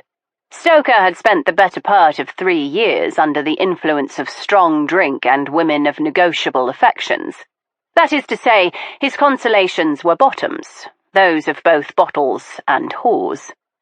I had had my own opportunity to experience the viciousness of the former Caroline Templeton-Vane, thanks to our most recent foray into the investigative arts. I shuddered at the memory, and decided to bring the conversation back to the subject at hand. Still, it is an interesting puzzle, I said. If you have half an ounce of sense, you will leave it be, he told me, his tone unusually stern. You needn't play the game just because Malcolm wants you to. Game? I hardly think such an inquiry could be called a game. The man is clearly distraught and in need of answers. He would be better off letting the dead lie, Stoker replied. You were interested enough to listen to gossip about her disappearance at the tavern today. Besides, a moment ago you said she ran off. Now you refer to her as dead, I mocked. Make up your mind. Is she a wayward bride or a murder victim? She is none of my concern, and if you are wise, you will make her none of yours. Oh, do go away and stop bossing me about, I told him. I already told you that you should not be here. Ah, yes, poor brother Tiberius's reputation, he said in a mocking tone. Never mind the fact that my own reputation would be in tatters, I reminded him. He slanted me a quizzical look. Your reputation has never concerned you much before. I did not turn to meet his eyes. You are in a nasty mood, and I am tired. Have you said all you came to say? In point of fact, I came to apologize. I have already apologized to Tiberius as well. I raised a brow in his direction. You have apologized? Of your own free will? Do you have a fever? Shall I call someone? He passed a hand wearily over his face. Go on. I deserve that, and 100 more just like it. I turned to him, almost concerned. You are contrite and reasonable. I don't much like it. He shrugged. I am sincere. I acted rashly, coming down here and thrusting myself into your little escapade. But Tiberius has always known how to prod me. If I did not know better, I would say he wanted me to come. But he denies it. You and Tiberius have spoken? After a fashion. He is still maddeningly opaque when it comes to his intentions with regard to you, but we all know this engagement is a thorough sham. I rolled my eyes. His intentions with regard to me are nothing I cannot manage, and even if they were, they are not your affair. He fell silent a long moment, and I would have given a piece of my soul to have known his thoughts. My own was so disordered, I could not trust myself to speak. It was the smell of him, I thought idly. Whenever he was near, I detected leather and honey and something more, unplaceable but fresh and sharp like the wind off the sea. I turned my head and studied his profile, the proud thrust of the nose, the long, elegant line of the jaw as his head tipped back. A lock of black hair fell across his brow, curling just above his eye. His collar was undone, and the pulse beat slow and steady in the hollow at the base of his throat. His hands rested lightly on the arms of the chair, strong, capable hands that had held my life within them more than once. They were the hands of an aristocrat, beautifully shaped with long, tapering fingers, but also the hands of a working man, broad of palm and heavy with calluses. They were hands that had never failed me. I looked again to the pulse beating at the base of his throat and heard its echo in my own ears. I swallowed hard, my lips parted. Now, I realized. This very moment, when everything slowed and time itself seemed to hold its breath, this was the moment to mend whatever I had torn. I had only to say the word and declare myself. 3 short syllables stood between this present wretchedness and the terrifying bliss of bearing my soul to him. I had pushed him away for his own sake, I had convinced myself. I had taken my own cowardice and framed it as an act of generosity.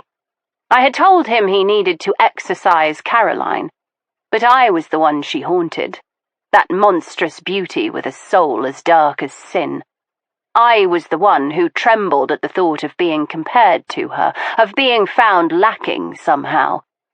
For all my bravura displays of confidence, Caroline had become my bête noire, pricking my self-certainty because I feared above all things in the world becoming just such a woman, capable of inflicting the most profound of wounds upon someone I loved. But no more. As the fire crackled upon the hearth and the little clock chimed the hour of midnight, I counted the strokes as they ticked off, telling myself that when it reached 12, when the last echo faded away, I would take my heart in my hands and speak the truth at last. 1. Would I preface it with an apology for my capriciousness, the casual injuries I had dealt him? 4. How could the seconds slip past so quickly? My heart beat faster, each thud quicker than the chime of the clock.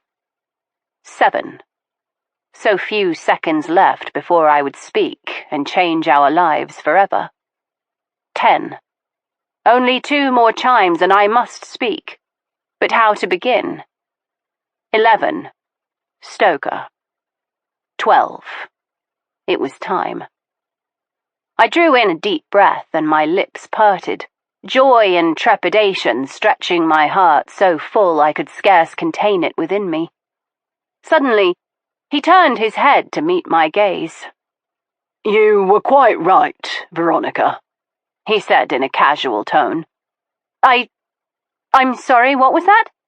I had begun to speak, had pushed the first syllable from me, but nothing more.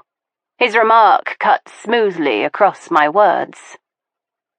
"Last night, what you said about Caroline. I did not want to hear it, and I dare say I was 40 different varieties of rude. But you were right." I felt dizzy. The heat of the fire suddenly much too hot, even as my hands and feet went very cold. I was? He smiled, a ghost of his usual grin. "Do not take it too much to heart and lord it over me. I am unaccustomed to eating crow, and I find it not to my taste. But you were right." I forced my voice to lightness. "It is my usual state of affairs," I quipped, with a smile so fragile it seemed made of glass. He went on, oblivious to my piercing anguish. "I gave it much thought last night. As ever, you know me better than anyone. You see in me what I cannot see in myself, and that is the purest form of friendship." "Friendship," I said, in a faint echo. He leant forward, eager in his obvious sincerity. "Friendship. I have come to realize that you have been right to insist upon preserving that above all else. Romantic inclinations, physical impulses, those are of the moment. They do not last in the way that real companionship does." "Like a dog," I said, dispiritedly. So I was to be little more than Huxley to him, a dutiful companion at arms, waiting to join in his endeavours, earning a pat on the head and a marrow-bone for my troubles. "It is a new thing for me, to count a woman as my closest confidant," he went on. "I have not always appreciated the camaraderie of the fairer sex. I have not always been willing to listen to the counsel of women. but you are so like a man sometimes that I find myself coming around." "I am like a man," I repeated dully. "Well, not in looks, obviously," he said, still sober as a person. "but in your manner. You are forthright and direct in conversation, playing none of the games that ladies play. You offer only the truth, however painful." I scrutinized him for signs of malice, but there was nothing in that open, guileless gaze except conviction. "What a martinet you make me sound," I murmured, forcing the words past the ache in my chest. He smiled kindly. "No, never that. More like a devoted governess at times, always willing to give a dose of medicine when needed, no matter how disagreeable." There was no possible response to that observation, so I made none. I merely stared at the fire and wished for a quick and painless death. He yawned and stretched. "Lord, it's late. I ought to let you get to sleep. But I wanted to acknowledge your remarks last night. I was in danger of making a very great fool of myself, but you pulled me back from the brink. Thank you for that." "Well, making a great fool of oneself is something I know a little about," I said lightly, tasting the words as bitter as pith on my tongue. He rose and put out his hand. "So, let us shake hands upon our new understanding. Friends, boon companions, partners in work, and even these ridiculous investigative pursuits you seem to attract." I took his hand, and he shook mine with the heartiness usually reserved for one's stalwart drinking companions. "I am glad we understand one another at last," he told me. "I have missed our conversations." "As have I told him truthfully. I forced another smile as he bade me good night. He closed the door quietly behind him as he left. I sat for a long while, staring into the flames and thinking about what a close thing it had been. I had perched on the edge of the precipice, ready to leap, only to find I had no wings at all. "Clever, Veronica," I said wryly. "You thought to protect him from being hurt, and instead you have mauled yourself." The fact that I had saved him from further pain was a very small consolation. The next morning I took a hearty breakfast alone again. According to Mrs. Trengrouse, the gentlemen had scattered to their various occupations. Malcolm to estate business, Tiberius to his correspondence, Caspian to some frivolity or other, this said with an indulgent air, and Stoker for a row around the island. I was not surprised at the last. Stoker never liked being confined indoors for too long. He had a keen appreciation of the therapeutic effects of physical exertion. I understood the inclination well. I tamped the impulse to charge out in search of my own exercise, and instead read the newspapers, relieved to find the Whitechapel killer had not struck again. But there were endless stories about the murders in gruesome detail, and the ghoulish speculation turned my stomach. I flung them aside, and settled instead to writing up a plan for accommodating my glasswings in the vivarium in London. But it was no use. I could not banish the cloud which had descended after my conversation with Stoker. Determined to exercise my prickly mood, I threw down my pen and went to change into my hunting costume, emerging from my room just as Stoker descended from his. "Good morning," I said cordially. "How is your sail?" "Instructive," he replied. His hair was ruffled and his cheeks flushed from exertion. His mood was markedly better than I had seen in some time. He hesitated, then grinned. "I've found something you will enjoy. Come with me." I needed no further encouragement. For just a moment it felt like an adventure of old, and I followed, my spirits rising with every step. He led the way through the pantries, buttery, carvery, and assorted other domestic offices, greeting the staff and startling a scullery maid busily engaged in a frantic embrace with the boot boy and the game larder. "How dreadfully unhygienic," I remarked as they scuttled out. We moved on through the kitchen proper, where Stoker collected a sandwich from the cook, not one of the dainties she usually cut for tea, but an enormous affair stuffed with rare roast beef and good cheddar and spread lavishly with mustard.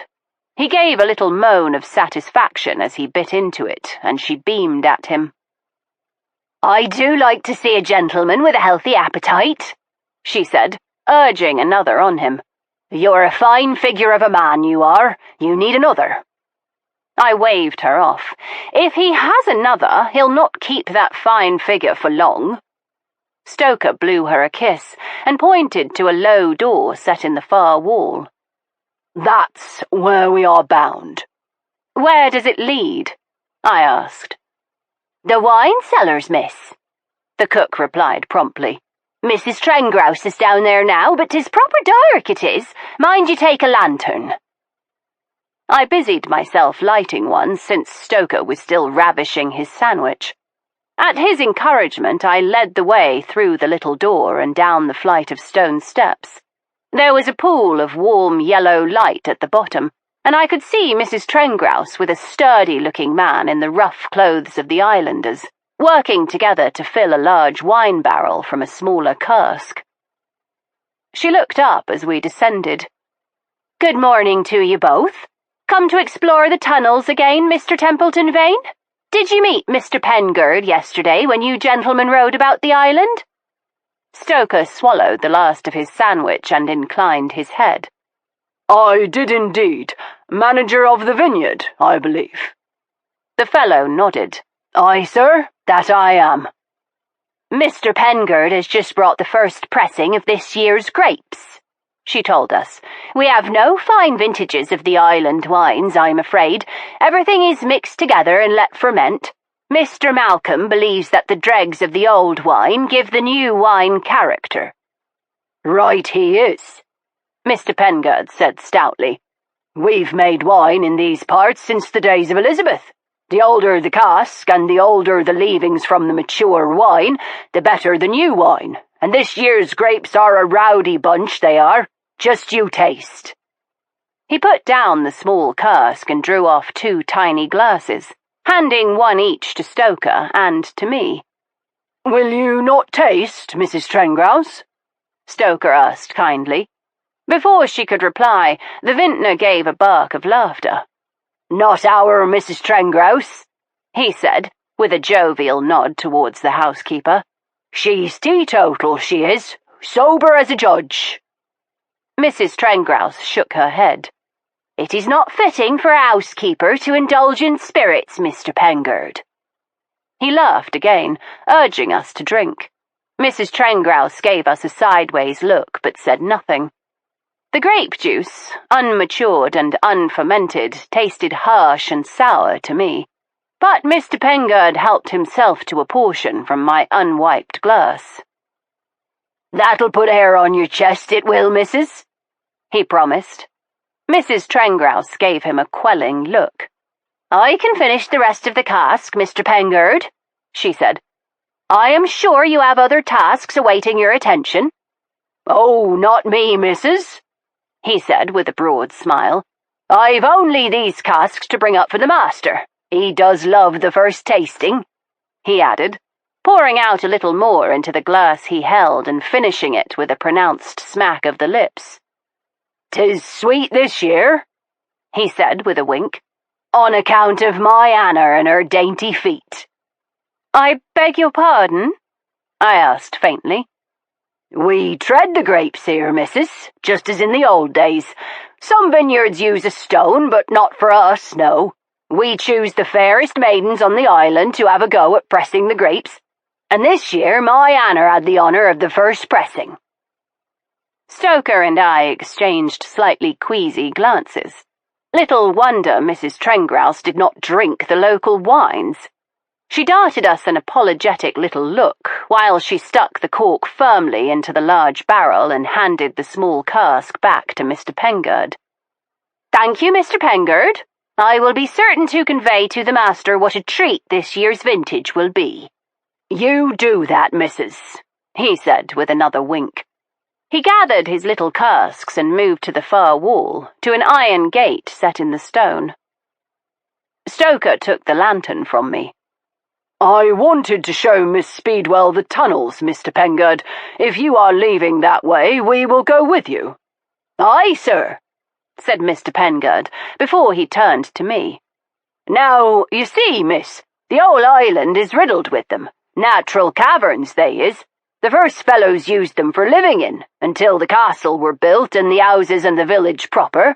Then the tunnels were put to use as a place to hide away in case of invasion.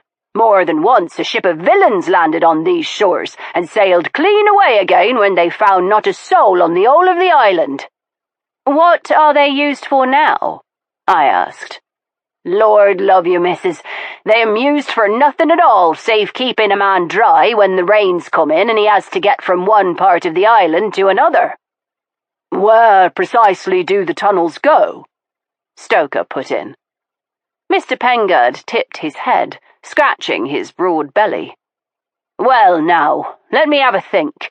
There's the great tunnel that led from the main beach to the village, but that's been wrecked for 70 year or more. Caved in, it did, and killed a few good men and ruined a batch of Napoleon's best brandy, it did." He gave me a wink. "Them days, the tunnels were used for smuggling, and it's no crime to tell it now, for the present master would never hold with such doings. But his grandfather weren't so proper, and he liked him a bit of French brandy and some silks for his missus.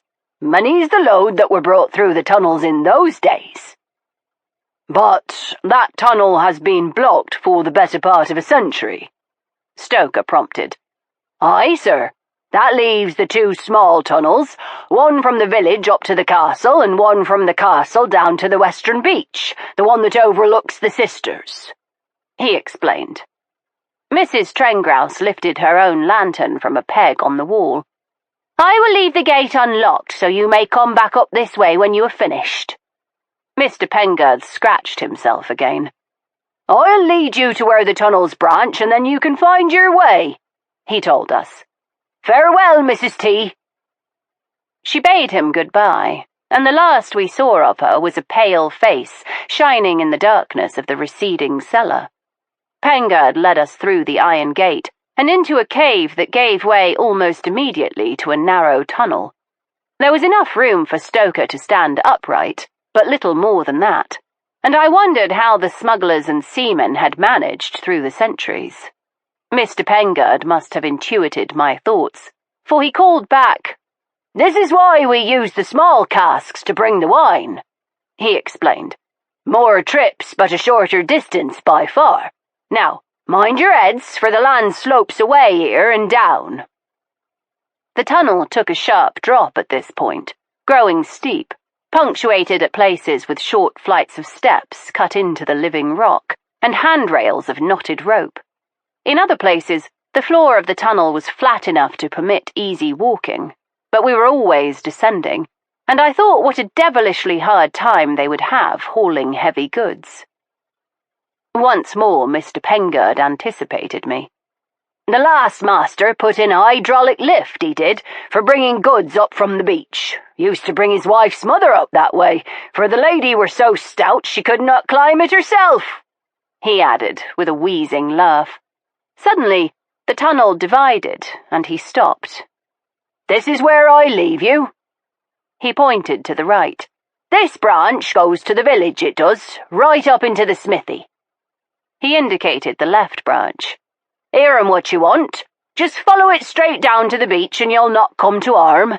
The tide is out, so you've naught to fear from the sea, but mind you come back up sharpish. The tide'll turn in 3 hours, and you'll not want to be caught at the bottom." "Is it dangerous?" I asked. "Only if you've not the legs to carry yourself up," Pengard returned with a grin.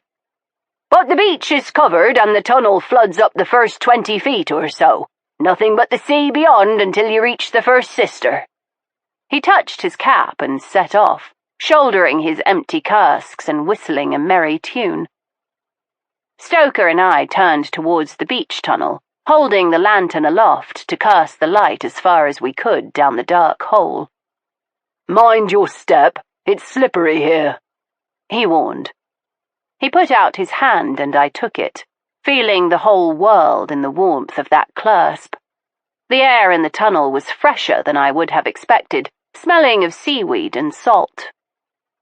"We're close now," he called, and just as he did I noted a lightning just ahead.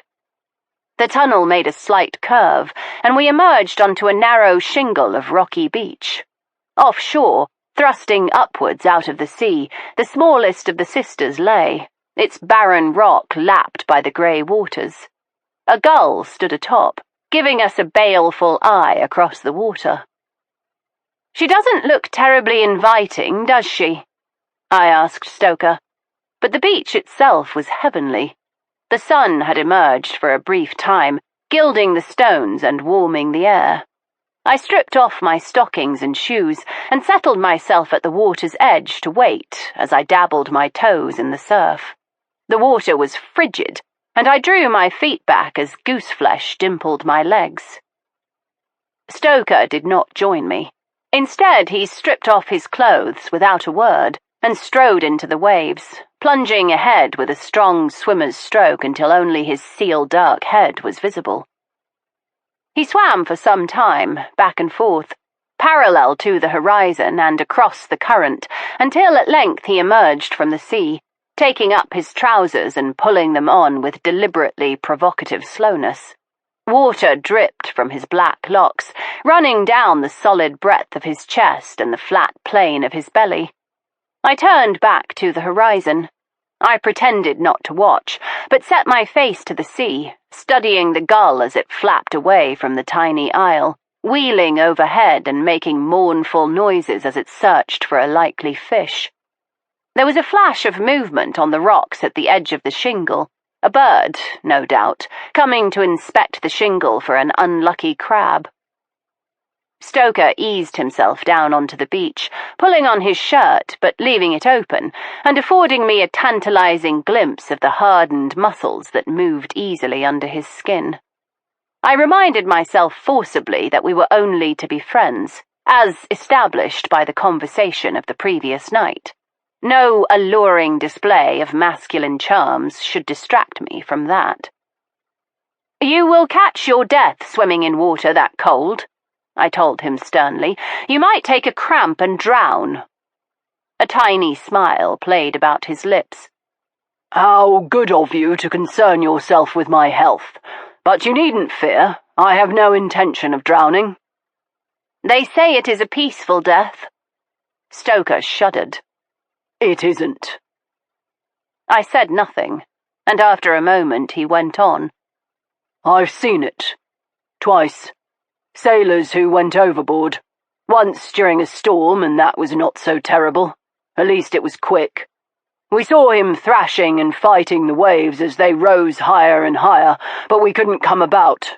There was no chance to save him. And believe me, there was nothing peaceful about it." "And the other?" He shook his head. "A rigger slipped from the mast. He missed the deck by inches and plunged straight into the sea. It was calm that day. If he'd known how to swim, he could have saved himself. But he never learnt." I raised my brows, and he explained. "Most sailors never learn. They think a quick death by drowning or shark is better than lingering on when there is no hope. This fellow was one of those. He couldn't keep himself afloat. In the time it took us to come about, he was gone. But we could hear him, gurgling and choking and screaming for help until there was nothing but silence. That terrible silence that was worse than all the begging in the world." I shuddered, and he leant a strong shoulder into mine. "No more dread stories of death on the high seas," he promised. "Shall we make ourselves an adventure today?" "I am surprised you men haven't got together to go and shoot something. I thought that was what gentlemen did for fun," I said lightly. He laughed, and the warm honey of the sound filled me to my bones. "I thought we had established that I am no gentleman. Besides, I no longer hunt." Neither do I admitted with a rueful smile. I thought my reluctance to capture live specimens was an aberration, an effect of being confined to London. But as it happens, I was no more successful in Madeira. I restricted myself to taking specimens which had died of natural causes. Speaking of Madeira, he began slowly. I broke in, cutting him off ruthlessly. Young Caspian is something of a devil. I forgot to tell you that he and Malcolm were having a row yesterday. Something about Caspian needing to make his own way in the world. I don't know what the precise trouble was, but money seems to be the answer. I held my breath, waiting for him to retrieve the subject of Madeira, but he was content to let it lie. For the moment. He shrugged. I suppose Caspian is asking for money which Uncle Malcolm will not supply, Stoker guessed. That would be my assumption. Stoker rubbed his chin thoughtfully. I wonder how much of an allowance Malcolm has made to Helen, and how much she shares with Caspian. He might have exceeded it on some trifle. Gambling? Women? Those are the likeliest dissipations for a young gentleman, I agreed. Just once, I wish a fellow would ruin himself with extravagant purchases of fossils, or a penchant for expensive footwear. Stoker snorted. I have seen Caspian Romilly's shoes. He is not indebted to his cobbler. His mother might be, I suggested. Not indebted to a cobbler, but she might be a source of trouble. I have seen evidence that she drinks. Perhaps she has an unfortunate admirer, someone with whom she has been indiscreet. She is still a handsome woman, Stoker said in a pensive voice. More so than her sister-in-law. The words slipped from my mouth before I could halt them. A sudden gust of wind stirred Stoker's hair like a lazy hand. Oh, I don't know, he said, keeping his gaze averted from me as a tiny smile played about his lips. Mertensia has her own charms. This observation did not trouble me in the slightest, as I am not prone to such petty emotions as jealousy. A trifling irritation I could not place made my voice sharper than usual. As does her brother. Yes, Stoker agreed, his voice suddenly chill. A castle tends to improve a man's attractiveness exponentially. It isn't his castle I find attractive, I returned with a feral smile. Stoker thrust himself up from the shingle. We should go back. It's suddenly grown quite cold. Without waiting, he collected his boots and made his way across the shingle. Very cold indeed, I reflected.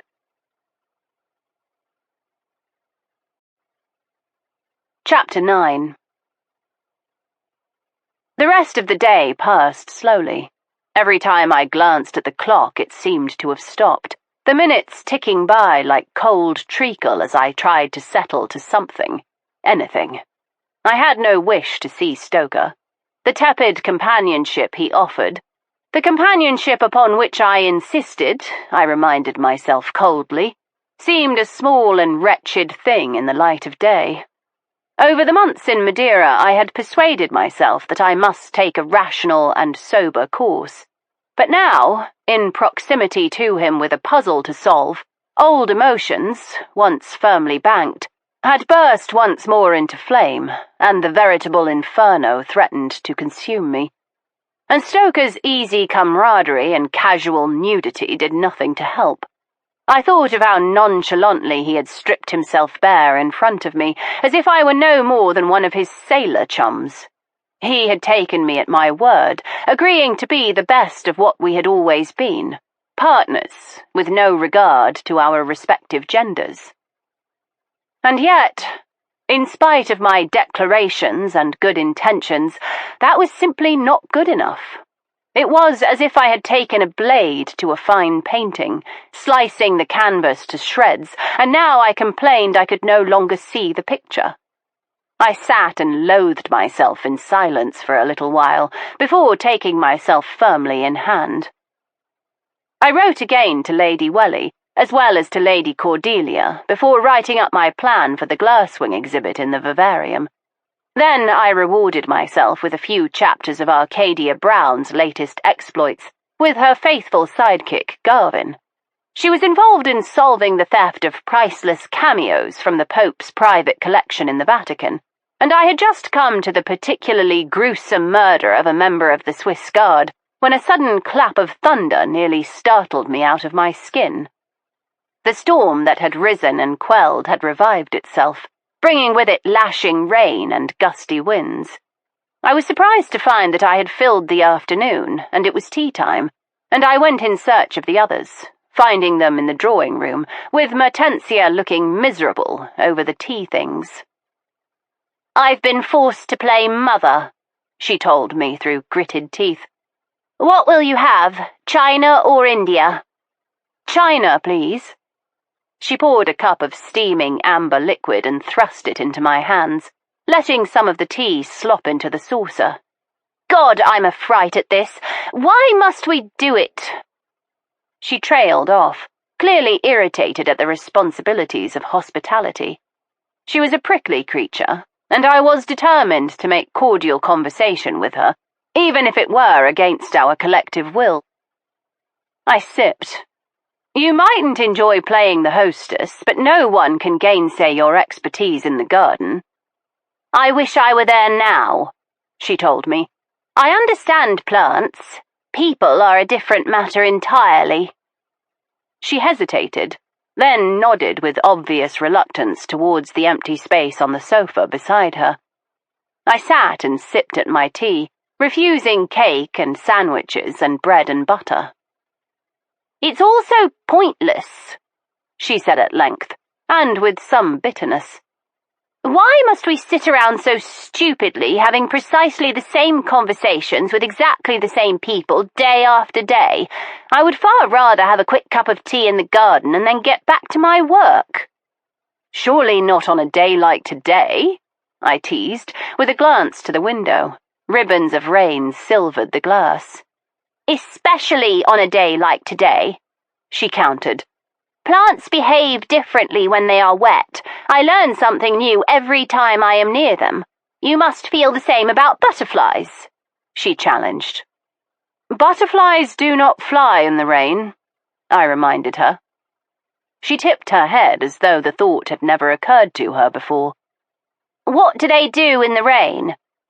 "Cling to a handy bush or shrub, shelter under a leaf. Their wings are made of overlapping scales, so tiny they are almost imperceptible to the naked eye. If the scales collect too much moisture, the wings will be too heavy to lift the butterfly from its perch. Part of the charm of hunting them is the knowledge that they thrive in good weather in temperate climates." "But I know I have seen our glasswings flutter about in the rain," she said.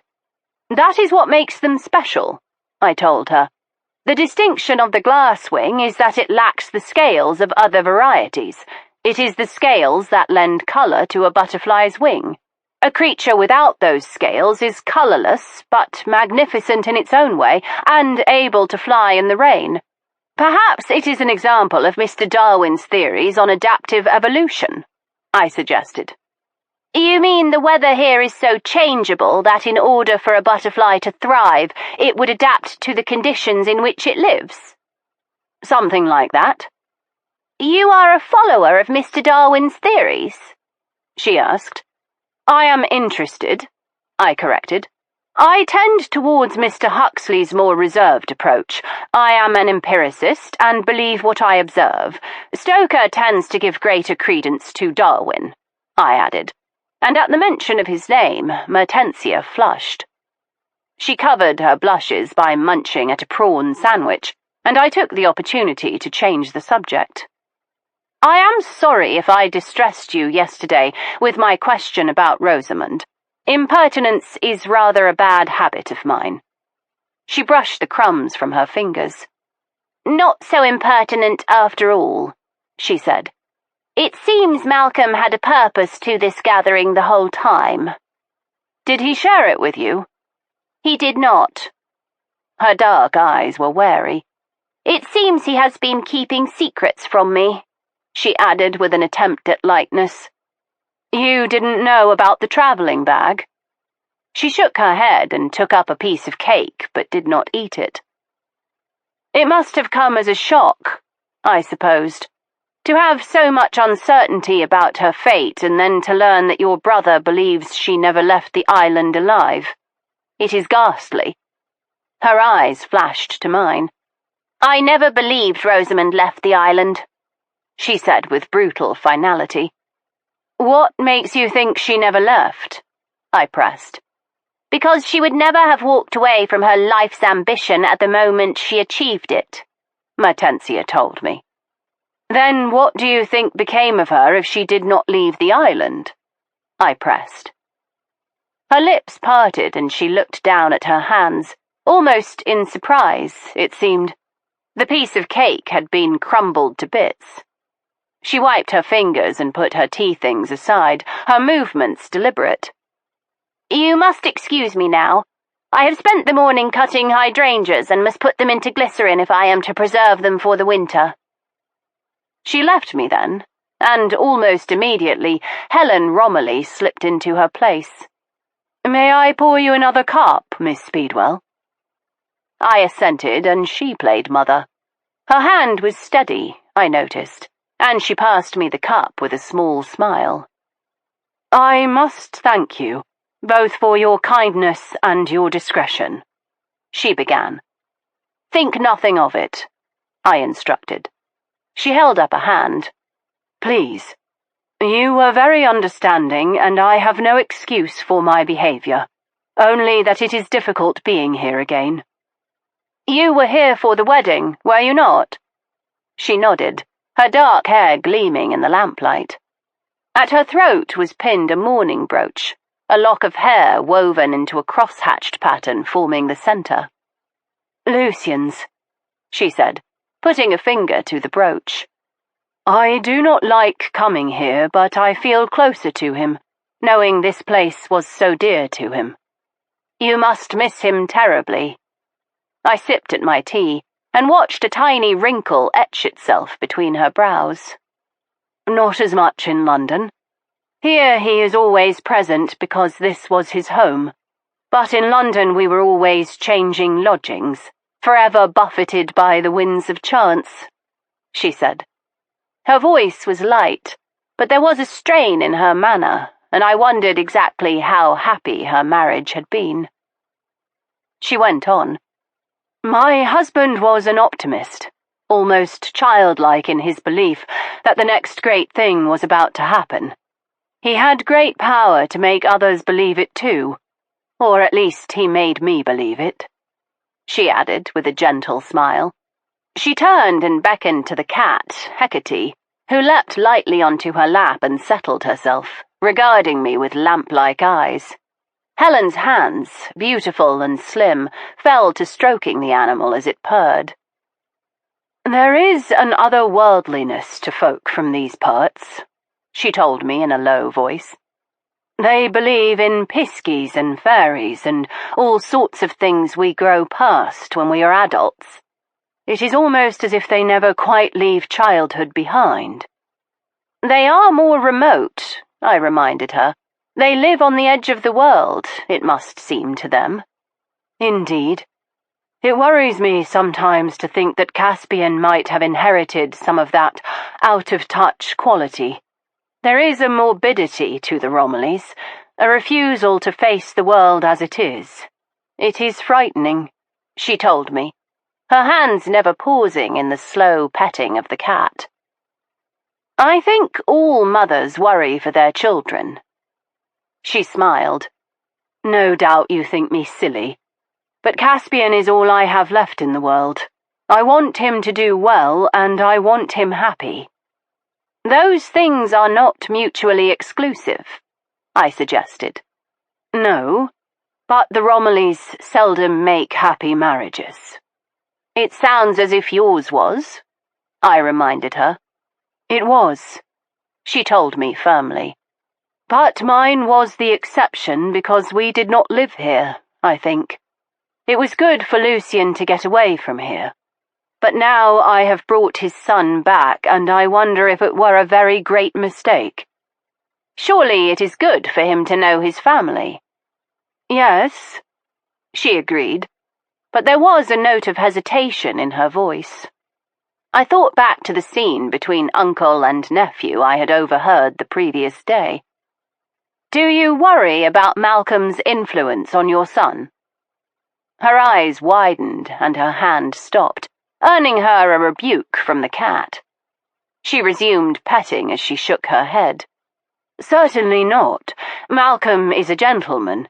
He and Mertensia might be prone to melancholia, but that is the worst one can say about them. I hastened to repair the damage. Forgive me. I heard that Malcolm was intemperate once at school and laid violent hands upon another boy. Oh, that, she said with a short laugh. The boy he choked was a nasty little brute. He was playing the bully to one of the younger boys, and Malcolm wouldn't stand for it. He threw himself at the larger fellow and wouldn't be shaken off. The headmaster insisted upon his expulsion for it, but he came home a hero. You're quite certain of the circumstances? Of course. Lucian saw it all. They had been sent to school together, and the headmaster expelled them both at the same time. He used to tell that story whenever Malcolm's name was mentioned. He was so proud of his elder brother for holding his own with a boy twice his size. I fell silent, wondering why Tiberius had not seen fit to share the mitigating details of the story. Did he know them, or had Helen invented them? She went on. No, my fears with regard to Malcolm have nothing to do with his temper. They are rather to do with his judgment. I fear this house party will be a calamity. What do you think he means to achieve? She shrugged one elegant shoulder. Exactly what he says. To discover once and for all what happened to Rosamund. I only hope he can live with whatever he finds.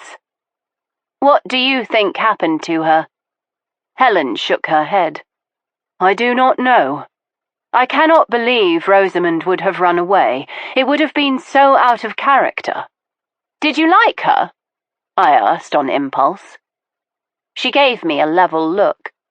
You are forthright, Miss Speedwell. One is not supposed to ask such things. That means no, I replied. Her mouth curved into a smile. Very well.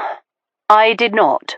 She was very pretty, arrestingly so, but there was something hard about her, I thought, watchful. It was as though she were always assessing, calculating, waiting to discover what part she should put on to play a role. What role? She spread her ringed hands. Mistress of this castle. She was a governess, Miss Speedwell. She had been trained to serve, to fit in, to be unobtrusive. But something drove her, some determination to better her station. I did not fault her for it, mind you. Women in this world have to compete, and there is only so much to go around. If she managed to stake her claim here and made good, I was prepared to accept her as Malcolm's wife. Your attitude is a very modern one, I told her. I am, unlike the Romillys, a realist. I know too well what the world is like, she reminded me. Hence my advice to you yesterday about securing the Viscount while you have him. Although I think your inclinations lie elsewhere, she added, with a flick of her gaze towards where Stoker stood at the fireplace, quietly making his way through a plate of cream buns. I murmured something indistinct into my teacup, and she laughed, leaning forward to tap my knee. Do not worry, my dear, your secret is safe with me. Betrothed to one brother and cavorting with the other on a beach while he is disrobed. Another woman might be shocked, but I take my hat off to you, she said. I thought back to the flicker of movement I had detected out the corner of my eye while we were on the western beach. You saw us. I did. Would it help if I confessed that I am not, in fact, actually betrothed to Tiberius? It was a stratagem because he worried that our travelling together would offend Malcolm's Catholic sensibilities. Are you his mistress? She inquired bluntly. Certainly not, I returned. Tiberius is a friend, nothing more. He has arranged for me to add several specimens of the Romilly glasswing butterfly to my collection. And his brother? She asked, her eyes straying once more to Stoker. We work together. We are employed by the Earl of Rosamund to establish a museum. How disappointing, she said with a smile. I bristled. Because I am in trade? She rapped my knee with her knuckles. No, my dear, I too am in trade, after a fashion. No, I meant your chaste connection with the younger Templeton-Vane. I saw well enough what is under those clothes, Miss Speedwell. Permit me to observe that you are wasting an opportunity there. I could not help but agree. She made a compelling point. At dinner that night, we dutifully made our way through several courses of excellent and largely untouched food, our conversations stilted. Helen did not appear. Mamma never likes to be in company before a visitation, Caspian explained. A visitation? I asked. That is what she prefers to call these encounters, he told me. He was pale and darted several tight-lipped looks towards his uncle, but otherwise his mood was gravely courteous. How did your mother discover her abilities? Tiberius queried. Caspian shrugged.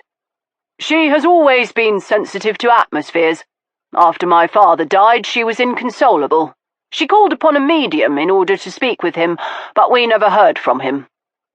Hortensius snorted. You make it sound as if it were a social call. In many respects, that is precisely what it is, he insisted. She establishes a connection with the world beyond, and if the spirit she wishes to speak with is inclined to communicate, he or she will respond. If not, Mamma is given her congé. Not at home to visitors, I quipped. His smile was warm. Just so. How fascinating, Tiberius said, his gaze inscrutable as it rested upon the young man. I must make a point of speaking with her on the subject. I am certain she would be amenable to that, Caspian returned. I looked to where Malcolm sat, toying with a dish of fruited custard. I leant closer to him, pitching my voice low. Are you quite all right? I know it is not my place to remark upon it, but you have hardly touched your food. I did not add that his wine-glass had been filled 4 or 5 times by my count. He looked at me a long moment, seeming to focus only after an effort. How kind of you to ask. I confess I find this all more difficult than I had expected. I can only imagine. But you needn't carry through with it, I pointed out. You have only to say the word and it is finished. How can it be finished until I know? The question was anguished, and I felt a rush of pity for him. He seemed to recover himself then, for he touched my hand lightly. You are very gracious, Veronica. Tiberius is a lucky man. Tiberius. I was grateful that our host had not yet discovered our deception, particularly as I had been indiscreet enough to disport myself on a beach with a wet and naked Stoker. The memory of him, striding from the waves, seawater rolling off of his body like a son of Poseidon. Veronica? Malcolm's voice recalled me to the present. I smiled. Sometimes I quite forget I am an engaged woman. I am not surprised, he said, touching my bare finger. You wear no betrothal ring. He hasn't given me one." Malcolm's expression was shocked. "Then he is derelict in his duty. No, not duty, for it would be a pleasure to put a jewel upon that hand." To my astonishment, I realized Malcolm Romilly, grieving bridegroom with a missing wife, was engaging in a flirtation. True, he was slightly intoxicated, but not wildly so. Still, there was something at the back of his eyes I did not like, something calculated. I eased my hand out from under his, just as Mrs. Trengrouse entered. "The clock is striking 10, sir," she said, in a toneless voice. "It is time." We rose slowly and made our way to the drawing-room. As I passed Mrs. Trengrouse, I saw that her expression was unhappy, a trifle nervous even. I gave her a reassuring smile. "I am certain all will be well," I told her, sotto voce. "From your lips to God's ear, miss," was the fervent reply. "I will go and order hot drinks for afterwards. Some revivifying may be in order." "An excellent notion." She followed us to the door of the drawing-room, closing it after us. I could hear the rattle of her chatelaine as she bustled away, no doubt concealing her concerns for her master in the demands of her position. Far better to go and supervise the clearing up of the dinner things than loiter outside the door. Helen was already in the drawing-room, and I saw at once that it had been arranged a little differently, no doubt to her specifications. The drapes were drawn tightly against the night sky, and 2 tall tapers, church candles of beeswax, had been lit in holders that stood on either side of a sturdy wooden chair. This was set at a round table covered in a dark cloth, and other similar chairs had been arranged to encircle the table. A 3rd candle, small and low, rested in a dish in the centre of the table. No fire had been kindled in the hearth, and I was surprised at this, for the storm was still blowing, the wind moaning softly at the windows like a voice asking permission to enter. The soft metallic ping of raindrops against the glass was the only sound beyond the rustling of our skirts as we ladies took our places, the gentlemen coming after. Helen directed us, taking the chair between the tapers for herself. Malcolm was seated at her right hand, Caspian at her left, and Tiberius was almost opposite. I occupied the spot between Malcolm and Tiberius, while Mertensia took Tiberius's other hand, and Stoker seated himself next to Caspian.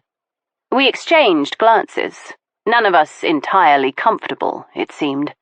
Helen was dressed in her usual black, severe and unrelieved except by the mourning brooch at her throat.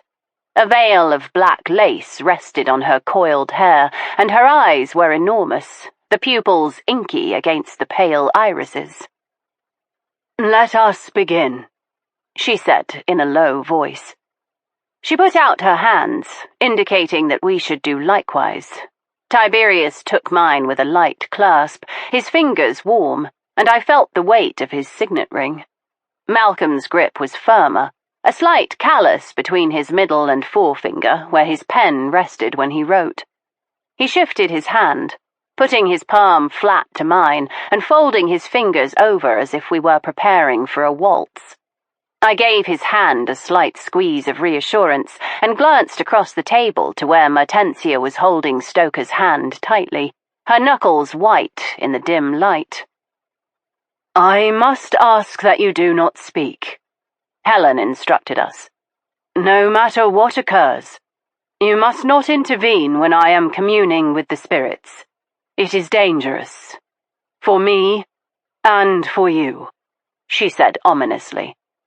She closed her eyes, breathing deeply, once, twice. A 3rd inhalation went on for a long time, and she expelled the breath slowly through slightly parted lips. As the breath escaped, a hum began to sound. Nothing at first, a mere vibration, but then it gathered strength, filling the air. "Spirits, can you hear me?" Helen demanded, in a louder voice than she had yet used, one unlike I had heard from her before. It was a voice that would have done Sarah Siddons proud, ringing past the footlights and into the rafters. The invocation was delivered 3 more times, each punctuated by a low breath and a hum as she began to sway in her chair. Suddenly, the candles guttered, and one of the tapers blew out. Mertensia sucked in her breath, and I felt Malcolm's hand flinch in mine. "Spirits," Helen said, coaxing now. "Speak to me. I can feel you near." The second taper blew out in a rush of cool wind. Mertensia gave a low moan of protest, and I heard Stoker's murmur of reassurance. "Silence! No one must speak but the dead," Helen rebuked. "Come, spirits, come and speak with us now. I call upon Rosamund Romilly. If you are here, make yourself known to us." The rush of cool wind came again, and this time a series of raps. "Don't!" Mertensia begged. But Helen carried on, commanding Rosamund to make herself known to us once more. The raps came again, slow and inexorable, closer now. "Rosamund, is that you?" Helen demanded. "Rap once for yes." The silence was infinite, stretching out between us as the darkness pressed in from all sides. We circled the single flame, like cave-dwellers desperate for solace against the terrors of the night, I thought. It danced wildly, casting shadows over our faces, making sinister masks.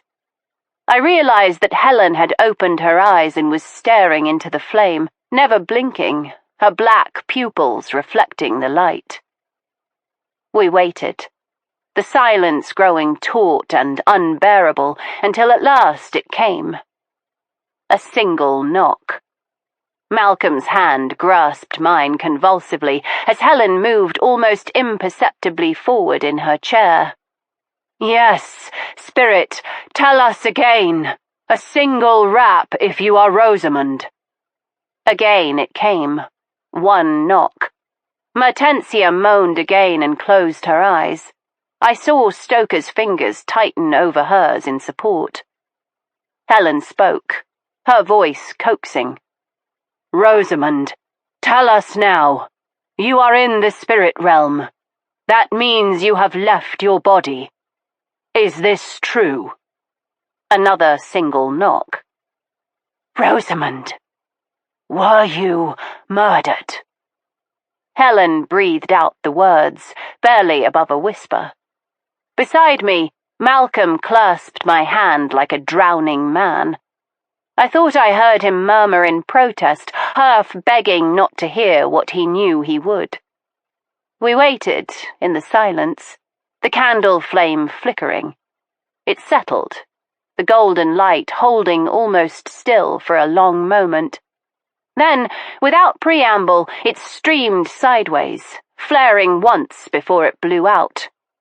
In the sudden darkness, I heard a new sound, tentative at first, then gaining strength.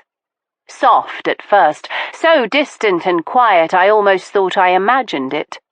It was a harpsichord, or spinet, constructed with strings, I realized, and the melody was old, something baroque and complicated with trills and a slow, slightly melancholy rhythm. "It is music," I said in some surprise. "No, it isn't," Mertensia burst out. "It is Rosamund." "Will someone light a bloody candle?" Tiberius demanded. I heard the rasp of a lucifer being struck, and Stoker's face sprang into view, illuminated by the small flame. He held it to one of the tapers, but it would not take light. It guttered out at once, and Mertensia made a small noise of protest. Stoker struck another lucifer, cupping one hand to protect the tiny flame. "Mamma!" Caspian cried. His mother was slumped senseless in her chair. He shook her gently until she came to with a start. "What has happened?" she demanded.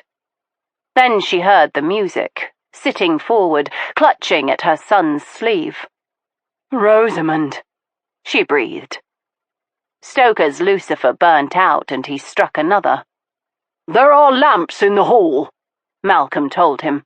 "You mustn't," Mertensia cried, curling her hands into fists at her temples.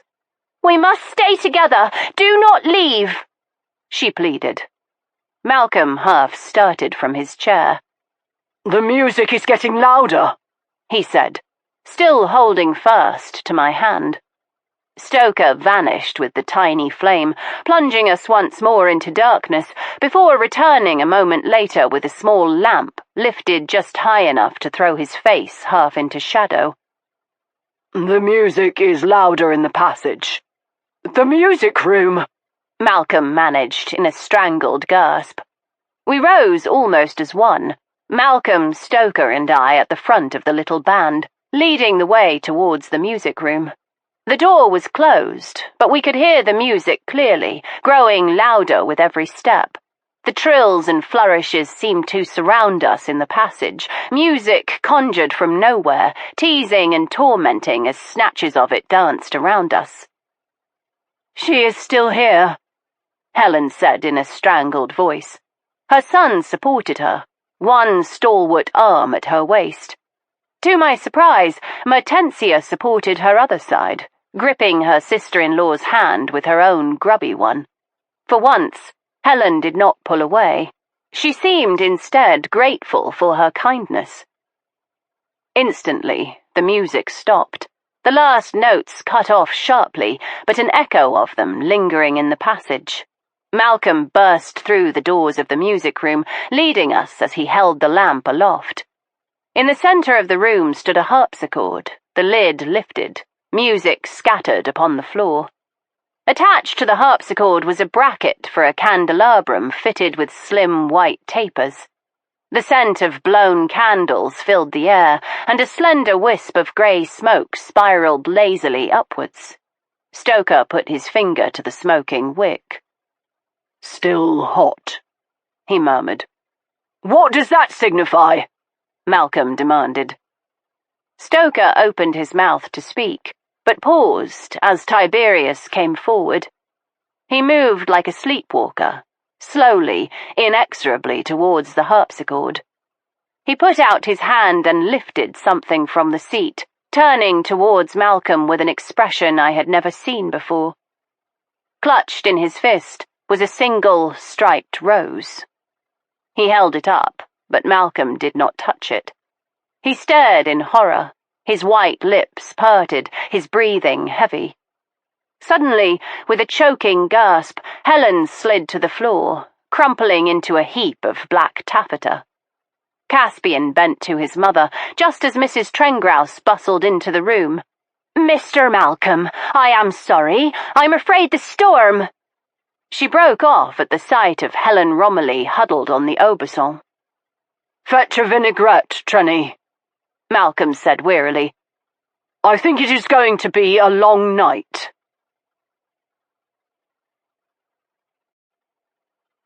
Chapter 10. By unspoken agreement, we reassembled in the drawing room, where a fire had been kindled against the rising storm. The draperies were drawn to shut out the pounding rain, but a restlessness seemed to have settled over the group. Helen had been roused from her swoon and was settled on a sofa, a rug over her knees. Caspian disappeared and returned a few moments later with her cat, Hecate, dropping the animal onto his mother's knee. The creature turned a few times, kneading its claws, before gathering its legs underneath and assuming a posture of watchful rest upon its mistress's lap. "Thank you, darling," Helen murmured to Caspian.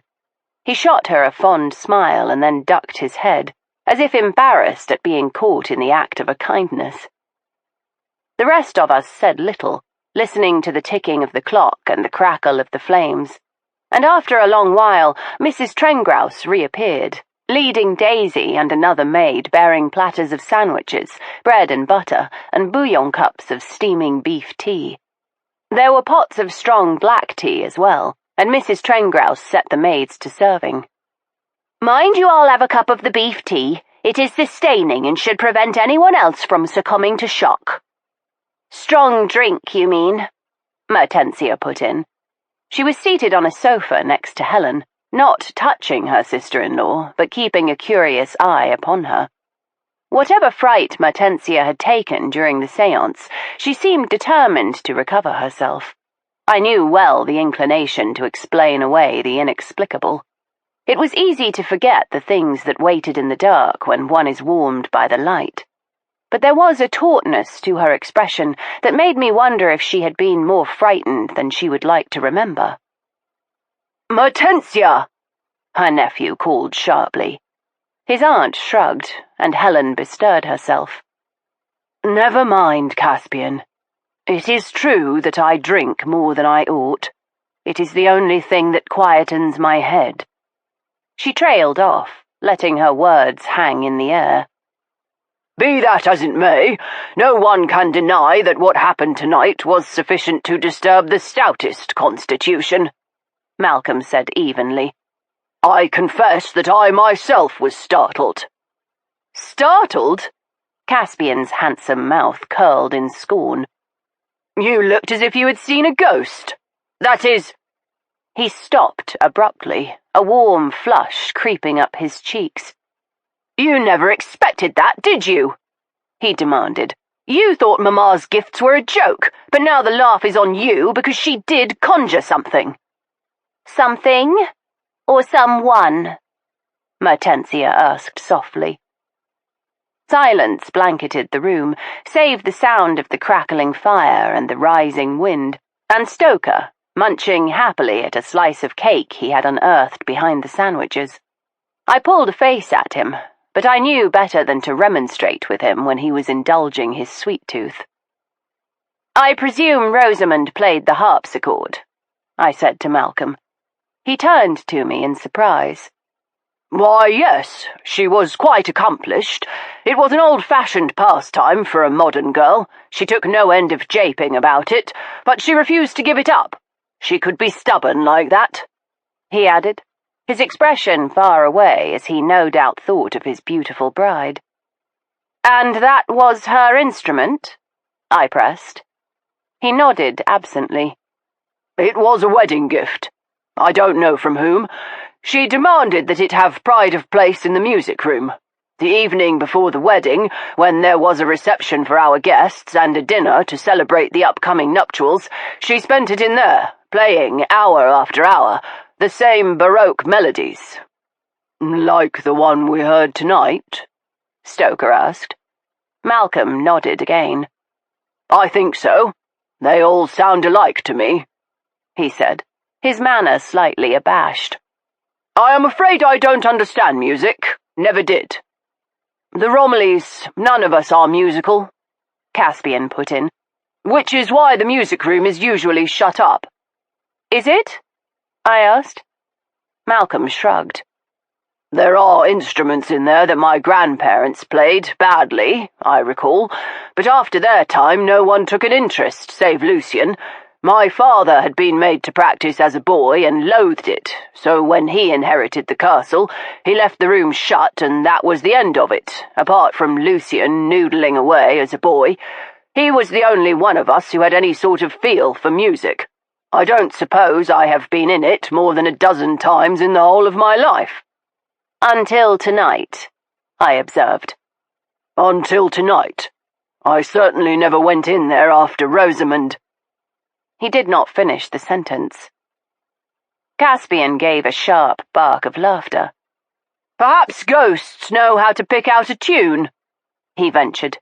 "Don't be stupid," Mertensia snapped. "We have had enough talk of ghosts for one night." "Yes, but we have made a start," Malcolm said. There was a boyish earnestness to him that was oddly touching. "You want to do this again?" I asked. "I do. I believe we have only scratched the surface. My God, if Helen has managed to make contact with her so quickly and so comprehensively, imagine what Rosamund could tell us." His eyes were almost feverish, and his sister stared at him as if he had taken leave of his senses. "You cannot be serious, Malcolm. It's the rankest chicanery." "How dare you!" Caspian leapt to his feet, his fists balled at his sides. Mertensia rose, standing toe-to-toe with her nephew, lacking a few inches but nothing in courage. "I do dare," was the stout reply. "Mertensia, Caspian, we have guests," Malcolm reminded them. "Guests?" Mertensia whirled to look at her brother. "I hardly think so. Tiberius has been coming here since he was a boy, and as for the others, what secrets have we now? We are beyond polite conventions, brother. We have been since you asked them to search for a dead woman." The gentleman had risen as soon as Mertensia got to her feet. Only Helen and I remained seated, but she rose now, gathering the cat to her breast. "Malcolm," she said in her usual gentle voice, "I will try again tomorrow if you insist, but I am not certain it is wise. Perhaps Mertensia is right. Perhaps it is best to let the dead bury the dead." Malcolm's mouth set in a mulish line. "Do you know what the past 3 years have been like? No, none of you can imagine," he said, looking from each of us to the next. "I have been as one insensible, sleepwalking through my days. I cannot put her memory to rest because I do not know what became of her. I have been driven halfway to madness, and you would have me stop now?" "But what if the truth is too terrible to bear?" Mertensia asked, in a voice of surrender. "There is no truth so terrible as the unknown," he replied. "Very well," she said. "I am against this. I do it under protest, and I think it unwise. But I will do it for you." He reached out and clasped her hand. He turned to their sister-in-law.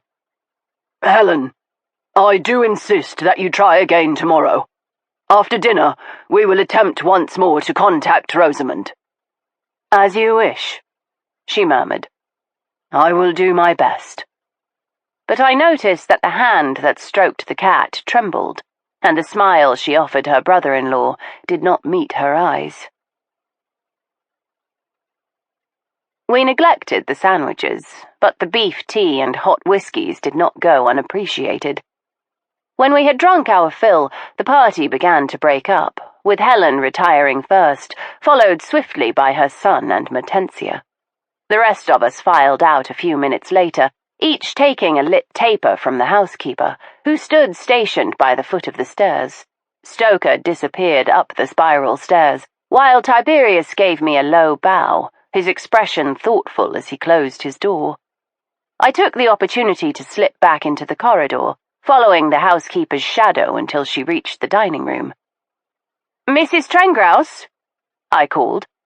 She whirled, her face as white as the taper I held aloft. "Miss Speedwell, what can I do for you?" "I rather wondered if I might do something for you," I began. "Anything that affects the family must affect the rest of you who live here, and the burden of keeping everything running smoothly falls upon your shoulders." "That is true, I suppose," she told me in a low voice. "I have the devil's own time keeping the maids from losing their wits. They are silly girls, every last one of them. Naturally, they are influenced by such a tragic story." "The tragedy is that he fell in love with her at all," she said suddenly. I canted my head. "Is it?"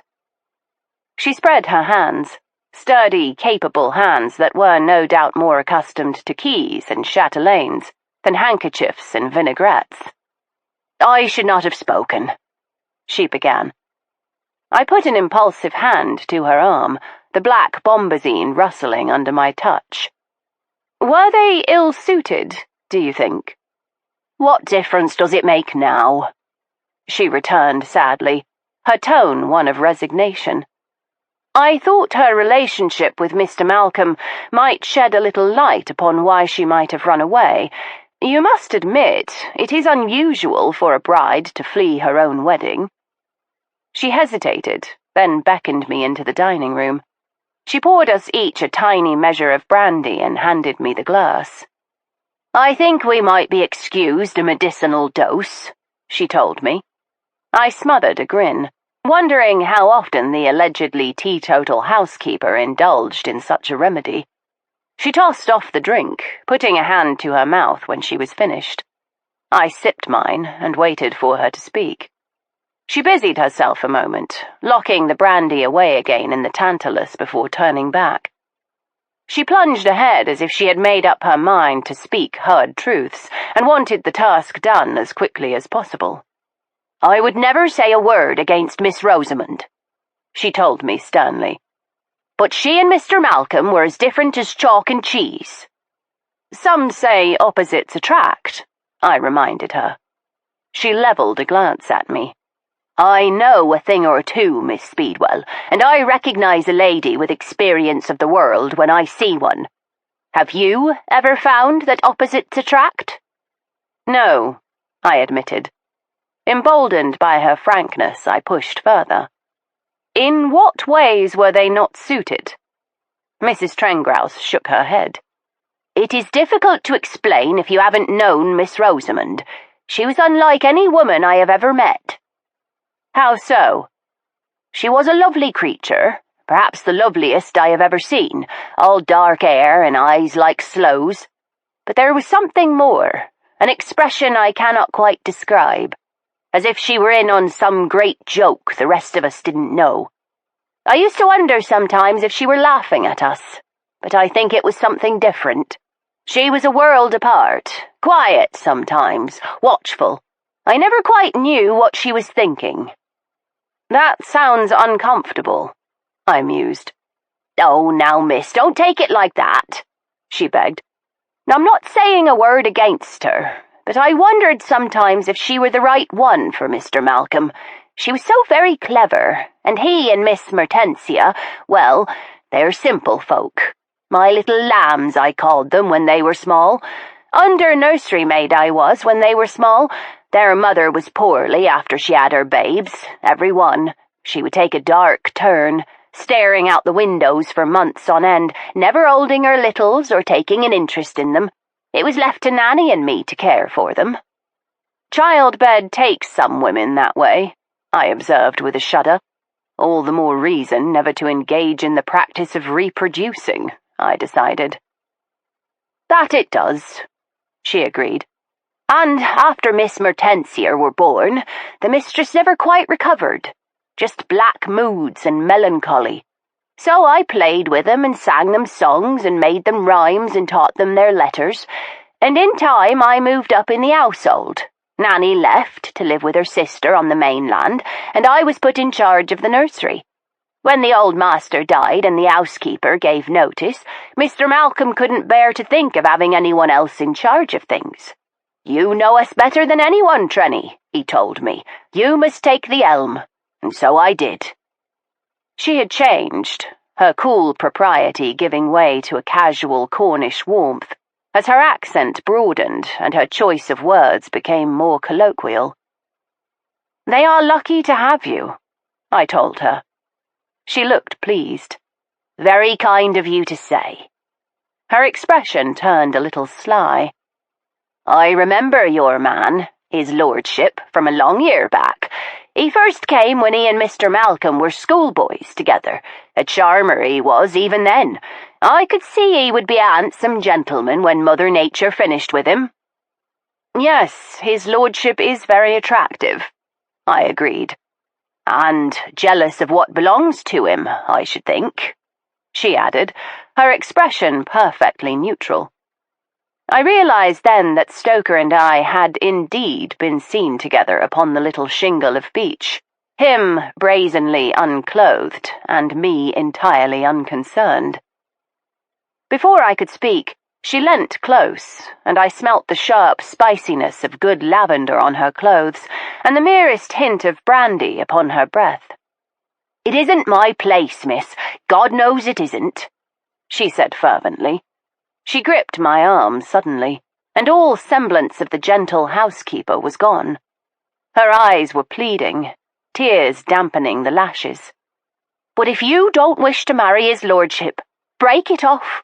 Miss Rosamund didn't, and look where it has got us." "You think she ought to have broken her betrothal?" "Aye," she said, her fingers tightening on my arm. "If she had her doubts, she might just have left him, might have saved him years of misery and wondering what became of her. Why could she not have called off the wedding?" she demanded. "She might have saved him so much torment if only she had taken her courage in her own two hands and refused to go through with it." "Then you think she ran away?" I ventured. She blinked furiously, seeming to recollect herself. She dropped my arm and took a handkerchief from her pocket. She wiped her eyes and blew her nose lavishly. "What else could it be, miss?" I did not like to speak of murder to Mrs. Trengrouse. It was all so sordid and out of keeping with her tidy ways. In her world, mess and disorder were things to be mended. I knew from my own careful taxonomies that there was a tranquility to be found in order. My solace was the pinning of specimens and the lettering of Latin labels, not so very different to the starching of sheets and the roasting of ducks. To defile the housekeeper's serenity seemed somehow unkind, and so I temporized. "I am sure she had her reasons," I told her, "for marrying Mr. Malcolm and for leaving." Mrs. Trengrouse's expression was doubtful. "Perhaps it is as you say, miss." She dried her eyes again and pocketed her handkerchief, her manner once more brisk. "I shall not ask your pardon for my intemperate speech," she said formally, her Cornish accent smoothing into something more mannered. "but I would never have unburdened myself to a guest were the situation not so—" I would have touched her arm once more, but it was clear the moment for such intimacy was past. "Think nothing of it, Mrs. Trengrouse. People often forget that staff are as deeply affected by the goings-on in the house as the family themselves." She paused, then nodded slowly, the candlelight sparking off the silver threads in her dark hair. "Most people never think of such a thing. You are a most singular person, Miss Speedwell." "Thank you, Mrs. Trengrouse. I shall take that as a compliment." They say that curiosity killed the cat, but I am no cringing feline. I waited until the castle slept, the only sound the roaring of the wind about the tower, then rose and put on a dressing gown. I omitted to wear slippers, preferring chilled feet to the noise of soles scraping upon the stones. I stepped out onto the landing of the turret stair, groping carefully rather than lighting a candle and risk alerting Tiberius, or anyone else, to my presence. There was no sound from Stoker's room above, and no light shone down the stairs. I put my foot to the first step and ran headlong into a broad chest. Strong arms came about me, and a hand clamped over my mouth. Warm breath that smelt of peppermint humbugs stirred the air next to my ear, and there was the softest brush of lips as he whispered, "Not a sound. Tiberius is wakeful." I gave a nod, and Stoker withdrew his hand from my mouth, but his arms were still firmly clasped about my person. "I presume you mean to investigate the music room?" I nodded again, and the arms relaxed as the lips brushed my ear again. "Then I am coming with you." It was just as well that I should not speak. The unexpected proximity of him had set off a most interesting and violent reaction within me. I felt warm, very warm indeed, where his body made contact with mine, and unbearably cold where we did not touch. I attributed the sensation to the chill of the stone stair upon which I stood, and the thinness of my night attire. With a purposeful gesture, I pushed him away, fancying I detected a glint of something like amusement in his expression.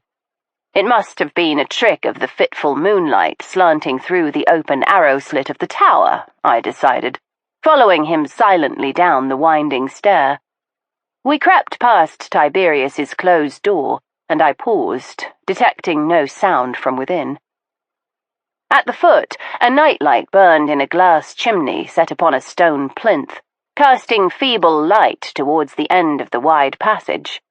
Keeping to the shadows, we made our way to the music room, slipping like wraiths through the half-closed door. Stoker shut it softly behind us, as a precaution before lighting a single candle from one of the music stands. The sudden flare of light nearly blinded me, but I bent hastily to the task at hand. I inspected the harpsichord thoroughly, from its lacquered case to the strings that formed its innards, running my hands over the ivory and black keys, careful to draw no sound from them. "What precisely are you looking for?" Stoker inquired.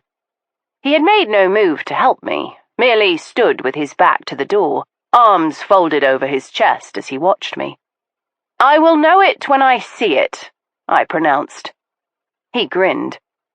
"You don't know, do you?" I pulled a face. "I am not mechanically minded," I admitted. "Have you any suggestion?" He came forward, standing very close behind as he reached over my shoulder to point. "The likeliest way to accomplish a trick like this is to fashion a clockwork mechanism to create the effect of an instrument playing itself.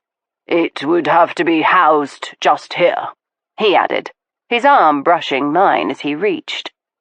I peered closely into the lacquered cabinet of the harpsichord, but I saw nothing amiss. No devices or contraption that might have accounted for the instrument playing by itself. I stepped back, frustrated. "How could it have been done, then?" Stoker shrugged. "It cannot. Not with this instrument. Someone had to actually touch the keys in order to make the music." He trailed his forefinger along the edge. "A handsome piece," he said. "And an expensive one, if a little gaudy for my taste." He was not wrong. Each panel of the instrument's case was painted with a different allegorical scene of passion. Venus and Adonis, Jupiter and Europa. They had sprung from the brush of a master, I realized, rendered with uncommon skill and delicacy. "The artist has put in little jokes," I told him. I bent to show him a goat with a wreath of laurel tipped drunkenly over one horn, a puppy stealing a beribboned slipper. "Clever," he murmured, peering closely. "He has managed to give the animals almost human expressions."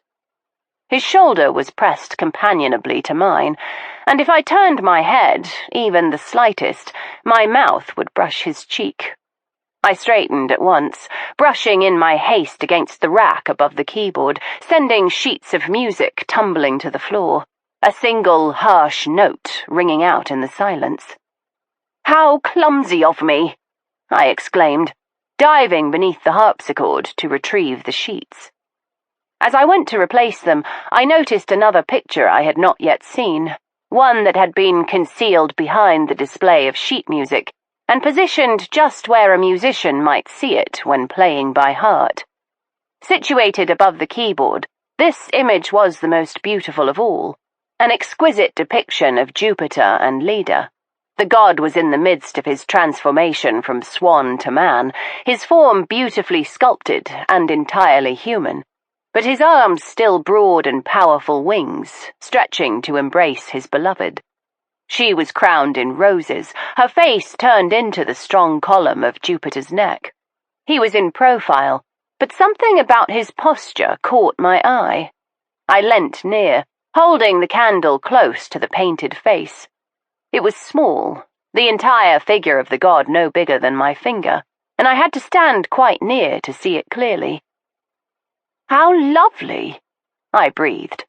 I pointed, and Stoker came to stand behind me, looking at the god and his lady love in the throes of their erotic embrace. "Rather gives one ideas," he murmured. I swallowed hard and darted a glance at him, but he did not look at me. Rather, his gaze was fixed upon the little painting. He bent swiftly and gave a sudden exclamation. "You unspeakable bastard," he muttered. He turned to me. Look. I did. It's lovely, I began. No, he instructed, taking my shoulders firmly in his grasp and forcing me to bend closer to the painting. Look. For a moment, I was conscious only of his hands gripping me through the thin fabric of my nightdress. I could feel the warm clasp of each finger just at my collarbones, and the thumbs, pressing either side of my spine, stroking gently as he pushed me. I bit back an involuntary moan as my eyes fell upon the image of the god, and I saw for myself what he meant. But, exactly, he said with grim satisfaction. But that means... Not now, he cautioned. We can discuss it when we have finished here. For now, we ought to conclude our investigation in this room and make good our escape before we are discovered. I meant only to search the instrument, I told him truthfully. What else should we examine? He thought a moment, his eyes gleaming in the low light.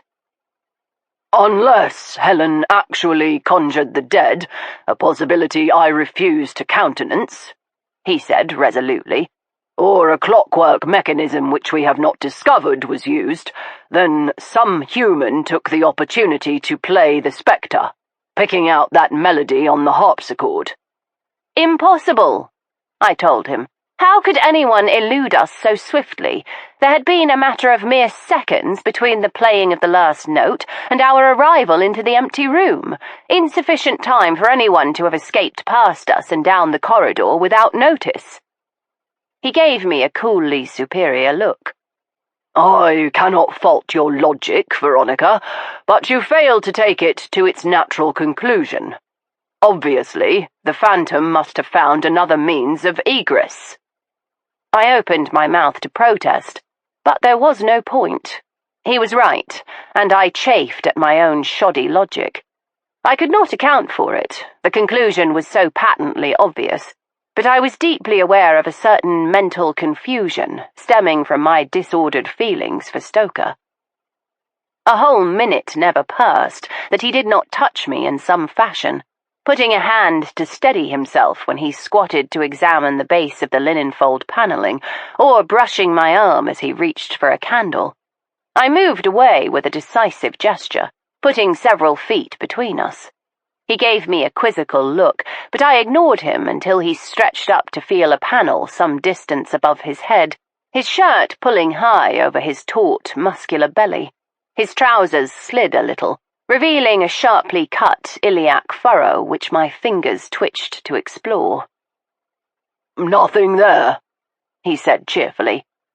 I growled by way of response and bent to the panel in front of me, kicking it in my frustration. To my astonishment, it leapt open at the blow, revealing a narrow passageway behind. You've done it, he praised, coming up behind me and putting a hand once more to my shoulder. The passage was dark and smelt of cold stone, and I was suddenly grateful for his presence. I paused to examine the hinges, not surprised to see them gleaming with oil. Someone has attended to these recently, I pointed out. No doubt planning their exit from the music room much as a conjurer might plot out a trick, he agreed, coming forward to sniff the oil. Stoker retrieved a lit candle and gestured for me to precede him into the passage. I gathered my courage along with the skirts of my nightdress. If I am going first, I ought to take the light, I said, taking charge of the situation. He acquiesced, handing it over and following me as obediently as a lamb as we made our way down the passage. I was conscious of him behind me, too close for my own peace of mind, I reflected darkly, and I wrenched my attention to the task at hand, investigating the passageway. Running the length of an interior wall, the little corridor had no doubt at one time been a means of moving from one part of the house to another. I had to push hard at the other end to force open the door. I emerged into the library, just behind a high-backed porter's chair. The door here was neatly concealed by a narrow map case.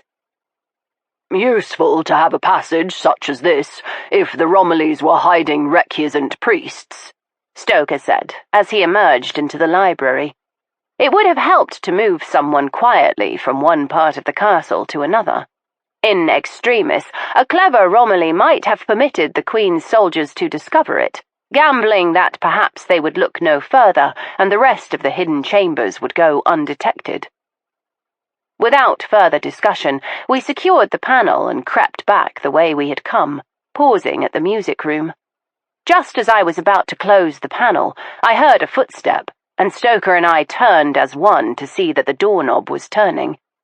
In the space of a heartbeat, he had thrust me back into the passage and pulled the panel closed behind us. In his haste, the candle blew out, plunging us into complete darkness. The passage was small and narrow, and we dared not move with only the thin oak panel between us and whoever had come into the music room. My back was pressed against the stone, and my front was pressed against Stoker, a surface every bit as unyielding, but much warmer. His heart beat slowly under mine, and his exhalations ruffled the hair at my brow. His mouth moved against my ear, intimate, caressing. "Veronica," he murmured, his voice almost soundless in that small, confined space. I turned my head to touch my lips to his cheek, whispering the words against his skin. Yes. It was not a question. It was a declaration, an invitation. He moved against me, and I stifled a moan, biting my lip so hard I tasted the sharp, salty copper of my own blood on my tongue. His mouth moved again. "You are standing on my foot." I reared back, hitting my head on the stone wall behind me. I smothered a lavish curse and realized that there was a faint glimmer of light in the passageway, a crack in the linen-fold panelling. I put my eye to it, just in time to see the glow of a single candle illuminating the music room, held aloft by Mrs. Trengrouse. She was wearing a sober dressing gown and nightcap. She walked forward slowly and took only 2 or 3 steps, as if steeling herself against what she might find. She held the candle high, moving it from side to side in a slow arc. "Miss Rosamund? Is that you? Are you here?" Her voice trembled, and I held my breath, knowing that Stoker and I dare not reveal ourselves, as much for fear that she would faint dead away as for the lack of any possible excuse for our presence. Far better to wait for her to withdraw, then beat a hasty retreat to our own rooms. I slid a little aside, guiding his head to the crack so that he too could see. We were awkwardly arranged, with Stoker half stooped and one strong thigh braced under my bottom so that we could both watch. I slipped a little and he caught me, planting one palm flat against the panelling, creating a sort of armchair for me out of his own body. The warmth of his flesh was almost unbearable, and I wondered for a brief and irrational moment if he were deliberately provoking a physical reaction in order to annoy me. To show him I would not be goaded, I perched upon his thigh, making a point of wriggling just a little before turning my attention back to Mrs. Trengrouse.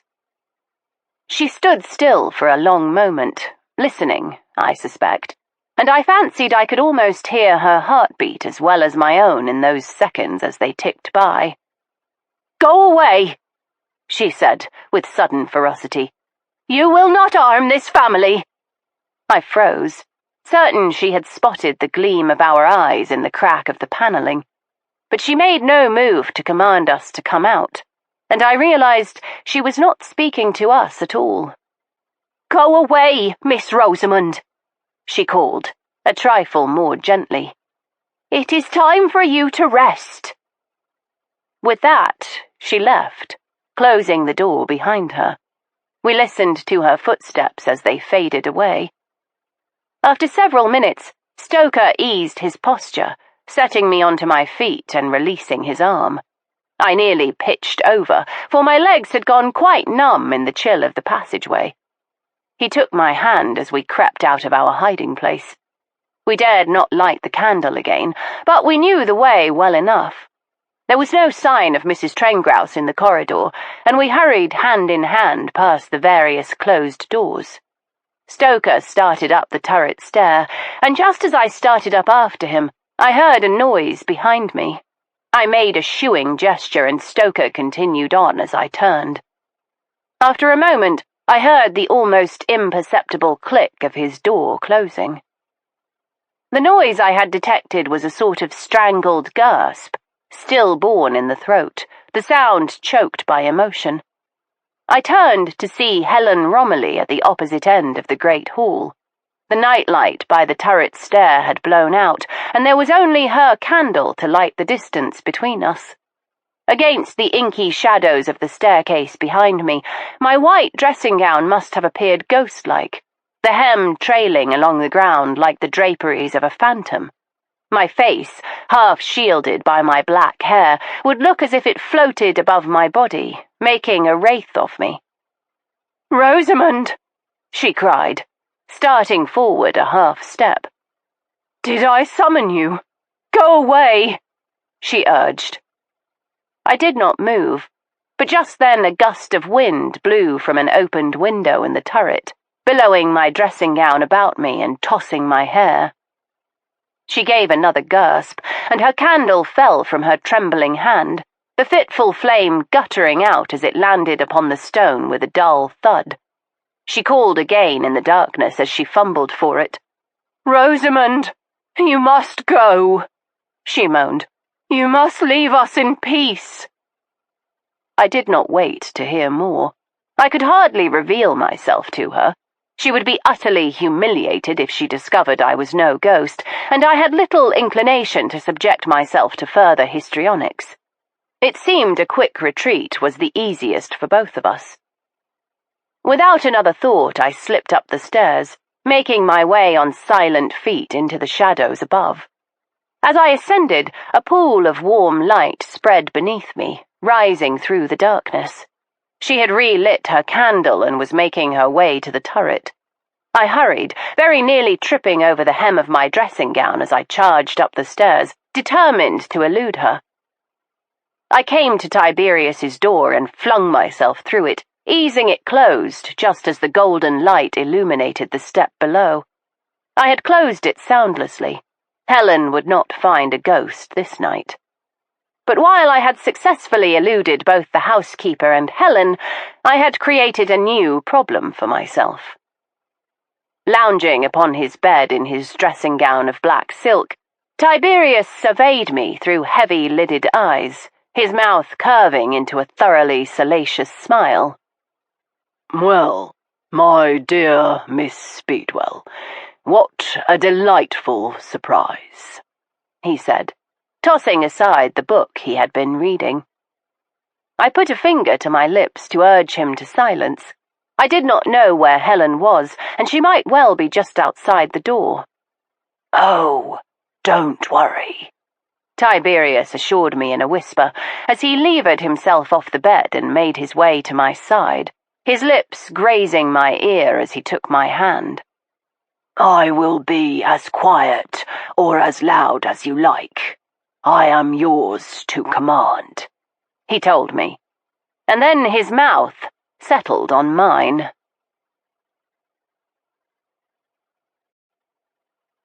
Chapter 11. I will admit to a certain susceptibility where Tiberius's amorous efforts were concerned. Between my own healthy libido and the length of my self-imposed and unaccustomed chastity, I was ripe as a plum for the plucking. And we might indeed have plucked, had I not come to my senses.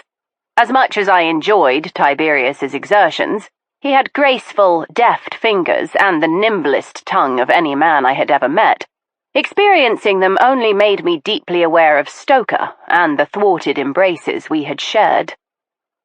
Stoker. The thought of him propelled me to instinctive action. With no little measure of regret, I removed my hands from the Viscount's person and placed them flat upon his chest, giving him a small shove. At least, it was supposed to be a small shove. He ended up flat on his back on the hearthrug, contemplating the ceiling. When he had recovered his breath, He folded his hands over his lean stomach and regarded the coffered ceiling thoughtfully. You need only have asked me to stop, Veronica. I have never yet taken a lover against his or her will, and I certainly wouldn't begin with you. I reached a hand to help him up. I am sorry. I suppose I was rather more forceful than I intended. He smoothed his dressing gown back into place, tying the knot of the belt where I had yanked it loose in a moment of reckless abandon. Still, that was rather nearer the mark than I expected. 2 minutes more, and I wager you wouldn't have been able to stop yourself. He poured out a measure of whiskey and handed it to me, taking another for himself. 2 seconds more and I wouldn't have, I admitted.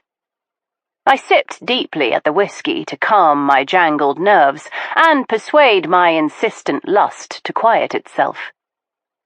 He eyed the bed, then turned, regretfully, I think, to the chairs in front of the fireplace. He settled himself, crossing one long leg over the other. I suspect I have my brother to blame for this, he ventured. I took the other chair, propping my feet upon the still warm hearth. There are no significant developments in that quarter, I told him. But there never will be if you and I become better friends. Is that it? Something like that. He smiled, a curiously kind curving of the lips that was devoid of his usual mockery. You walk with hope, Veronica. God, how I envy you that. Life is a brutal business when one has nothing left to hope for. He rolled his glass between his palms, staring into the amber depths of the whiskey. Do not try to engage my pity, I warned him. You are handsome, wealthy, privileged beyond belief, and you have hobbies to amuse and engage you. He arched one brow in my direction. Music and art are poor substitutes for love, my dear. I was not referring to those, my lord. I meant instead your penchant for puppeteering. Goodness, how you do like to tug the strings. His gaze was quizzical. I haven't the faintest idea what you mean, he began. He did not affect innocence well.